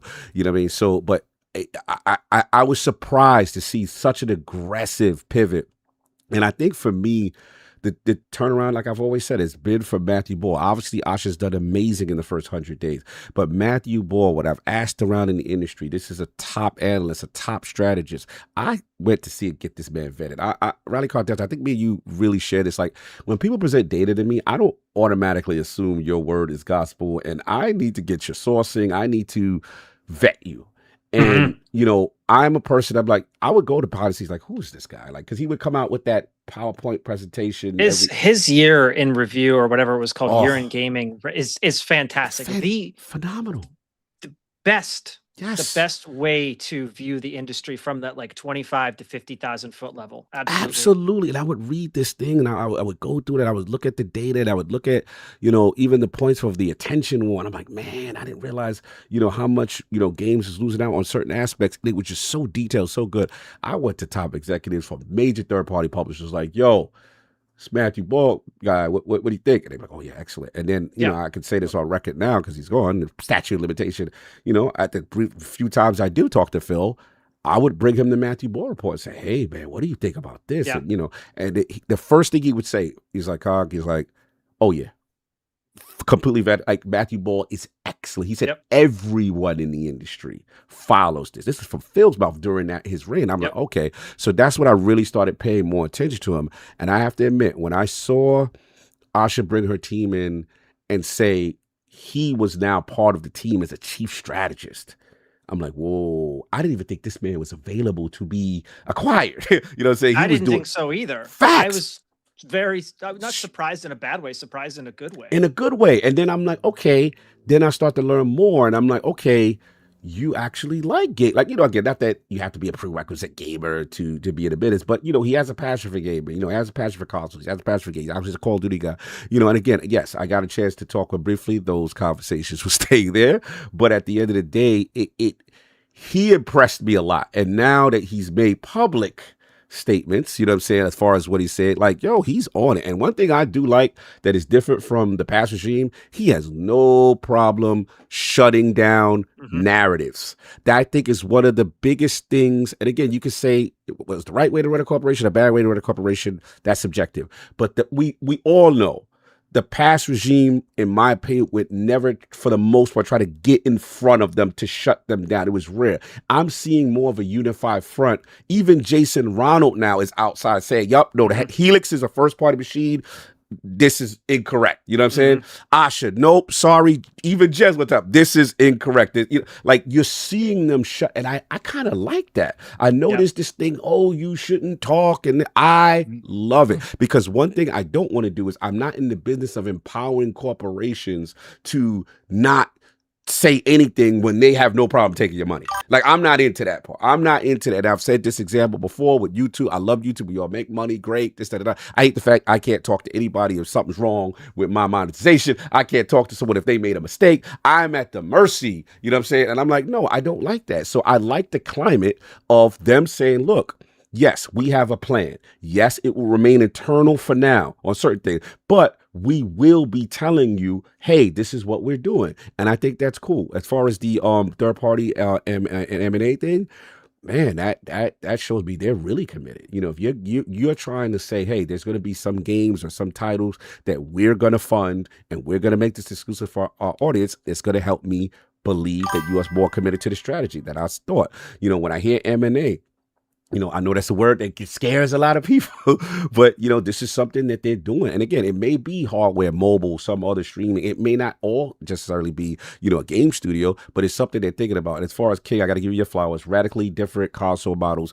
To me, I look at it as multiple things. I look at it as your OEMs that you've always championed, right? As potential things. I look at what Addict's saying, that Helix, maybe Helix remains the sole entity of this DNA ecosystem. But the other stuff, maybe, you know, you don't get backward compatibility and this all the things that Helix did. You just get maybe a console form version of an Asus Helix, you know what I'm saying, kind of thing that just does one thing, but at a cheaper price point. When they start talking about modularity, when they start talking about memory, I start thinking PlayStation 5. One thing we have to say about PlayStation 5 versus that was good. That was yes, smart. Because in the beginning we was like, who's going to win with the velocity architecture and the storage expansion? And you gave PlayStation guys the option, right? Even though they had to do a little surgery, right? To say, hey, I can get my SSD, MV, you know what I mean, on my own, you know, do it at my own pace. And maybe you come out with cheaper things like that. So I'm seeing certain things that they could be exploring, and obviously the partnerships and stuff like that. So yeah, we'll see. I thought this was cool. I thought the show was great, obviously, you know what I'm saying? But let's get to the minute, because this is what RallyCarDelta is here for. So I'm going to combine, we're going to speed right into this, because this is it. And boy, so first things first. I'm not going to read everything, but there's a lot. Obviously, what comes out is this post from Asha Matt, the next 100 days Xbox reset. And basically, it is laying everything out to bear as far as what is really going on for the most part for their first 100 days and what the next 100 days, and as far as how they need to reset the business. They talk about how you know, the first thing they need to navigate, obviously they have over a billion players, and they said going forward, competition is attention. There is more great games, TV series, franchise creators, and content events than ever before. So they talk about the you know, obviously how large you are, but here's where it gets real. Number two, we will end this fiscal year at about a 3% accountability margin, down year over year. Excluding ABK, over the past 5 years, we spent over $20 billion on ongoing investments on our content platform and hardware subsidy, but our annual revenue has declined nearly $500 million during that time. Going forward, this can't continue. They talk about the hardware component crisis. She said when she joined as a CEO, the price for storage components was over 2 times as high as they paid last fall. These costs have doubled again. As we plan for the 2027 holiday season, they expect another increase, over 5 times the amount we paid over 2 years earlier. Memory costs have followed a broadly similar trajectory. The entire industry is facing the crisis. We believe we've been impacted more greatly than many of our peers due to the choices we made over the last half decade, aka indictment on pass regime. We are currently unable to make as many consoles as players want to buy, and we need a new business model for hardware as we make commit to Helix. Number 4, they talk about the studio system, and we needed a pipeline of content to meet multiple strategies over subscription, streaming, and devices. In the process, we have found ourselves overextended, keyword, as we executed on changing strategy in the landscape of more readily available content. We are fortunate to be the stewards of industry-trying franchise, yada, yada, yada. At the same time, we saw this past weekend at the showcase a reliable pipeline of first and third party, there's that word again, exclusives and new IP are critical to success. We need to reassess the balance between these of our investment priorities of the next 5 years. That's a powerful statement. Number 5, our current platform infrastructure is not built for the battle ahead. Our systems are overly complex, spanning hundreds of dependencies, hinders our ability to move fast. We become too reliant on vendors to operate our systems. We must become self-reliant as we engineer to build for the future. We must increase the value we ship to players while decreasing the time to do so. Going forward, we will rebuild our stack, evolve, and look at capabilities across all Xbox and potential, is that word again, M&A to help us win in hardware, PC, mobile, and streaming. For some of you, these realities will be surprising and even frustrating to discover. We won't succeed, here's the key word, by hiding hard truths, getting this transparency thing, nor will we succeed by doing the same thing and expecting different results. That's a bar. That's insanity.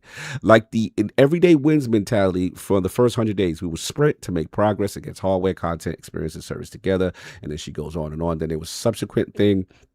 Obviously, this was ahead of the major Jason Schreier report that came out that said, oh boy, layoffs are inbound. Asha Sharma's first major cuts will arrive in July.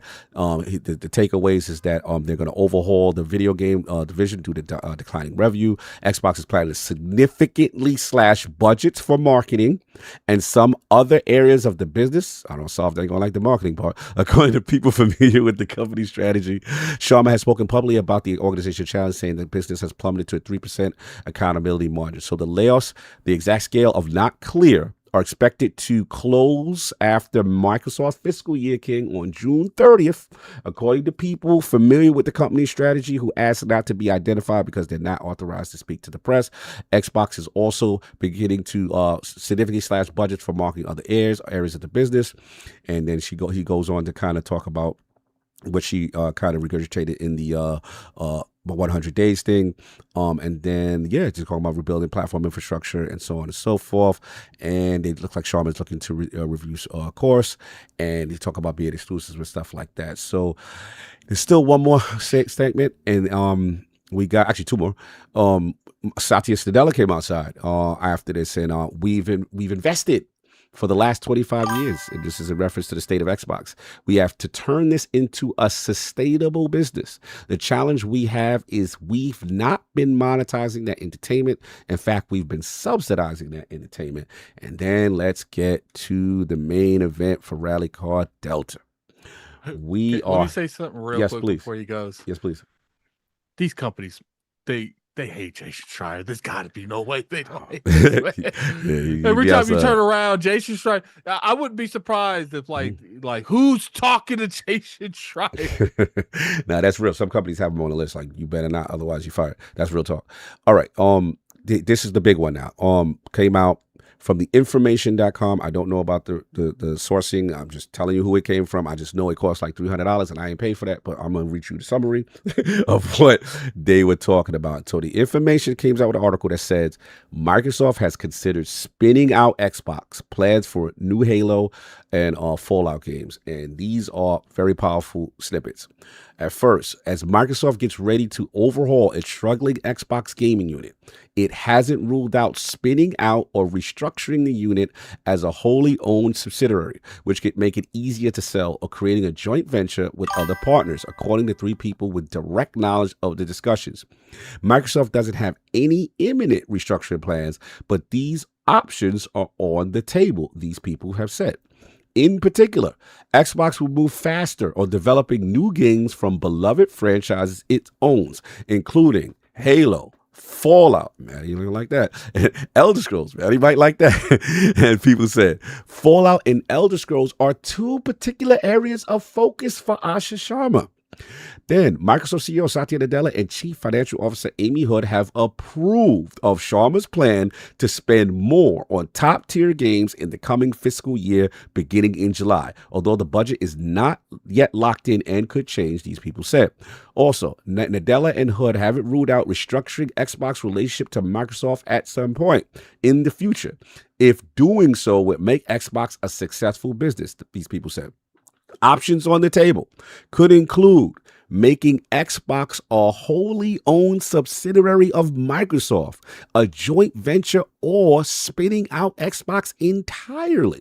Final point, Microsoft operates LinkedIn and GitHub as wholly owned subsidiaries, which could serve as one potential blueprint for Xbox, the people have said in these rumors. RallyCarDelta, you immediately went to Twitter. Your Twitter's blown up, and you've got a lot of thoughts. So I'm not going to repeat them. I'm going to let you get them because your Twitter's on fire about what this could mean. So let's start with the 100 days. Let's start with, how she's saying the health of the business is. How did you process that? And then these rumors from theinformation.com of potentially spinning Xbox off. When we talk about like the Xbox business in general, it is in my opinion, the culmination of we'll call it the post 2020 games industry. And it hit Microsoft. The truck hit Microsoft, I think, harder than a lot of other businesses, as they even themselves say, right? They're like, we see these problems and these challenges in terms of cost and hardware and various other challenges across the industry, across everybody, right? But Xbox being the platform and publisher business that it is, it now has to deal with the cost structure of both of those realities, right? And so Microsoft kind of gets hit by a train here in the reality of what has transpired with their business. And the one big thing that I come back to with the whole 100 days reset that I don't think, I think they're saying it, they're being super clear about it, but I think there's a very harsh reality in the Xbox Studios subsegment or that Xbox Studios group that those games just did not perform well.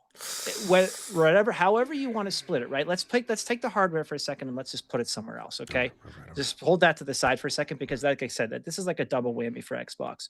But I think when you look at the Xbox business, I think you have this reality that, like a lot of other, we'll even talk about the publishing side, what a lot of other publishers did coming out of the late 2010s and into the early 2020s is they said, we've got to double down on content because there is going to be this content war for people's attention, and we have to scoop up the organizations, the studios, the game makers who can supply our content, who can supply our content platforms, right?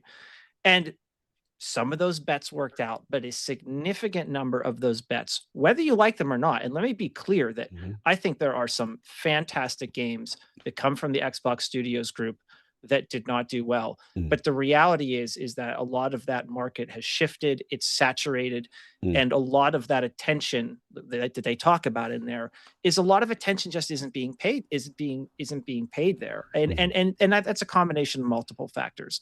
One of them is people's attention is obviously split amongst a lot of other things these days. And the other part too is that, Microsoft may have accidentally or purpose, whatever, they may have doubled down too much on certain types of content that people just don't have the time to fit into their schedules, or it didn't turn out the way that they wanted it to, right? Like a game is perfectly fine. It's perfectly acceptable, but does it sell? Does it move units? Does it get people excited? And now all that compounds, right? Because, and I apologize, I think it was Zelnick that said this. He said, and someone in the chat looks this up or whatever, and it's wrong, I apologize. But in the games business, you can have a poor business model, but you can have games that sell and you can survive, right? You can just kind of truck along, right? But if you have a great business model, one that has, Microsoft, great is subjective, obviously, but if you can access people, if you can get to people on Steam and Windows and Xbox and everything, you can get the customers, right? In one way, shape, or form. Even if you start putting your games on PlayStation, but games aren't selling, right? You can have a perfectly fine business model, but if you can't move units of the stuff that drives revenue, what are you doing? Right. So it's kind of like you can have a crappy business, but you're selling games, fine. But if you've got a great business or you have a good business structure, you have knowledgeable people in place, but your games aren't moving units, that doesn't work. Yeah. So when I look at what they're talking about with the first 100 days, beside like the hardware component is very complex. And I think, and I actually am waiting for more to see what they do in that place, because I really don't know what they do with that puzzle. That puzzle is really tough. And let's be clear, that is a tough puzzle for Valve. Oh yeah. That is a tough puzzle for PlayStation. And that is a really tough question for Microsoft to try to answer right now about what they do with the hardware side. Everybody, not just Xbox, is kind of scrambling right now, and they're saying, if this supply chain does not correct itself, how do we build this hardware for not $1,000 a box? Yeah. So you got that piece. And also, if you read a couple things in that 100 days that I want to point out, a little bit earlier, was that if you read a couple of the things that both Matthew Ball and Asha Sharma have been saying, there is a bigger focus on the hardware. But if we read the entirety of what a lot of them are saying, both of them have been very clear that there is an entire extended audience out there that they cannot ignore, right? But that's between PC and mobile and right, and doing potential deals in regions and countries where they have historically not been successful. Because we can have this conversation about the next 100 days, the next 300 days a million times over. But if console is factually a limited market, there is only so much that can be done there. There's only so many knobs that you can turn. There's only so much water that's going to come out of the hose before you have to say, if we're going to be a successful business and we're going to have the cost base that we do, which I'll get to, you have to be able to sell games to more people. Now, of course, a lot of that flies in the face of, well, why'd they pull Gears off? We discussed that earlier, but there's definitely a balance there. So revenue's down, cost is up. There's only so many levers you can turn. And that's kind of where they find themselves now, is that, and when we get to that studios group, back to the point I was making there, what I think we're going to see. So in July, when this stuff comes out, this is a business strategy that is 100 years old, right? This has been happening in most free market systems for as long as most people can talk about the modern industry from like the early 1900s forward. When a company begins to falter, or they have, say, successful products versus not successful products, so they have systems that work, but they have these other systems that are costing them something, or they're not producing revenue stream. It is a tale as old as time, where the business will double down or triple down in some cases on what they view as profitable. They will say, we will put additional money into these areas. We will increase those pipelines. We will give them new funds. In fact, and I've actually been part of this in a business, right? We will actually give them more money to go do what they need to do in order to succeed. And where I expect that to happen with Microsoft is primarily around the big tentpole franchises. And this shouldn't be a surprise to anybody, because we see this across almost every publishing business right now, where they're saying these smaller, more experimental, more niche titles are not playing out. You know where we're putting our money? We're putting it on, we're putting it on, the Elder Scrolls. We're putting it on, they'll go back to Halo, Fallout. Obviously Call of Duty is going to keep chugging along, all the cash cows at ABK. What I expect to see, and this is, again, here we go. Let's go. This is what I expect to see at the less successful business units and studios of the Microsoft, is I expect to see them heavily restructured, either combined, significant layoffs, possibly in cases of like Double Fine. Maybe they go back to that group and they say, we'll sell the business back to you. Maybe they try to sell it back to Tim. I think it's Tim Schafer. I think Schafer's is a group, right? Maybe they say, based on the success of your games, this is the value of your business. We'll sell it to you on the cheap. Kind of go do your thing. Kind of what I think they did with Toys for Bob. Toys for Bob. Yeah, they literally did it with Toys for Bob. What about Composure? They did. I apologize. Throw me South one of the games they South did. Midnight. Didn't really move me. I don't think. I mean, maybe they're restructured. Maybe they're combined into another unit. I don't know. I mean, obviously this stuff is all speculation. Facts. We're speculating. Right. But you can look at similar things that happen. Like look at Embracer. So when Embracer had their reality that their business model was no longer working. Facts. You could draw a clear line. They did straight out in the open. They said, all these successful businesses, you're going over here.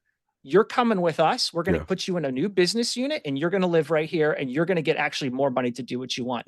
All of our other successful studios, business units, we are merging, selling, combining, or just straight up laying them off. And this is just the reality of like the whole focus on the core business strategy that you've seen. Like I said, this is a 100-year-old strategy. This is nothing new for a business. It's tales old as time. So, I mean, that's what I think about the 100 days thing. So if I could pause there for a second and no. a couple questions in, or we can go to the whole let's go to thing. let's go to the spin-off. I mean, all I was saying, that's some good points in reference to that. Obviously, basically what you see in the pattern, and obviously it kind of lines up with then what she was saying in reference to, well, the rumors are that doubling down on the the core franchise, so to speak, right? I think the positive part is that Xbox fans have said like, hey, why there wasn't a Fallout game ready to go, during the success of the Amazon series. Full-blown argument over it a couple months ago. Then, Xbox fans have said like, hey, how's the next Halo not ready? What's going on with, Halo Studios and so on and so forth. So yeah, Elder Scrolls obviously we know is one of the biggest things and stuff like that. I have questions when I get to my terms about how that is handled, but you're making a good point, and obviously you've seen the pattern. Now let's get to the spinoff. Obviously I've seen your your tweets in reference to it. I'm not going to read everything verbatim, but you had some good points. And you said, if Xbox should become a legal subsidiary of Microsoft in some universe where that happens, here's what you need to know. I'm just going to read the first part of what you said, and you can expound. A legal subsidiary can take investors independent of the parent company. As long as the parent company retains 51% or more voting rights, the subsidiary is still owned by the parent. Certain legal barriers would exist between Xbox and Microsoft. Subsidiaries operate much more independently of the parent organizations. Xbox would be able to sign their own contracts, hire or fire people without relying on Microsoft approval. Microsoft would probably show Xbox as a consolidated line item on their financial reports, and Xbox would have their own set of books, but that likely would not be public. So the second part, you go into more detail, but I want to let you explain it here. Yeah. So I guess for me, the first question is, okay, this rumor, right? Some people look at it as like, yo, I don't know about this. You're away from quote unquote the protections of Microsoft. That's how some people are visualizing this, right? You're away. This is scary. You don't have Big Daddy Microsoft to save you. And then other people will look at it as like, yo, maybe that's the perfect situation because you don't have to be beholden to these ridiculous margins or these expectations and stuff like that. So I want you to start with the pros, right? What could be good if this rumor is to be believed that they could be a subsidiary entity and operating autonomously? I mean, the reality is that when I look at it now, to be clear, just like they said in the report, in my own opinion, is I don't think Microsoft wants to take that step now. Okay. But just when you think about it, just from a purely analytical, what if Xbox was their own subsidiary? You get the advantage of being able to kind of decide how their business runs without jumping through all of the, say, we'll call corporate metrics, corporate standards, corporate red tape. Definitely. I mean, I work in a mega corporation, right? We have miles of process, or miles is kind of a weird way to put that, but it takes hours to get through some of our processes, if not days. And it's there for good reason. It's to make sure someone doesn't accidentally spend $1 million supposed to, right? Right. But a lot of that stuff does kind of harm the speed of business, right? It harms the ability to execute. So in Fallout games, I mean, an Xbox would, as a wholly owned subsidiary, or maybe not wholly owned, but at least one of this still rolls up to the parent organization. Xbox would gain the advantage of being able to kind of make a lot of their own decisions, and to be quite frank, less publicly, right? That's a big part of a subsidiary operating a little bit at arm's length from the parent organization. As soon as they become a consolidated line items on Microsoft's book, they become sort of a self-reliant entity that that can make their own decisions. They can draw up their own contracts, maybe even contracts or decisions that Microsoft might not traditionally make, or they might go against corporate guidance. Not anything illegal or anything, obviously, but more so like, well, Microsoft doesn't do this kind of contract, or Microsoft doesn't typically work with this vendor, right? Xbox could do that because they are now at arm's length to Microsoft. That's the advantage that I see as if Xbox were in some universe to be spun out as a legal subsidiary, they become their own, whatever you want to call it. They become the gardeners of their own garden, essentially, right? But that's also where it becomes a lot more critical that they are successful, right? Because sure, you go out at arm's length from the company, and the company says, you know what, we're going to be at arm's length to you from a legal and financial perspective. Right. Sure, we're gonna take your top line, we're gonna put it on our books. That's all well and good. But also, the minute that number starts staying negative, right? The minute that number gets too small, if it stays too small for 1 year, 2 year, 3 year, 4 year, 5 years, it becomes much easier for Microsoft to then pitch out to other potential buyers. We have a business unit that comes completely prepackaged. Right? Oh, you just take that off our hands. Completely prepackaged. Yep. Tencent can swoop in and say, "Hey, here you go." Yep. Tencent, do you want 60, 70, 80% of this? Now, obviously that's, who knows what it would be, but it really, in my opinion, if we were to see this, it is a vote. It actually, in my opinion, would be a vote from Microsoft that says, we still think we can make this. We still think there's a chance for this business to work. But the reality is it also does make it easier to prepackage it and let somebody else acquire it. Now, so if this were to happen, I do not think I don't think that it's a plan to package them up and sell them. I actually don't think that's the plan. I think the plan literally would be, does Xbox make sense running on their own? But that's where you get into the whole, like, it does definitely becomes easier to move them on. Now, 2 quick questions for the cons, and just where does this leave ZeniMax and ABK if it was to happen? Because they operate as subsidiaries kind of in a way now? They do, I believe, and I'd have to double check this, but my understanding is Microsoft never, when they acquired both of those companies, they rolled them up to their own subsidiaries. So they actually, believe it or not, they actually do provide a model for what Microsoft could potentially be. Now, what do they do with them? That is a great question, and that's a question I still have. There's just no way to know if they would actually have. So here's the potentials. Microsoft could literally have 3 subsidiaries running, right? 3 independent, or not independent, but 3 owned subsidiaries that are operating Xbox, ZeniMax, and ABK. They could also package them together. They could say, now we're going to roll everything together in this business unit called Xbox, or maybe they call it Xbox ABK or something like that, right? They say, this is the new subsidiary, right? We're going to put them over here, and they're going to operate independently. Great question. If this ever were to come to pass, both options are on the table, or anything else in between those two. Got it. Final question.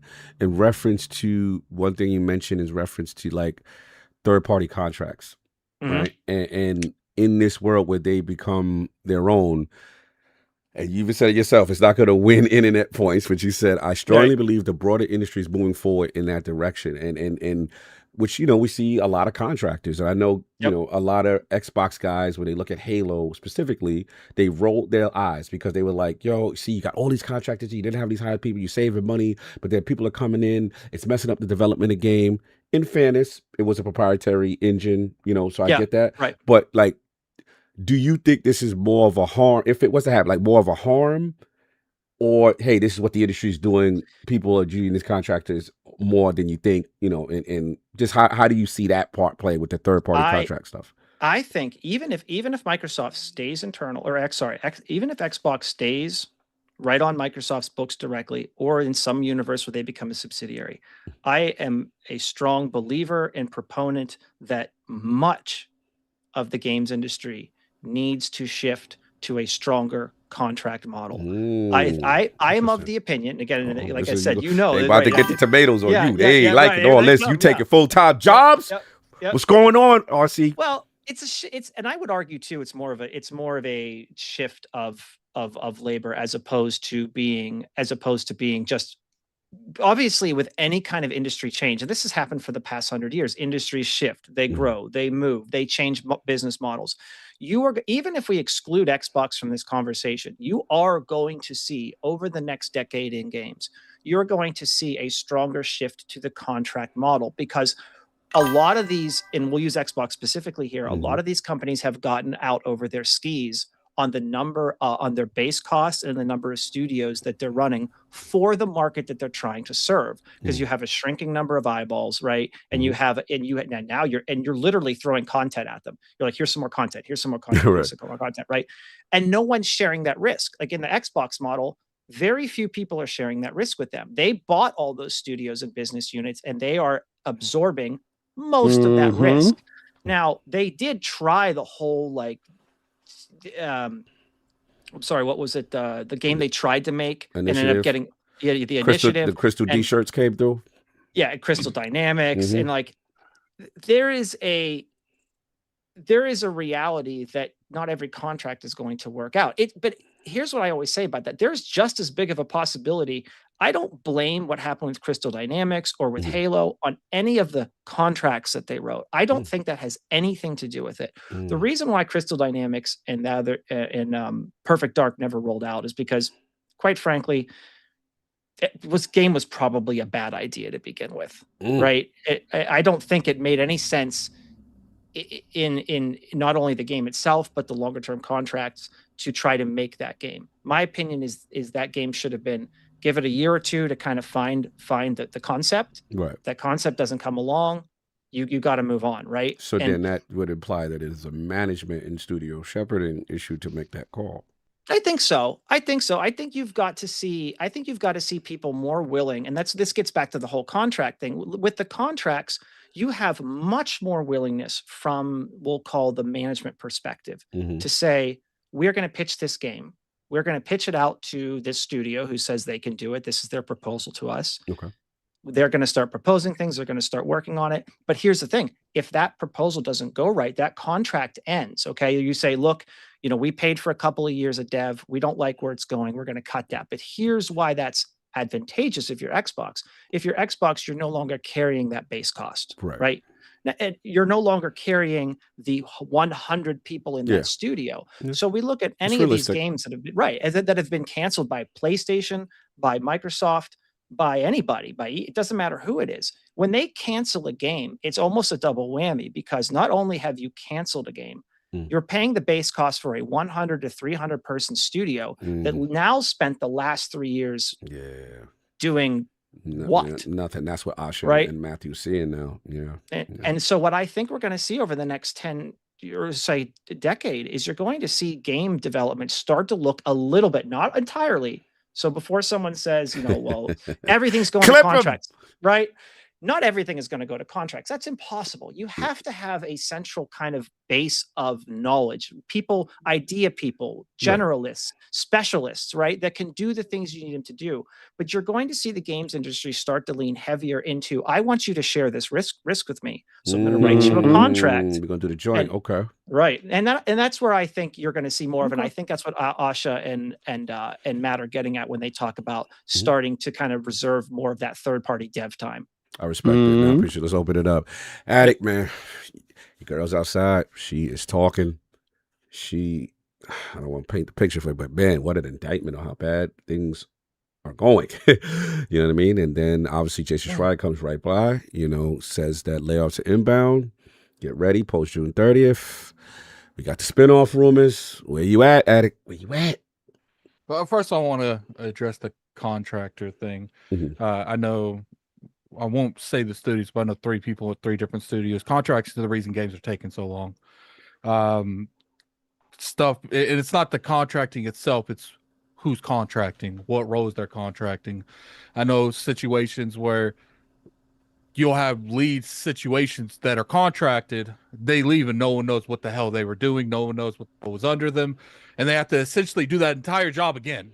Yeah, it's management. Yeah, well, that's the point. Is they're contracting the wrong roles, and then when these roles are contracted, they lose months of work because no one was contracted in the proper sequence. And that's 3 different studios, and 2 of them are from Xbox and 1 of them is not from Xbox, and they all share the same thing. It's the contractors. They're losing months of work from these situations, and it's not the contracting itself, it's how they're contracting. And all of them tell me the same thing. It's, we're not having full-blown dev teams. We're having 5 or 6 full-blown contracting. We're having 5 people that know the actual piece of the pie, the whole piece of the pie, and then we're having 15 people under them that have only been there for 3 months, 2 months, 5 months, 6 months. And Microsoft, I think in Seattle, is only allowed to have 18-month contractors, and they have to rotate them out. So then, you got to train new people. And, when you look at something like, Final Fantasy VII Remake, Rebirth, and Revelations. I hate that name, Revelations. I wanted it to be they said else. They had it only took 3 years because the team was pretty much and you could do the difference in salary between Japanese development and Western, but at the same time, there's still a reason they were able to do that, because they had full-blown teams that work well with each other. Because when these teams work multiple years, they grow a synergy. They know each other. They know what people are capable of. But when you're constantly replacing people with contractors, you're not really getting that synergy. You're constantly rotating multiple people over and over again, and that has been by far the highlight thing. Because I talk to a lot of developers, and that has been the biggest complaint, is I never know who I'm gonna work with 3 or 4 months from now. And people go to this company or go to that company. That's been, especially Microsoft, that's been a huge issue for a particular company we ain't gonna talk about. We won't say who but it comes down to it. I think contracting is fine. They just got to reevaluate how they contract, because I think that's the biggest boat. But the problem is they don't want to hire people with good salaries, good benefits for these leading positions when they could just contract them. And then when you contract those leading positions that have the qualifications and the skills to do that work, they don't want to give them full-time jobs. So that person's going to another company in 6 months, a year. And I think that's a big issue. It comes to the Great Reset. Look, a lot of these positions, a lot of these studios was bought under probably, I wouldn't even say last regime. They were bought over like 6 different strategies ago that they've rotated, changed. Most likely they don't need those companies. I mean, remember, Game Pass is implemented so they could take these risks on these smaller games. I do think if they do eventually go the direction where maybe they do get rid of day one Game Pass, where they still keep Game Pass, and Microsoft with Game Pass in general, having all these games in it, even if it's not day one, it's still a huge value with all these games that they own, all these studios that they own, all these IPs that they own. Maybe they can use that to subsidize some of these smaller projects. But look, you making a console and you wanting to really structurally refocus on that console, you need console sellers. And I think that is the biggest thing that they're focusing on. We want to make IPs that make money, and we want to make IPs that sell consoles. So I think that's the bulk of the thing that they're going to be working for. We've been seeing this before this regime took over. I remember them saying that they're looking at Fallout, because me and King said that, love Todd Howard to death, but if he's the one that he wants to work on Fallout, I got comments on that too. It's just like, look, at the end of the day, we understand he wants to be part of the Fallout franchise, but sometimes Microsoft got to make decisions that's best for the company, not best for one person at the company, Todd Howard. This is a big argument we had on ILP. It was funny as hell. Someone like Obsidian, they're prime example for a Fallout franchise. They can make a Fallout game. Now I understand, does Obsidian want to work on Fallout? But at the same time, it's like we get to the point where it's like they've been on record multiple times saying it. Well, at this point, it's we talking about studio shutdowns, layoffs. It's either you work on it, or you go. Because that's the energy that's been going out. So I will say, you look like y'all might get what y'all want. Y'all both been popping it. Like, I have to give y'all that. You and King have been on it. Like, if dudes don't want to, despite their generational knowledge and their experience, here's the thing. And mythical titles, Xbox and Microsoft put the gun to their head. Xbox and Microsoft has been fronting the bill for people to strain their creative brains, and it's led to no money. So it's like, what are we gonna keep doing? Like we keep saying all the time, it's not a charity case. That involves creative freedom as well. I've been very vocal that they were way too hands off multiple times throughout the last couple of years. That there is a difference between letting your teams pitch, concepts and games that you feel can make money, and letting them run wild, making whatever the hell they want. Dad gotta get the whip. And I feel like we lost the adjacents of both sides because there's a good middle ground. But it didn't feel like the past regime was looking for that middle ground whatsoever. Oh yeah, go make this game. And then like when you say it on paper, and we can say it on paper, I don't know who this is for. How the hell are they not seeing that who that's for?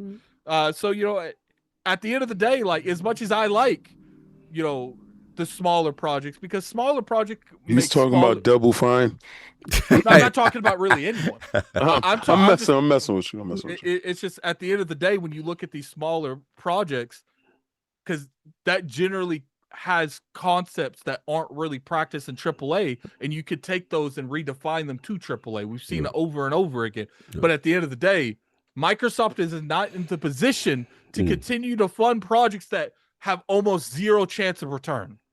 No, and I think that's what you're seeing. You're going to see more of the Fallouts, more of the Elder Scrolls, and Halos and Gears, and potentially maybe Fable, and I think that's what they're going to be. Do I think they're going to stop the smaller ones? No, I think out of everyone, Double Fine might be the most safe, because I feel like even though that they don't generate enough income, they don't really spend money either. So, it could be one of those things where we keep Double Fine around because they're the ones that's going to be doing the AA stuff. But all you other people, you put up or shut up. like be interesting. It's like, Compulsion, what's your next game? Oh no, you working with these people. That's your next game. Undead Labs, what's your next game? If State of Decay 3 ain't it, it's got to be real. And I think, remember when Asha was saying tough choices to be made, I said publicly, I don't think that means exclusive conversations. I think that means layoffs. That means studio layoffs. closures. Yeah. He definitely confirmed that. Jason Ray got that out there. And at the end of the day, I don't want these studios being. I would prefer, like Delta said, to have studios being, combined. Like how they did with Turn 10, like put Turn 10 into Playground. I'm almost sure that's going to happen. By the way. I hope that is. Put Compulsion. I didn't know if that was on the table. Make them one team. Call them Compulsion Labs. I don't know. Compulsion Fine. Yeah. So no, I think Double Fine's fine. I don't know why, but part of me feels like the person in charge there has a lot of clout, and I really think that Microsoft might be scared to cut him off, because he's got a lot of pull. And plus, it's like I said, like his games don't make a whole lot of money, but he don't be spending money either like that. Wow. But the problem is, I don't even think the problem is the smaller IPs. The problem is how many they are. Yeah. When you have half your studios making smaller IPs, you're not making any money at all. You're not moving the needle at all. Yeah. So I think that's the issue. The issue isn't the what is it? What's that term that we hated? People say passion project. Got to the point that was a taboo word. We want to hear that. Oh man, that passion. But see, without passion projects, you don't get like a success like Grounded or a success like C&D. Those generated from passion projects. But half your team don't need to make that. Half your studios don't need to make passion projects. And I think that's the biggest thing, where it's like we need 80% of our team functioning on stuff that's going to make us money. Now, you guys can fight over the 20% of the studios that's still left to make the passion projects, but we're not having a 50-50 thing here anymore. It's most of you are making, and I don't want Microsoft to go in and be like, you're doing this regardless. That's what it sounds like. Yeah, but hear me out. If they talk easy to, way to hard if they talk to Obsidian and they're like, you're making Fallout, unless you can pitch to be something that is going to result to the same success. Right. Because I do want them to be able to pitch their own games, and I think that's still going to happen. Obsidian's still going to be able to go and pitch something. It's just, it better be a good pitch. Right. Basically, we're not signing off on what some people consider the passion project, or maybe the smaller thing. We were less likely to do that in this type of climate. On, the Outer Worlds 2 and the Vow, they were good double A's. But if you put both those teams together and made one game, that game may have moved more needles than splitting the team up into 3 teams, making 3 individual games. Yeah, we got to see what's going on, King. This is the big one. Your girl's outside. 100 days keeping it all the way transparent on how bad things are. Tough things are ahead. Jason Schreier out here. She beat Jason Schreier, which is rare. I have to say that. They got good intel, because that's rare to beat Schreier to the punch. You know what I'm saying? As far as that, to get in front of it. I think what it probably was? Schreier probably asked them for a comment, and they didn't comment. And they're he's about to drop the verse. We got to get in front of this. It's rare. Usually it's the opposite. We'll hear, and then, whatever. Then you'll get the memo at the time of the layoffs. I think there's a lot of the times where they know Jason Schreier's about to do something, but they don't seem to care. They're like, there ain't nothing we could do about that conversation. But Asha seems to take social media very, very seriously. Yeah, for sure. And if she feels like something's going to throw out the perception, she tries to get in front of it. So, we got the Jason Schreier article after the 100 days. And then, King, how you feeling about spinning off these rumors, the information.com? Where you at?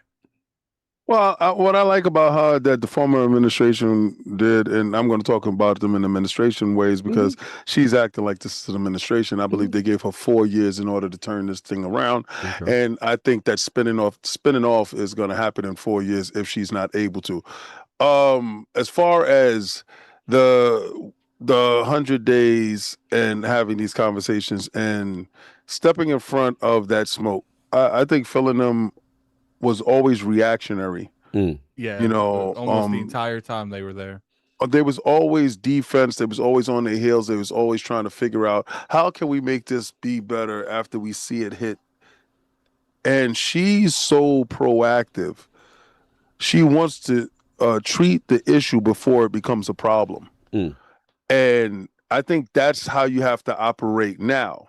I believe that the old regime had older brain, with individuals wanting you to market in the way of the yesteryear. I want you to be plastered all over Times Square and stupid stuff like that, where half the world don't even see that crap. That sounds opposing. Well, I mean, he's not here. His back is broke. He's at work. Go ahead. I broke his back and sent him to work. You understand what happens? Don't be saying you broke our man's back. Don't say that. Like, I broke his back like Bob Backlund. I did that. I did that. I'm like Bane. Like Bane. Yeah, it's Gotham, and I broke Batman's back, and I sent him to work. Let him go fix his sciatica. Anyway, back to how I was saying it. Yes. They're looking at it as a complex puzzle. Yeah. And people don't like the fact that I blovate over her ability to place people that understand things at a greater extent than herself in positions to win. Matthew Ball has been available for years. From your own assessments, you've spoken to Phil directly, and he told you who he was. Why didn't you get him? You understand? So her understanding that the key principles that she need to have in place in order to be successful. That's a good point. Right? You spoke highly of him, but you didn't give him a job. Bro, you can't sit there and say, what if the man wasn't available though? Well, I don't subscribe to that philosophy. All right. I'm not gonna give the guy that I gave name to an out. You said he's nice. Why he ain't on your team? There's no time in this world that I felt that somebody that can benefit me wasn't in my circle. Let me defend my man a little. Go for listen. Go for the defense team. My narrative. Do this defense. The question was asked. The question was asked. Hey, who is this guy? Right. And it was like, oh yeah, I know son well. I know the ball well. He's a smart guy. And his insight is backed by data, which you like. But listen. One thing we do know. Hold on. One thing we do know, and this is from the Bungie days, when Phil liked someone or somebody, the shot was already shot. It's just a matter if you willing to be got at the top. Come on. I guess his tongue wasn't as silver as Addict said. Well, or maybe your man was You comfortable. said golden. You said he got golden. Yeah, tongue. and maybe your man was comfortable. That was wild. That was wild. But maybe your man wasn't ready at that time. Or wasn't that's just me though. Listen, Asha made him ready. Anyway, true. Fair enough. You got that. I just don't want to assume that Phil always shoot the shot when he liked. Maybe he something. asked Ball, but Ball didn't think he had the competition gene in him to do it. I get it. Maybe he was long in the tooth, and Ball felt that he wasn't strong for the war coming up ahead. Because as everybody it's a genuine thing. Like when Asha's talking to him, and she's like, "Look, this is what I want to do." Because he even said he heard her out and believed what she said could work. No, he did say that. Yeah, but also timing is everything when people have careers. Are you willing to do the harsh things that's ahead? And some people weren't willing to do the harsh things. Now listen, what I'm going to say is this. First 100 days, the stuff that she did was crazy forward facing. Getting ahead of stuff, allowing people to have the voice that they need to defend themselves by not shushing your team, telling them to be quiet when narratives that you know are false are running rampant, right? And that's what I like so far. Now, as far as contract work and spinning off the brand to make it a more palatable thing, every business has to stay at a point that is profitable. I'm going to put it in terms because, look, Rally said it perfectly in a way for a lot of the adults in the room to understand it. Now, for you ignorant people with the low IQs, I'm going to speak to you. I'm going to give it to you in a way, that your low IQ individual brains that was coming here looking for that moment that y'all felt that y'all had something. This is the part where your parents told you you're 18 and you're getting out of my house. I have subsidized your ass for your whole life. I have brought your clothes. I have taken you to school. I have put you. You are still my son. I was your son. You are still my son. That I can run wild, and you're gonna force me into situations I'm not supposed to be in, and you're gonna champion me. Now 21 years old. And no longer am I tolerating you not cleaning up behind yourself. No longer am I tolerating you telling me that you're too tired to do anything. All these studios for me said I could run wild. I gave you the utensils for you to be strong and powerful. Now go forth in the world and make something of yourself. Because the days of me fitting the bill for you is cooked. Now, if you can't go out there and they gave you a book bag with a knife, you know what it is, a gun, kid, you know what it is, flare, he looking at him, he like, you ain't gonna end up like your grandfather Sega. These things, they gave you the equipment in your backpack for you to be successful. You can climb that mountain. You can be successful. They brought you your Parker. They brought you your insulated suit. They brought you your sleeping bag. You have enough rations to get you to the top of the mountain. I don't feel the support. Last week you were saying something different. Well, that was my son, and he still is my child. You don't. I sound like I'm out in the street. He believes in his child. You talk about spinning me off to the shelter. You spinning me off to the shelter. Last week you told me. I got a chance to see your transcripts. Oh, man. And I've been paying a lot for college. I seen your transcripts.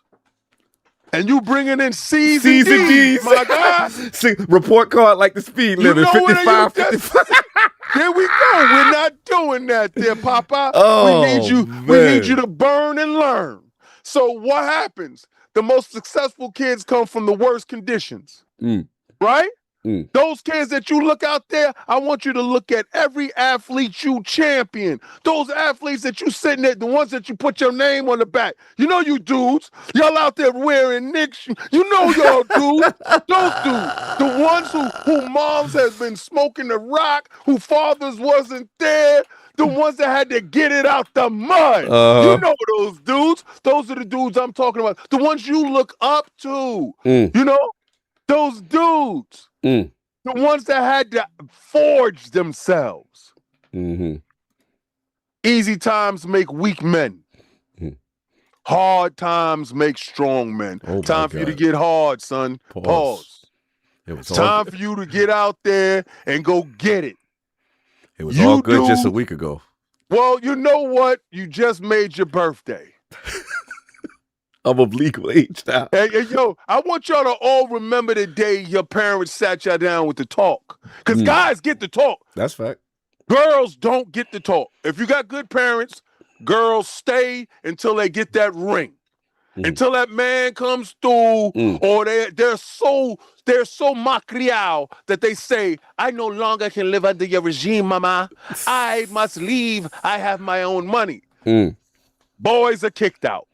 Okay. Boy, y'all got to sit down. We got to have this conversation. Y'all got to get to the table. And we got to talk about you. Now, this is what's going to happen, and this is what we're going to do. We're going to give you 2 or 3 weeks to get your stuff together, and you going to have to go do what you got to do. But don't you butt me. Butts come at the end of the sentence, not before. So I'm going to tell you right now, before you hit that door, I believe in you. I know the blood that's inside your body and the teachings that you learn from me is going to serve you well in this world. And I know everything that you are equipped with, you can excel. We have all said that Microsoft, and I've said it to you guys almost every time. I love Xbox, can't stand Microsoft. Because I think Microsoft meddles around with Xbox a little too goddamn much. And I think Xbox can actually be great in spite of Microsoft. Okay. So if y'all want to point at Satya being the problem, well, guess what? If these guys spin off, then that dude ain't going to be the issue. He has to carry his own bags. Question. So I believe that Xbox can be as successful as we think they can. Because when you have to figure it out, you will figure it out. When you know you got to fall back, well, then you're going to fall back. When you don't have the option to fall back, you have no other choice but to excel or die. So this is the time we get a chance to really see where Xbox is. Now, let me tell you this. FanFest dead. Oh, you think it's a wrap? That'll be dead. It'll be community FanFest. You know why? Because we saw the opulence of Xbox and Microsoft together. Microsoft paid for that. The parasocial room was nice. I ain't gonna lie. That rooftop thing, it was real nice. Yeah, it was. Oh my god!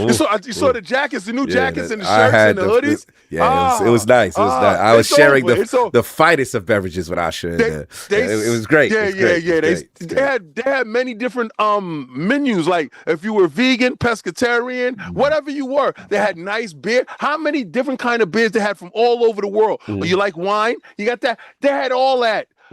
If Xbox had to run it, you would have the backyard cookout. We're gonna be in the school gymnasium. That's right. Glizzies and chips. Glizzies and chips. Remember when we went to Ubisoft and they had Domino's and Red Bull? Yo, remember that? And when the Domino's ran out, you got Red Bull. We got Red Bull for you. We got Red Bull. We got you, bro. You are loyal. It was I think it was the 4 honor event. Me and you was tight. We was like, this ain't like Microsoft. We got there late. They had Dance Dance Revolution and gave us Red Bulls, and we was it was different, hitting the moves. So I want y'all to understand, whatever you was used to, if this was your first time going to FanFest, it's never gonna be that again. But we ain't gonna get man. Every year it got worse. Remember? Oh, man, it's over. The moment they spin that off, youth has been spun off. You better get your community together. But let me ask you this though, because according to RCD, my man Delta, he said that. And correct me if I'm wrong. As far as like, it's still they would have 51% ownership, right? So it would be like full, right? It would be like they still that you could still ask Dad to pay for some stuff, right? No, and he could tell you absolutely not. No, but he said that. He said, yes, he did. Okay, so correct. Am I misquoting you? He's right in that sense. But again, they have to be accountable for their own books and their own shareholders. I do agree. If they get spun off, like stuff like FanFest, that's done. That's over with. But you saw me when I was talking to the head of TCL, and he told me proudly, we own 51% of them. Right. We do with them as we willed. Right. So Sony is not really calling the shots when it comes to that. It's actually the parent company. Now, if the parent company said, this is your resources for the year, yeah, that's it. Now, if the parent company says you can't hit them up and be like, I need another extra 20 Well, million it to becomes. do Let me break it down. let me him throw 2 clarify cents in it. here. Yeah. Break it down. Yeah, when you're at arm's length financially as a subsidiary, I like you said everything arm's length. Right. It becomes a financial transaction. So when you're internal to the company, sure, there's internal financial transactions, but once you're a subsidiary and you're arm's length, generally speaking, now there are exceptions to this, and there's some other things in there, but generally speaking, when Microsoft would say, Xbox could go to Microsoft and they could say, we want to do this big thing or this big game, this big project. Microsoft could, if they wanted to, they could say, here's $1 billion to go do it, right? But for the subsidiary, that does become effectively a loan for them. Oh, so we got to pay that back? So you have to pay that back as a subsidiary, right? Now, and all it takes is one bad move, and you owe Daddy Microsoft $1 billion. And then what happens is in that consolidated line item, right? Now Xbox is reporting, in theory, that we're making negative. We're in the red now because we're trying to pay back this loan, or our products aren't making any money. But just so you know, once you become a subsidiary, anything that you get from your parents, right? Break it down like we 5 years old, right? Becomes more of a financial transaction and balance on the books as opposed than it does when you're internal, where a lot of that stuff is there is business unit and cost centers where that does take place. But once you're a subsidiary, it becomes a much heavier regulated financial transaction with the parent.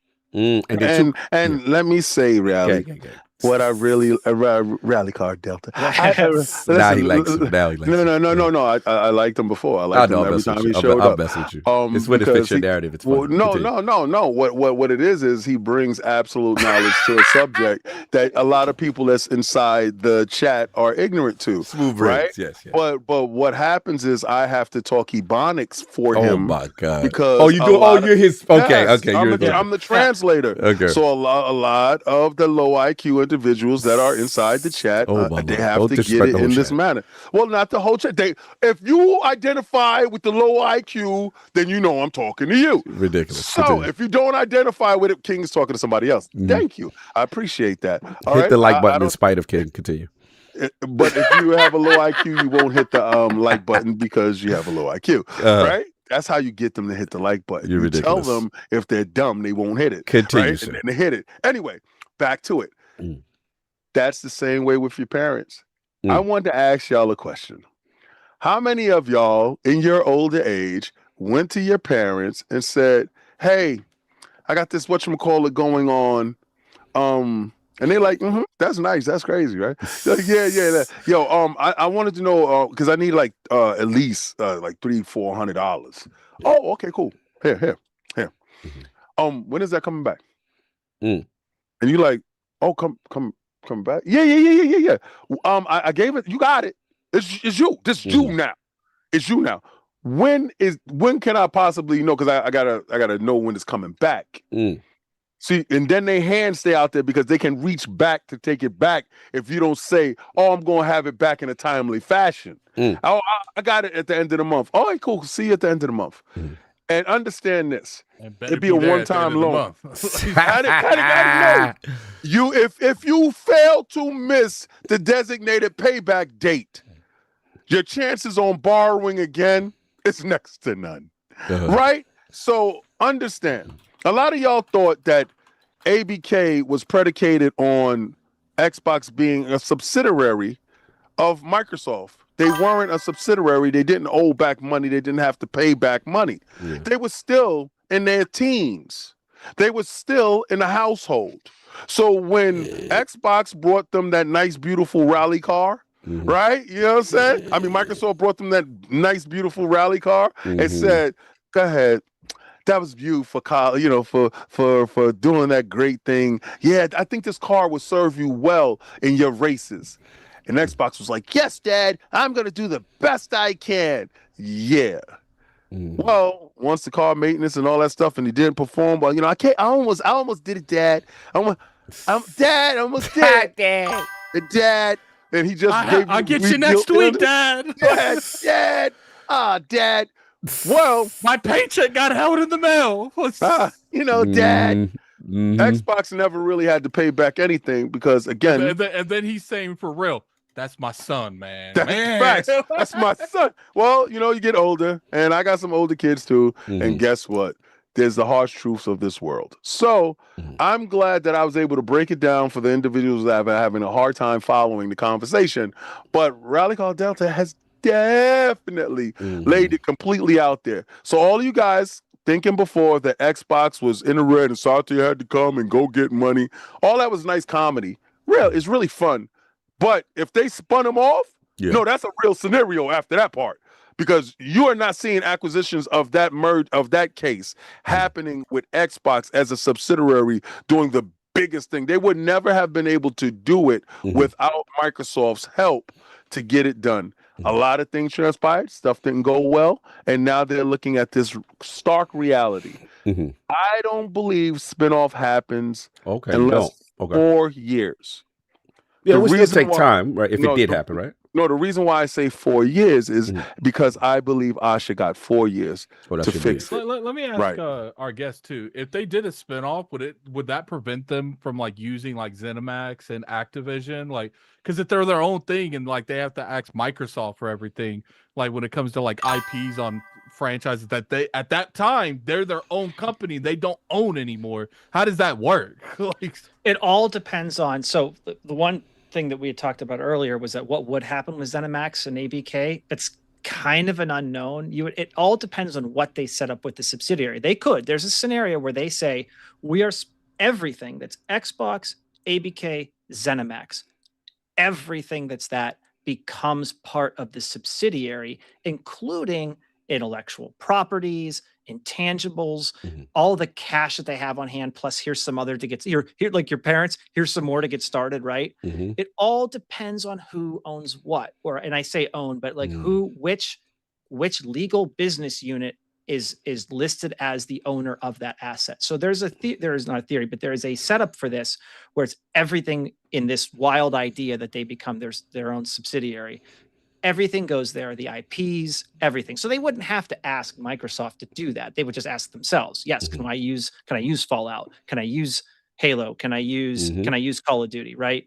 Now, there's obviously other scenarios where maybe Microsoft retains ownership of the IPs and Xbox is just what's the right word I'm looking for? A licensee or a license user of that, right? And that becomes a lot more complicated. It complicates the financials, but there are multiple outcomes here, and it's almost impossible to talk about without actually having the reality of knowing what exactly they did. But to answer your question, it becomes on who they list as the owner of that asset or that structure if this thing should come to pass. Fair enough. So I don't think it's going to happen. Our guest doesn't think. Do you think it's going to happen, Carl? I think Microsoft really wants to have a consumer-facing division that they have direct control over, right?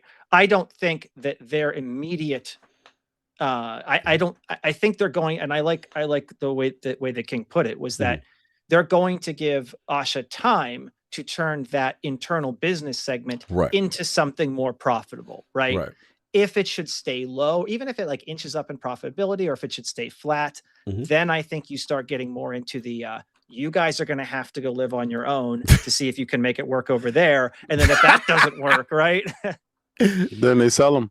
I think, I think the language around what Asha is saying is very important. We're going to, because saying that you're going to focus on the bigger IPs. She personally noted IPs that has transmedia capabilities that have already shown. Yeah, but they have already shown that they're able to be successful outside of the gaming scope. And this is why I said she's so intelligent, because that lets me know you're trying to turn things around immediately.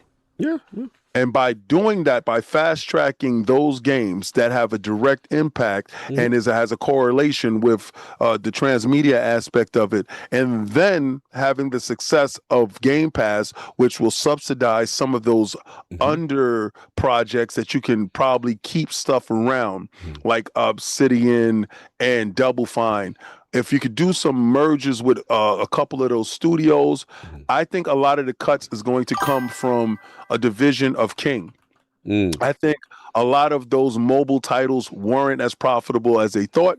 I think a lot of those mobile divisions wasn't as successful as they was looking at. I think Candy Crush and a couple of others are the only ones that have stand out, and I think they're going to start slashing those divisions. I don't believe a lot of the hits are going to come outside of that. Gotcha.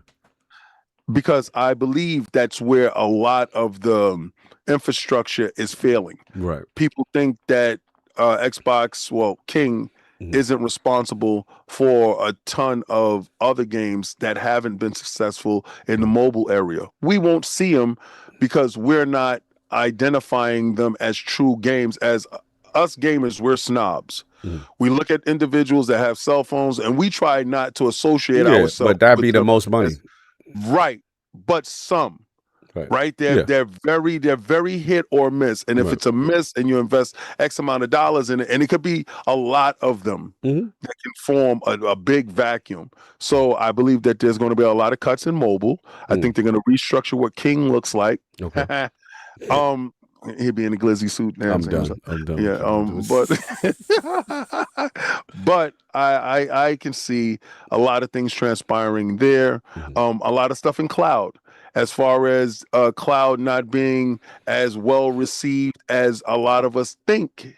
They try to act like, cloud has grown tremendously in this aspect. I don't believe anybody here or in this chat, and there's a lot of you guys in this chat, I don't think a lot of you guys have walked past somebody and they say, yo, that cloud dude, that cloud son, oh my God, it was so crazy. I was playing the game last night. No, what happens is under duress, you use the cloud. Like, if you ain't got no other way to game, it's like, okay, I will rather not breathe stinky air inside my oxygen mask if I ain't got no other chance. But if it's gonna keep me alive, I'm gonna do that. That's by any means necessary oxygen. All right. So again, I don't think cloud is as great as they try to make it. But I also feel that they bundle it with so many other things, it can look inflated on a line. Right. I don't want to know that they're targeting studios because I don't really think a lot of these studios had the opportunity to really go for it. South of Midnight had and if you had the thought that South of Midnight was going to launch on multiple consoles, from inception, it should have been given that affordability to do so at launch, not staggered when the story is spoiled and it's a heavy story game. The reason why I'm fighting for Obsidian, the reason why I'm fighting for Compulsion and South of Midnight, Obsidian and some other stuff. Sorry, Compulsion and South of Midnight is because I know the potential of what they have. Oh yeah, we all right.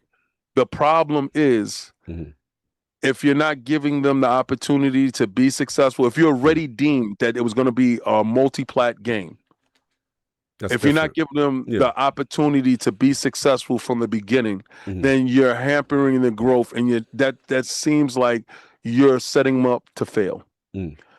I truly believe in the company. I truly believe that they can deliver on the promise of good games. I just feel that if something and this is with everything, if something is supposed to be multi-plat, day one, make it. Don't stagger it out, especially on new IPs that need to be in most places at one time. If that game is going to stay home like we assumed it would, then make it stay there and live with the results. That's my thing. So I see now, like y'all say, that they have a clear messaging. All right, I'm cool. I agree with what's happening, but I do want the logos taken off the shelves. I believe she got the 4 years, but if those 4 years they're not successful, Xbox will be spun off, and we will get a chance to see what they do on their own. Be it fly or die. That's the real time for you to sit there and really hold the line with those dudes, because That's when it's going to get serious. Oh, that's but when it for get the real. next, but for the next couple of games, you're going to see them pushing games that maybe you're not interested in. Over there. All right, no doubt. Hold on, I gotta get RallyCarDelta because he has to go. You know, so I just want to make sure he gets off, safely and the kids are okay. Yep. But brother, absolute pleasure, man. Yeah, thanks for having me. Love having your insight. A lot of these terminologies and things that you're figuring out, and obviously things that you do and are familiar with. Let the people know where they can find you, what you got going on before you head out, brother. If you hit either up on X, just search RallyCarDelta Gaming, or at GameOver30. Same search parameters. Actually, just use RallyCarDelta Gaming on YouTube. That's where I put most of my shorts, which are, bite-sized 1-minute versions of pretty much doing what I do here. I do try to post those as often as I can, but with real life, always breathing down my neck. I don't always keep up with it as much as I can, but you can find 90% of what I do over on X at RallyCarDelta Gaming or at GameOver30. You'll find my stuff. Nice. Putting the links in the description. Go check them out, man. Absolute pleasure, man. We will talk again. Enjoy your day. Right. Appreciate all the hours you gave us. Me. Always. Love the show, guys. Keep much it up. love. We'll talk to you later. Likewise, brother. Likewise. Go ahead, Addict. You was gonna jump in before I go. Question, because do we want them to spin off? Because I think that's a different question. Oh, you too. asking? Oh, me? I ask all of us. Do we want them to spin it off? I'll set it off for me. This is interesting. I didn't see this coming, but there's part of me that's like, maybe this is the tough decision she's talking about. Yep. Because I just naturally assumed it's automatic. I mean, look, layoffs are coming, for sure. And I naturally studio closures, but I mean, maybe it is the out that they need, because unlike PlayStation, Nintendo, they don't have this overbearing, parent that has, because look, you live in the house of Microsoft, you have to compete with all these other things that are making margins, high margins. And we do know the video games industry doesn't work like that. So it's like, one of the big criticisms I have to admit against Microsoft that I don't push back towards the people who don't like the mergers and acquisitions was like, they're too big. They're too big. You can't manage things efficiently. You do all this stuff and you got all these studios and look at the quality. What if they are leaner, trimmer, smaller, more efficient, focus on bigger games and stuff like that? Maybe that's a win scenario. And then also what, King said also, political red tape is important. I remember when the ABK deal forget ABK. When ZeniMax got signed. Remember when we did that podcast? We was like, we can see the Doomslayer with Halo. We had all these hopes, wishes, dreams, and none of that happened. And there's a part of me that's just like, because of political red tape, and you got to get side off after side off and side off. If you're like, we look at some of these cool ideas. Look at what you even said it best, Addict. We look at what Sega doing. We look at that Sonic Crossroads with all the IPs in it. We look at that Shinobi, just, you could fight Golden Axe and Majimas from Yakuza. We thought we was going to get all that fire. And it's just like, you can't do that when you're so big and you got to go through all these political. And one of the biggest indictments, we got to say, is Obsidian has multiple times been on record, bro. We'd love to do Fallout. You're sitting there with the biggest, most popular TV show in the world, where you control the IP and we can't get that ready.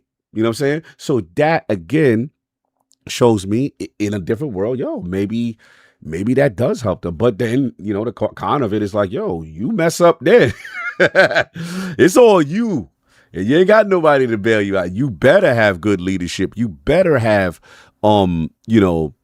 people who know how to manage studios, and you can't make the same mistakes you've been making. So that's where the pressure gets higher for them. So that's my answer. I don't know if King was going to answer it, and I'll jump on my bars with the whole 100 days thing. But unless you're good, King. No, I want them to do it. I actually want them to be spun off, to be real with you, because then you're held at a different standard. I think checks and balances go a whole lot different because am I correct or wrong? Sony, PlayStation is a subsidiary of Sony, and when Hiroki came down, checks and balances was in the building, regardless of who feelings it was. No, facts. And it's a reason why they're so quiet, don't do a fan fest and don't do none of that stuff because, again, financially, that's not in the That's cards. not the cost for that. And the thing, too, is I'm even now thinking a game like Astrobot. Think about it. Yeah. That can't really exist right now in Xbox with all the IPs, you know what I'm saying? Because it's just, again, it's so much studios and political red tape and who got to go through, who got to sign off for this. So, look, it is what it is. I'll just get to the layoff stuff. Look, the 100 days. I haven't said. I'm sorry, please. Yeah, you're right. Sorry, you asked a question. You didn't answer your question. I'm okay if they get spun off, but if it's for the right reasons.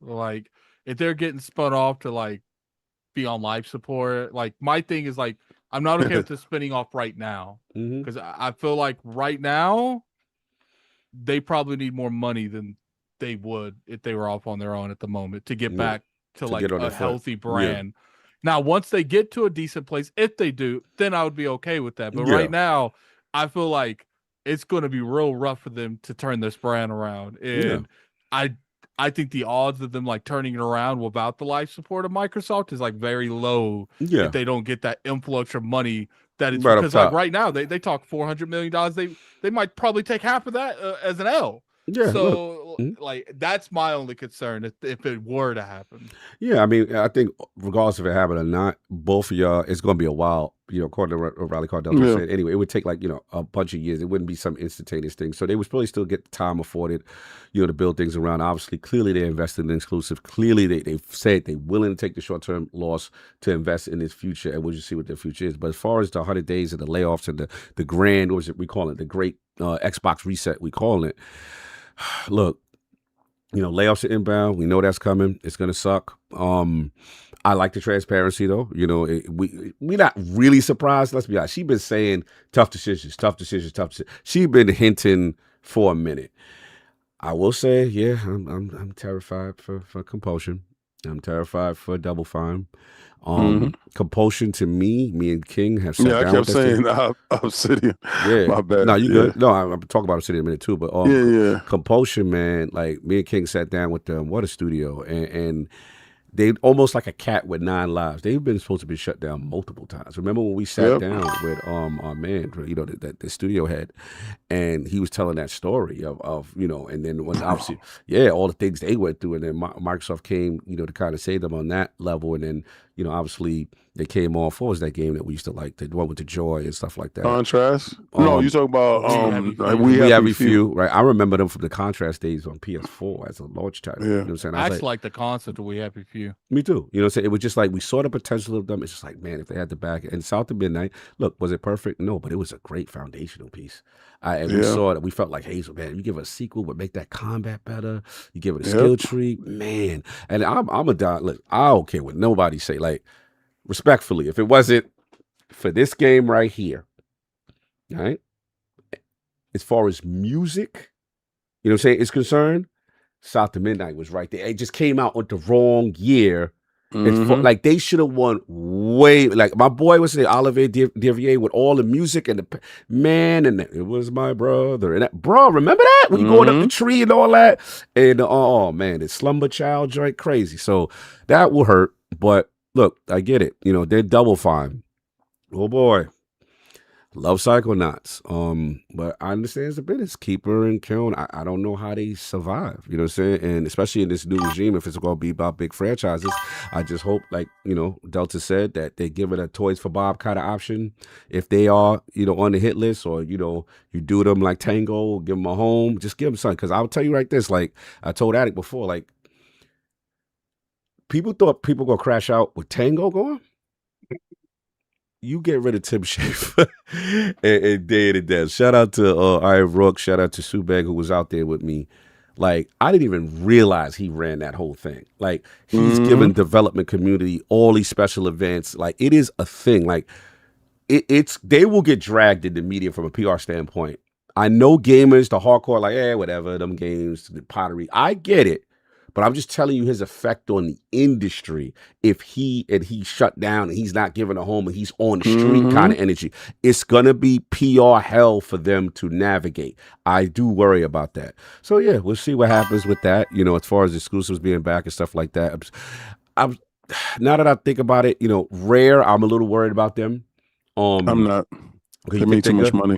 They make too much money. I just think Sea of Thieves will slow down, though. I don't really. It hasn't. We'll see. The problem is it absolutely haven't. And then now they seeing them active users is not it right now. Yeah, but they turn it into that modular thing. Right. Let's see what that modular do. I feel like Sea of Thieves is fine just because they was in that showcase. I don't feel like they would be promoting a future that they're about to shut down. I guess if you went, if your turn went, you can make the argument like, yeah, you're safe. Like obviously Ninja Theory went, right? So it's like, okay, Senua, they got a game. Okay, so I get your arguments are strong. Anyone that's not at that showcase is on the chop. Yeah, I mean, you guys, your arguments are stronger for you guys because they just went. So again, these are just the two people that I'm not saying they're definitely. I'm just like a little worried. Like, maybe you're not shut down, but you get reduced in staff, I think a lot of people's getting reduced in staff. You know what I'm saying? And I do look at Obsidian. These are my people. They should be fine, but you dropped 3 games in 1 year, and 2 of them I know you had bigger aspirations for. We know Avowed and Outer Worlds 2. All of its DLC canceled. That's crazy. Yeah. So it's just like that did not hit both of those. That hit wood. Right. The only thing saving my people, I feel, is Grounded. And I think hopefully, obviously it's multi-platinum and stuff like that. But that was the hit. But is it big enough? DLC, the new DLC. We played it. Shout out to Marcus Morgan and the team. I love Obsidian. Like I would crash out. That would be my emotional cog. You'll see me in the stream. How dare you? I'll be crashing. Like Black Rock would break my soul if I hear anything with that. I love that team, man. So look, hopefully, they're giving the same resources. But look, I'll say this. It's just a new regime. And unfortunately with the old regime, it operated that way because, it was all to feed Game Pass. So to have this diverse lineup, feed the Game Pass, this, that, and the third. And I get it, but in this climate, it's going to be most likely about the big IPs, and who knows what Game Pass future is going to be with day one stuff. So it's going to change. The thing I'm worried about, and I don't think nobody's talking about. Look, the gift. I get y'all. I'm with y'all. There should be Fallout as far as Bethesda. You should be Fallout games, Elder Scroll games should not take that long. I'm with y'all. And y'all been very animate. If Tade, God Howard ain't online, get in. Y'all been animate, right? All I'm saying is I know the history. God Howard and Nub Zenimax was not signing with anyone if it wasn't Phil. And he had that relationship with the owner that passed away or whatever, right? So that's a special bond. In a world now where Phil doesn't, and here's the thing, I know it's still some friction. In a world without Phil. Well, for Phil don't exist. And in a world now, you're pressuring God Howard to say, remember, Obsidian has come out and say, yo, we want to do Fallout. And your man ain't really responding. So I got to look at it like, nah, he doing his own thing. Not that I'm agreeing with it. I'm just saying how he moving. So my concern is if this new initiative is like, get in there and do this and make this, and this is what it is, and we'll throw more money at you. My only concern is if he want that. He's very possessive of his job. We'll tell you when it's ready. It's been 6 years, 8 years. We'll do it. Like he one of those. You not touching mine. So if he's forced, my concern is how long will he remain? I don't think he's that much longer anyway. Exactly. That's my thing. Thank you for your IPs. Have a nice day. I think he's leaving soon regardless. That's my thing. He's going to be there long anyway. Even if that wasn't the case, I don't. Right. I think he has like another year in him regardless. Right. And if that's the case and he not there, thank you for your contribution. I see this way I disagree. Because my thing is he's the heart and soul. Like everything that's been coming out with these leaks, things don't happen because they got to go through him and the dope things that happen. Not saying that he's infallible, he don't make no mistakes, but I'm just saying like there's important things that are the reason why we love the games that they make for the way is because of him. We could say for fact Indiana Jones was for him. Well, he's got his 100% of time. We could say for a fact Machine Games and him, that was him. And he's the big. So be careful pushing a luminary out the door is what I'm saying. There's a gift and a curse to it is what I'm trying to say. That's the only thing I'm worried about with the Bethesda situation because I don't know how I feel about a Bethesda that may not have him. I don't know how. Like you got trust in. I mean, not saying that he had nothing to do with Starfield, but what is his name? Emil Paracarulio, or the rumors that there are other people more involved with that. And then there's people that say, hey, look at the difference when it's not 1,000% Todd. versus when it's Elder Scrolls. That's all I'm saying. So that we just got to be careful. But look, life on life. I can't. I mean, I'm kind of with King. It's like, look, I'm not saying that like I'd like Todd to be there, but first off, we can't like rely on Bethesda to have Todd forever. Like this dude's definitely he's getting close to like, I'm sure he's looking at retirement. So like my thing is like, let's not let possibilities happen for someone that's just a temporarily there anyway. He's probably going to retire in the next couple of years. And if you don't start stuff now and you wait till he leaves, then it's just like you're operating this whole time with handcuffs on. Right. And all I'm saying is, do you want studios without Kojima? Do you want, all these other iconic luminaries? One day it'll be over for all of them. Huh?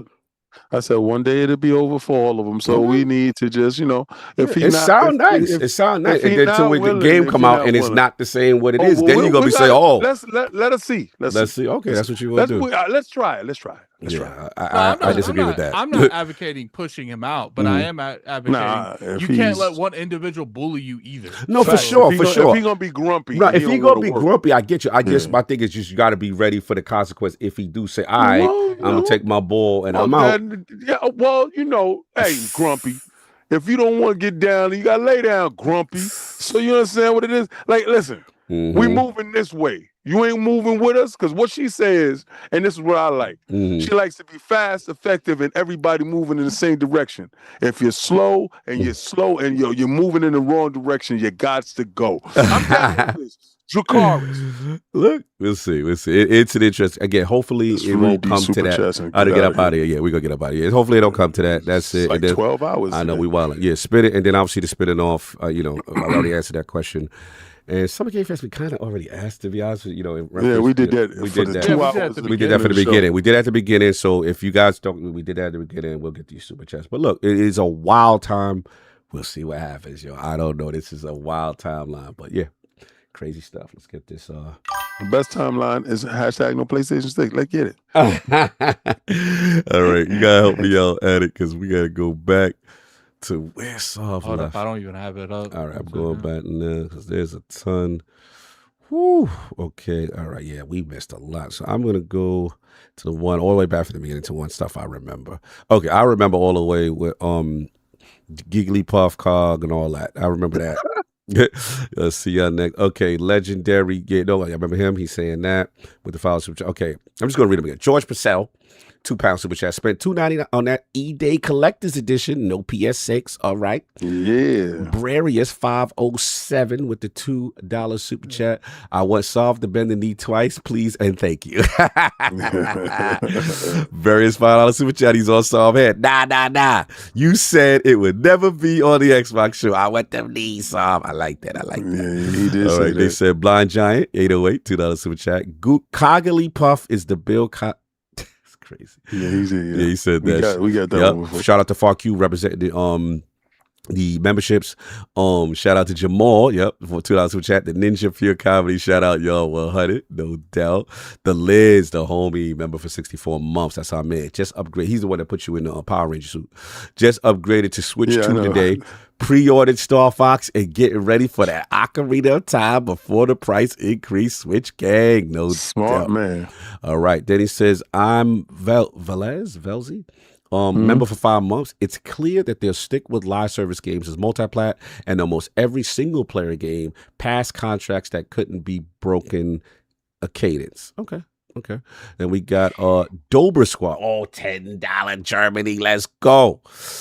They should have started exclusives again after releasing Helix and giving PlayStation players a taste of what they are missing with Fable, Gears, and Halo go full exclusive. Yeah, maybe the next mainline ones do not.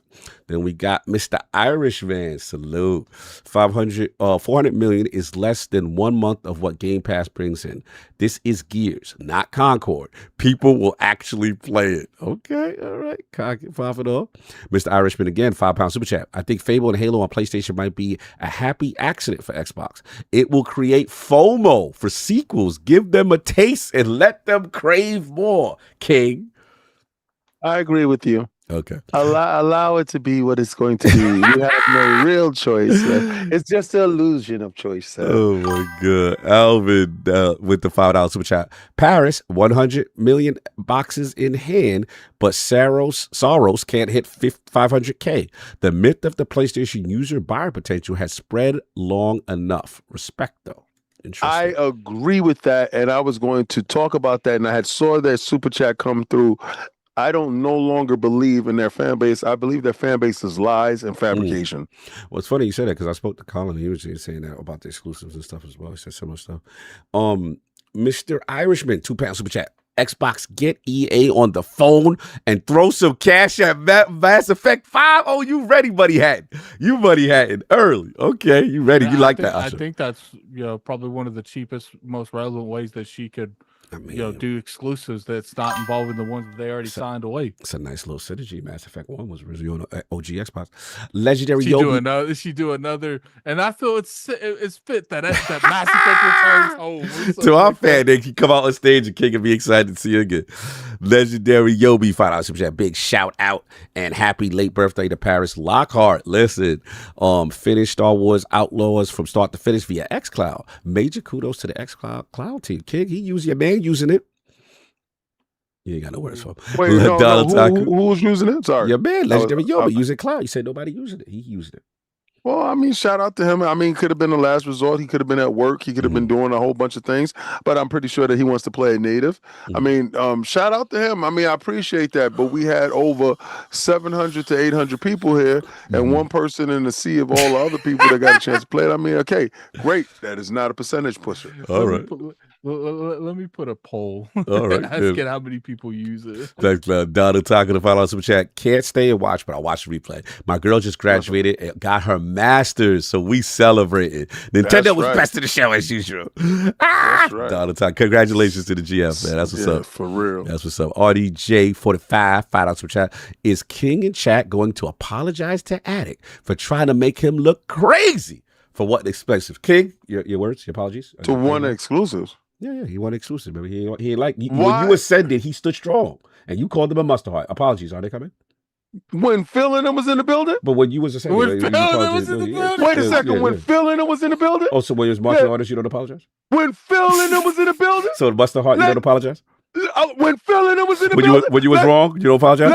Let Phil and him still be in the building. We ain't doing none of that. Phil is not in the building, sir. He was for the streets. He was giving it up. Asha is for Addict. No, A for A. Listen. Let's get it. Let's get the knee. Come on, let's do it right. Stop that. Let's get your knees in busted. Let's put the knee. Let's get mustard sauce, and that'll make it right.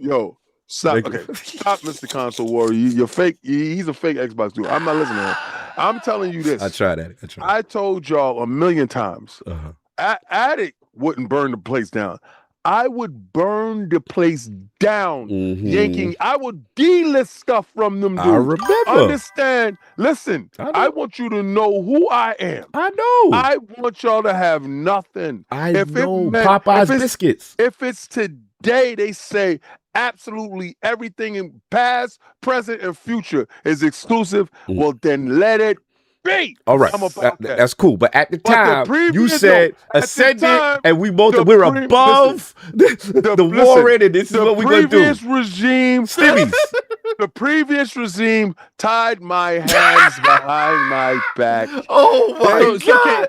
Can we at least to walk amongst you heathens? Can we at least submit past King apologizes for past King's mistakes? Can Ascended King apologize to Console Warrior King? Past King is no longer with us.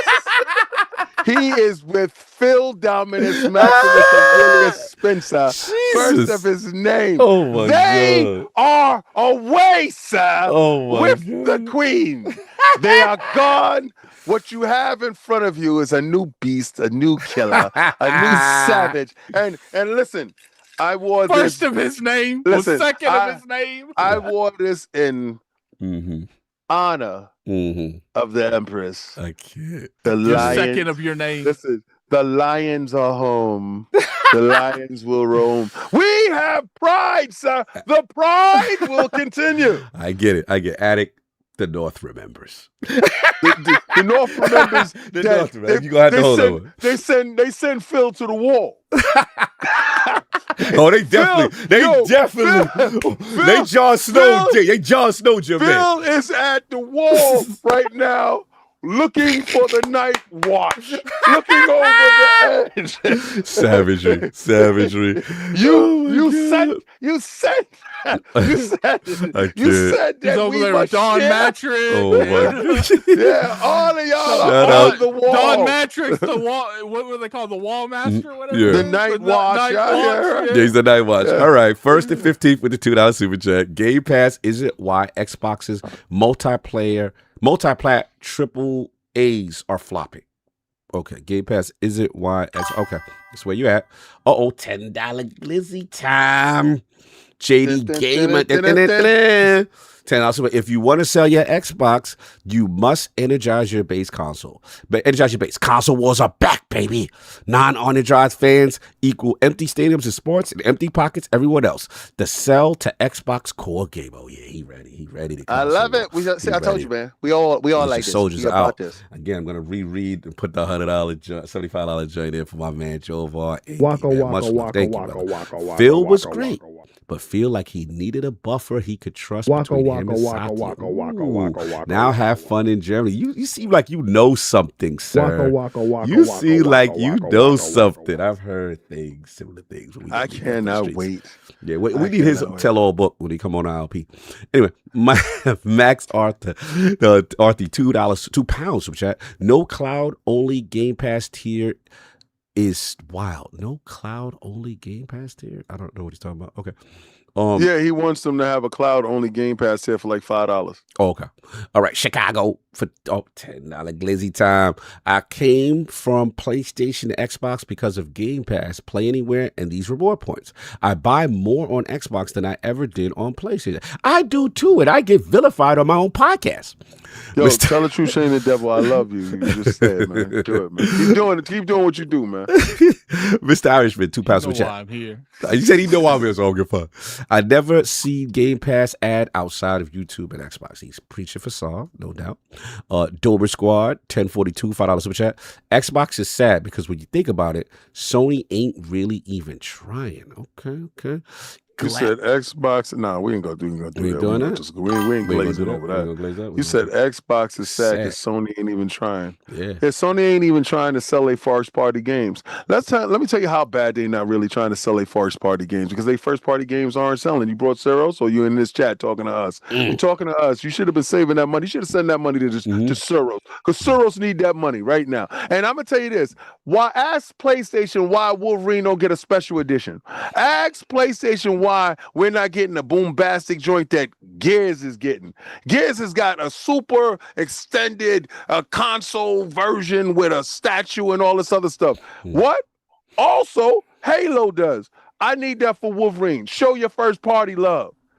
You worrying about us? We getting shown love all over the place. As a matter of fact, why ain't you getting a fan fest? Boy, if you don't sit yourself down before I make change. Don't come over here with that PlayStation propaganda. They not trying. They trying their hardest. They trying so hard, Bungie dying. Oh, yo, that's crazy. That's too soon. Shout out to Glassdoor Gamer 63 with the I forgot what the CA is, Canadian. Satya about to kick mooching Xbox out the house. That's wild. That's wild. No doubt. Then we got another $10 Germany Glizzy Ultra Watt salute. that's wild business. Knicks won me money, so I gotta give y'all some. After 53 years, New York finally champions again. Let's go, Knicks. Salute, man. I'm gonna be a fraud Knicks fan for a little bit too, because I was happy for y'all. Mr. 2 Opinionated. $2 super chat. Make that Xbox app equal Steam. Make the Xbox app equal Steam in quality and content. Are you trying to compete with Steam? Yeah, you have to. You have no choice. All right. Shout out to P. Oh, P-Lo. $2 super chat. Salute. That's the dude, man. So cool with me. Remember we met him, Addict?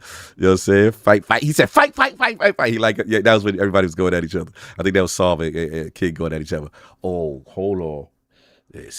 big time Waka Waka glizzy Waka time. Waka Waka Waka Waka Waka Waka. $100. Like we gonna see King open his mouth wide right now Waka with Waka the Waka $100 super. This is what I do for y'all. Yes, Y'all enjoy a little trip money. Mouth open wide. Wide open. Keep your mouth open wide. First of all, that mouth ain't all that wide, pause. Like He just, that. you know, Waka Waka, just Waka Waka, man. Little trip Waka money to make Waka. sure you wave the game. Make sure you wave the game when you're flying over his new yacht. Oh yeah, remember this most important Jamie phrase. Our next joint is gonna be Cog just standing there going jiggity pop. No. Anyway, yeah, we're gonna do that. All right, this is when we read Hargeet Shani. He's like, yeah, so I'm trying to deflect PlayStation. I mean, Persona 6 showed on Xbox stage and then Game Pass. Take the L, bro. I know he hold it off in dear life. Shout out to Gamer by Choice, gifted us memberships. Shout out to Emperor Bello. Oh, $10 Germany glizzy. Let's go. I think the evidence points to Sarah Bomb being behind the no exclusives. After Phil let her head Xbox when he moved up. Think of how ungraceful her exit was. I don't think Satya was the one pressuring.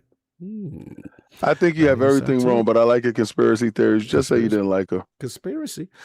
Champagne Supernova with the 5. Xbox has a great showcase and announces exclusives. Media and Cabal. Our time has come. Fire up the problematic articles. Honestly, insane double standards. That's what Addict is on that type of time. All right, Champagne Supernova again. Media can tax all they want. Exclusives are back. That's my son. Hashtag no PS6. Xbox backdoor. We're gonna slide into these bumps. You know what it is. Get your man. Get your man. I mean, considering what he's trying to do, I don't want to be nowhere near him. What are you doing, son? That's one of our covert missions. Clearly. Oh, that's your covert mission. Covert mission. Slide in Xbox backdoor.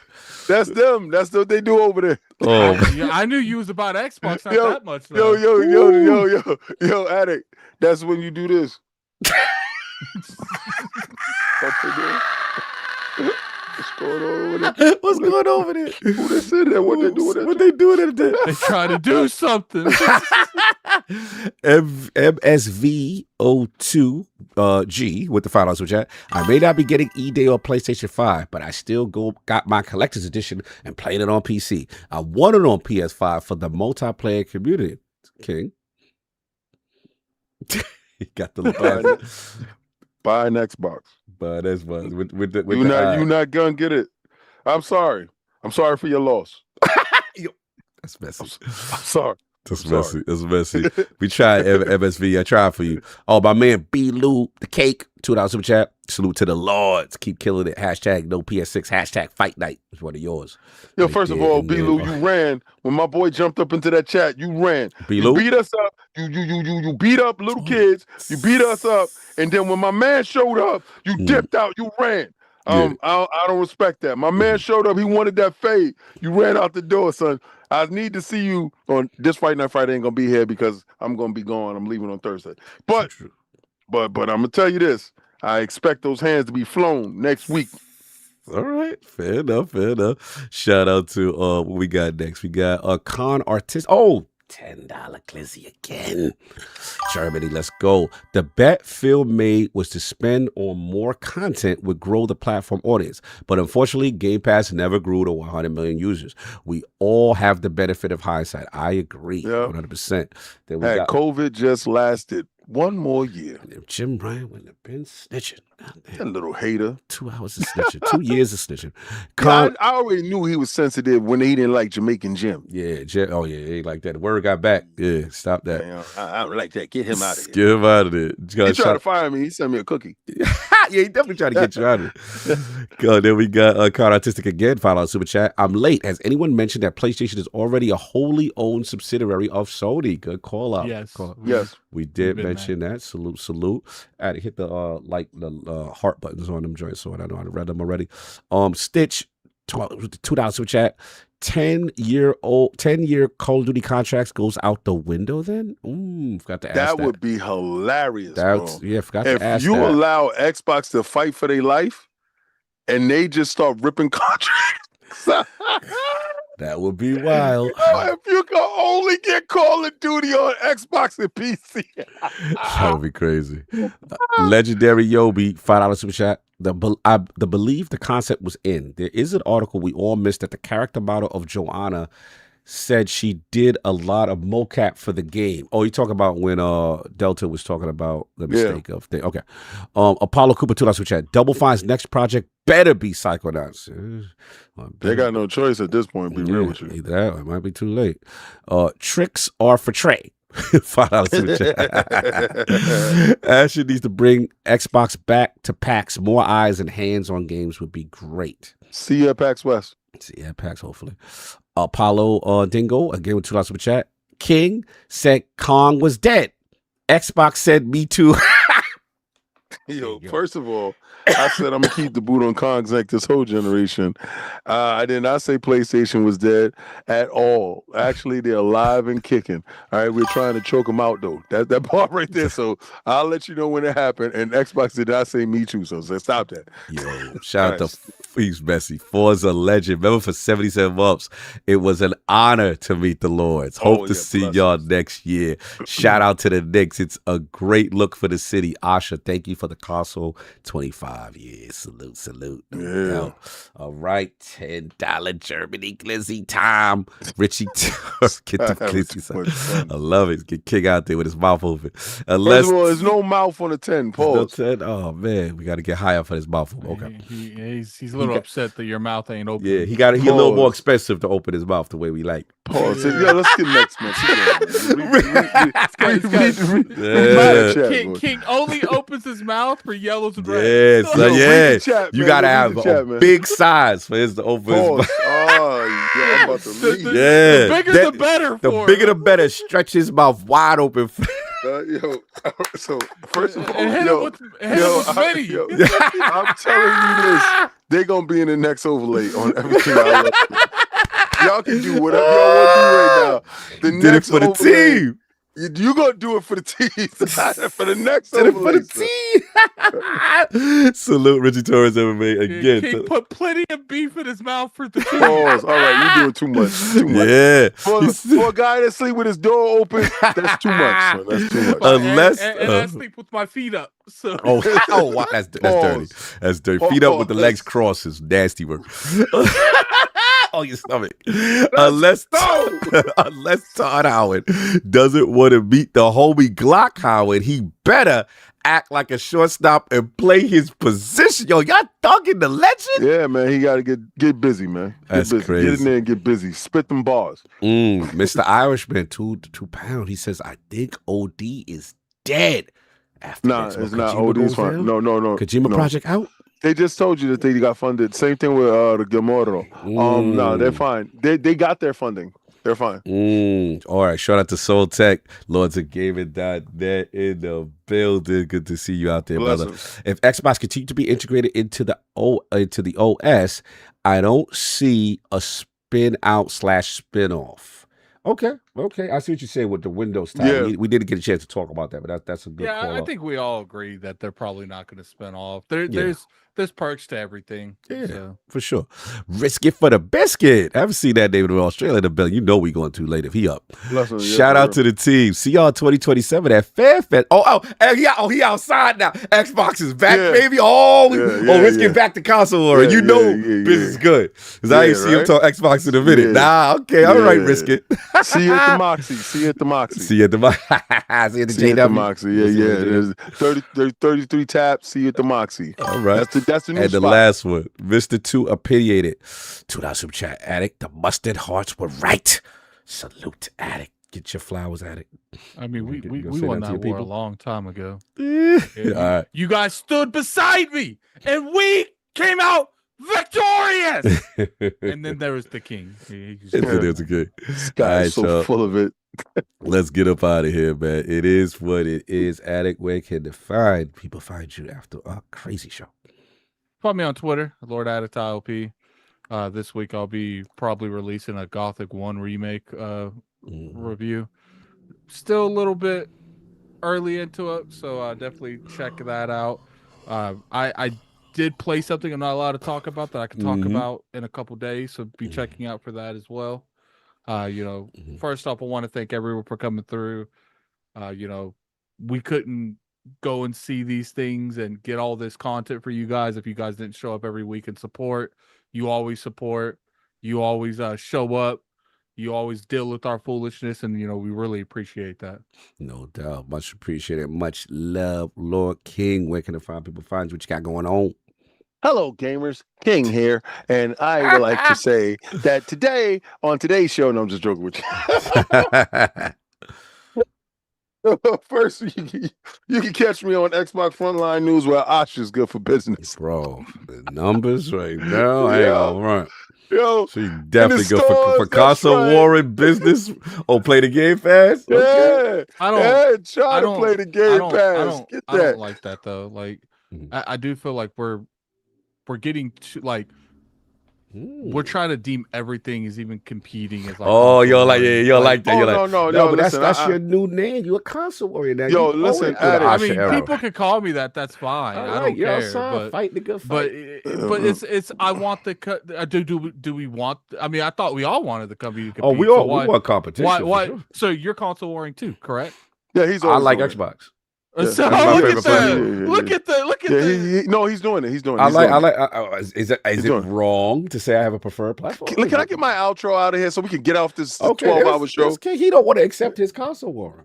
Yeah, I don't care about that. He did. He should have said that on his time. He was done. He finished. Anyway, go to Xbox Frontline News where y'all actually can check out the news about Xbox where I actually beat these ponies up every day. And I have fun doing it. And the cuss word, don't say ponies. But they come back every day and they enjoy it as well. So I want to say each and every last one of you guys, we're having fun because Asha's good for numbers. So I go live every day, 6 p.m. Eastern Standard Time, while I also drop videos. I'm doing my preview week, my week of previews from everything that I did see, did touch, and did have fun with. Pause. So at the end of the day, Fight Night Fridays is the way. But I want you to go where you should go, where everybody's going. I want you to go where gamers game and winners win. And I want you to try to play the game fast. You're funny. Shout out to Risky giving us all love in the chat. Shout out to Soil Tech, man. Salute. Yeah, man. Look, again, shout out to Saul. Shout out to RallyCarDelta. Shout out to Parris. Everybody that pulled up. Look,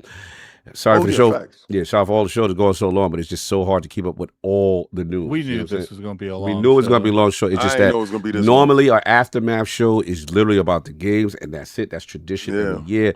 They had the nerve to be outside crazy, and then again, shout out to Matthew Ball. We can't keep up. It's always something going on. Like, we got the W. Now we're gonna be honest about stuff. Right. And then obviously the exclusive thing just broke the internet. So it was crazy. But again, salute to everybody. Again, last thing. Everybody is Summon Game Fest. All the PR companies, all the people, all the content creators, anybody who came up to us, showed us love, man, it was appreciated. Like, we really felt like, yo, we don't realize how many people we affect. When developers come up to us and say, yo, I know who you guys are. We love you guys. You know what I'm saying? Yeah, when we're doing interviews with people walking by, and the biggest people in the world are just like, yo, the Lord. Like, it really means a lot. And I really want to appreciate it. I was talking to people on a multiple occasion and introduced myself. They're like, oh, I know who you are. I'm like, oh, I don't know who you are. This is very... Yeah, I felt embarrassed. Yeah, because you don't realize the people that listen to you and who affect you. And then also anybody who stopped and was like, yo, Lords, can I get a picture with you guys? Yep. You know what I'm saying? Hey, man, can you like... It meant a lot. You know what I'm saying? Shout out to a lot of people I never met for the I met Mighty Key for the first time before. I met so many people. Yeah. I fanboyed out and he goes, yo, I follow you on Twitter. I said, yeah, like so many people. And then even the developer, like it just was like a whole perfect storm of just, the community coming together for these events and just being dope. So again, if you are in the industry, whether you're a developer, executive, creator, regular fan, listen to us. Like I really, for the bottom of our heart, the Lords, we thank you. We felt the love. It was what's up. Yep. Man. Yeah, no doubt. Now, shout out to my FanFest brothers. Shout out to Malone. You know what I'm saying? Shout out to Steve. That was 9 years in the making, and it meant a lot. And anything, I could do, you know, to get y'all there, whatever. I tried my best, you know what I'm saying, and we made history. Shout out to Requeno, ILP, West, everybody. Y'all know who y'all are, you know what I'm saying, the day ones, you know. It was cool to see that because, Fame Entertainment, so proud of you. That was great. You know That time to sit down and talk with them. Man, like it was so many people we got a chance to finally see who've been away for years, you know what I'm saying, and we got a chance to build. So again, in all the companies, much love. So that's all I got. Anything else we got, Addict, before we get up out of here? We good? No, we're good. Peace. Good? All right, we up out of here. Everybody, enjoy your Sunday. Peace. Let's go, Knicks. Knicks.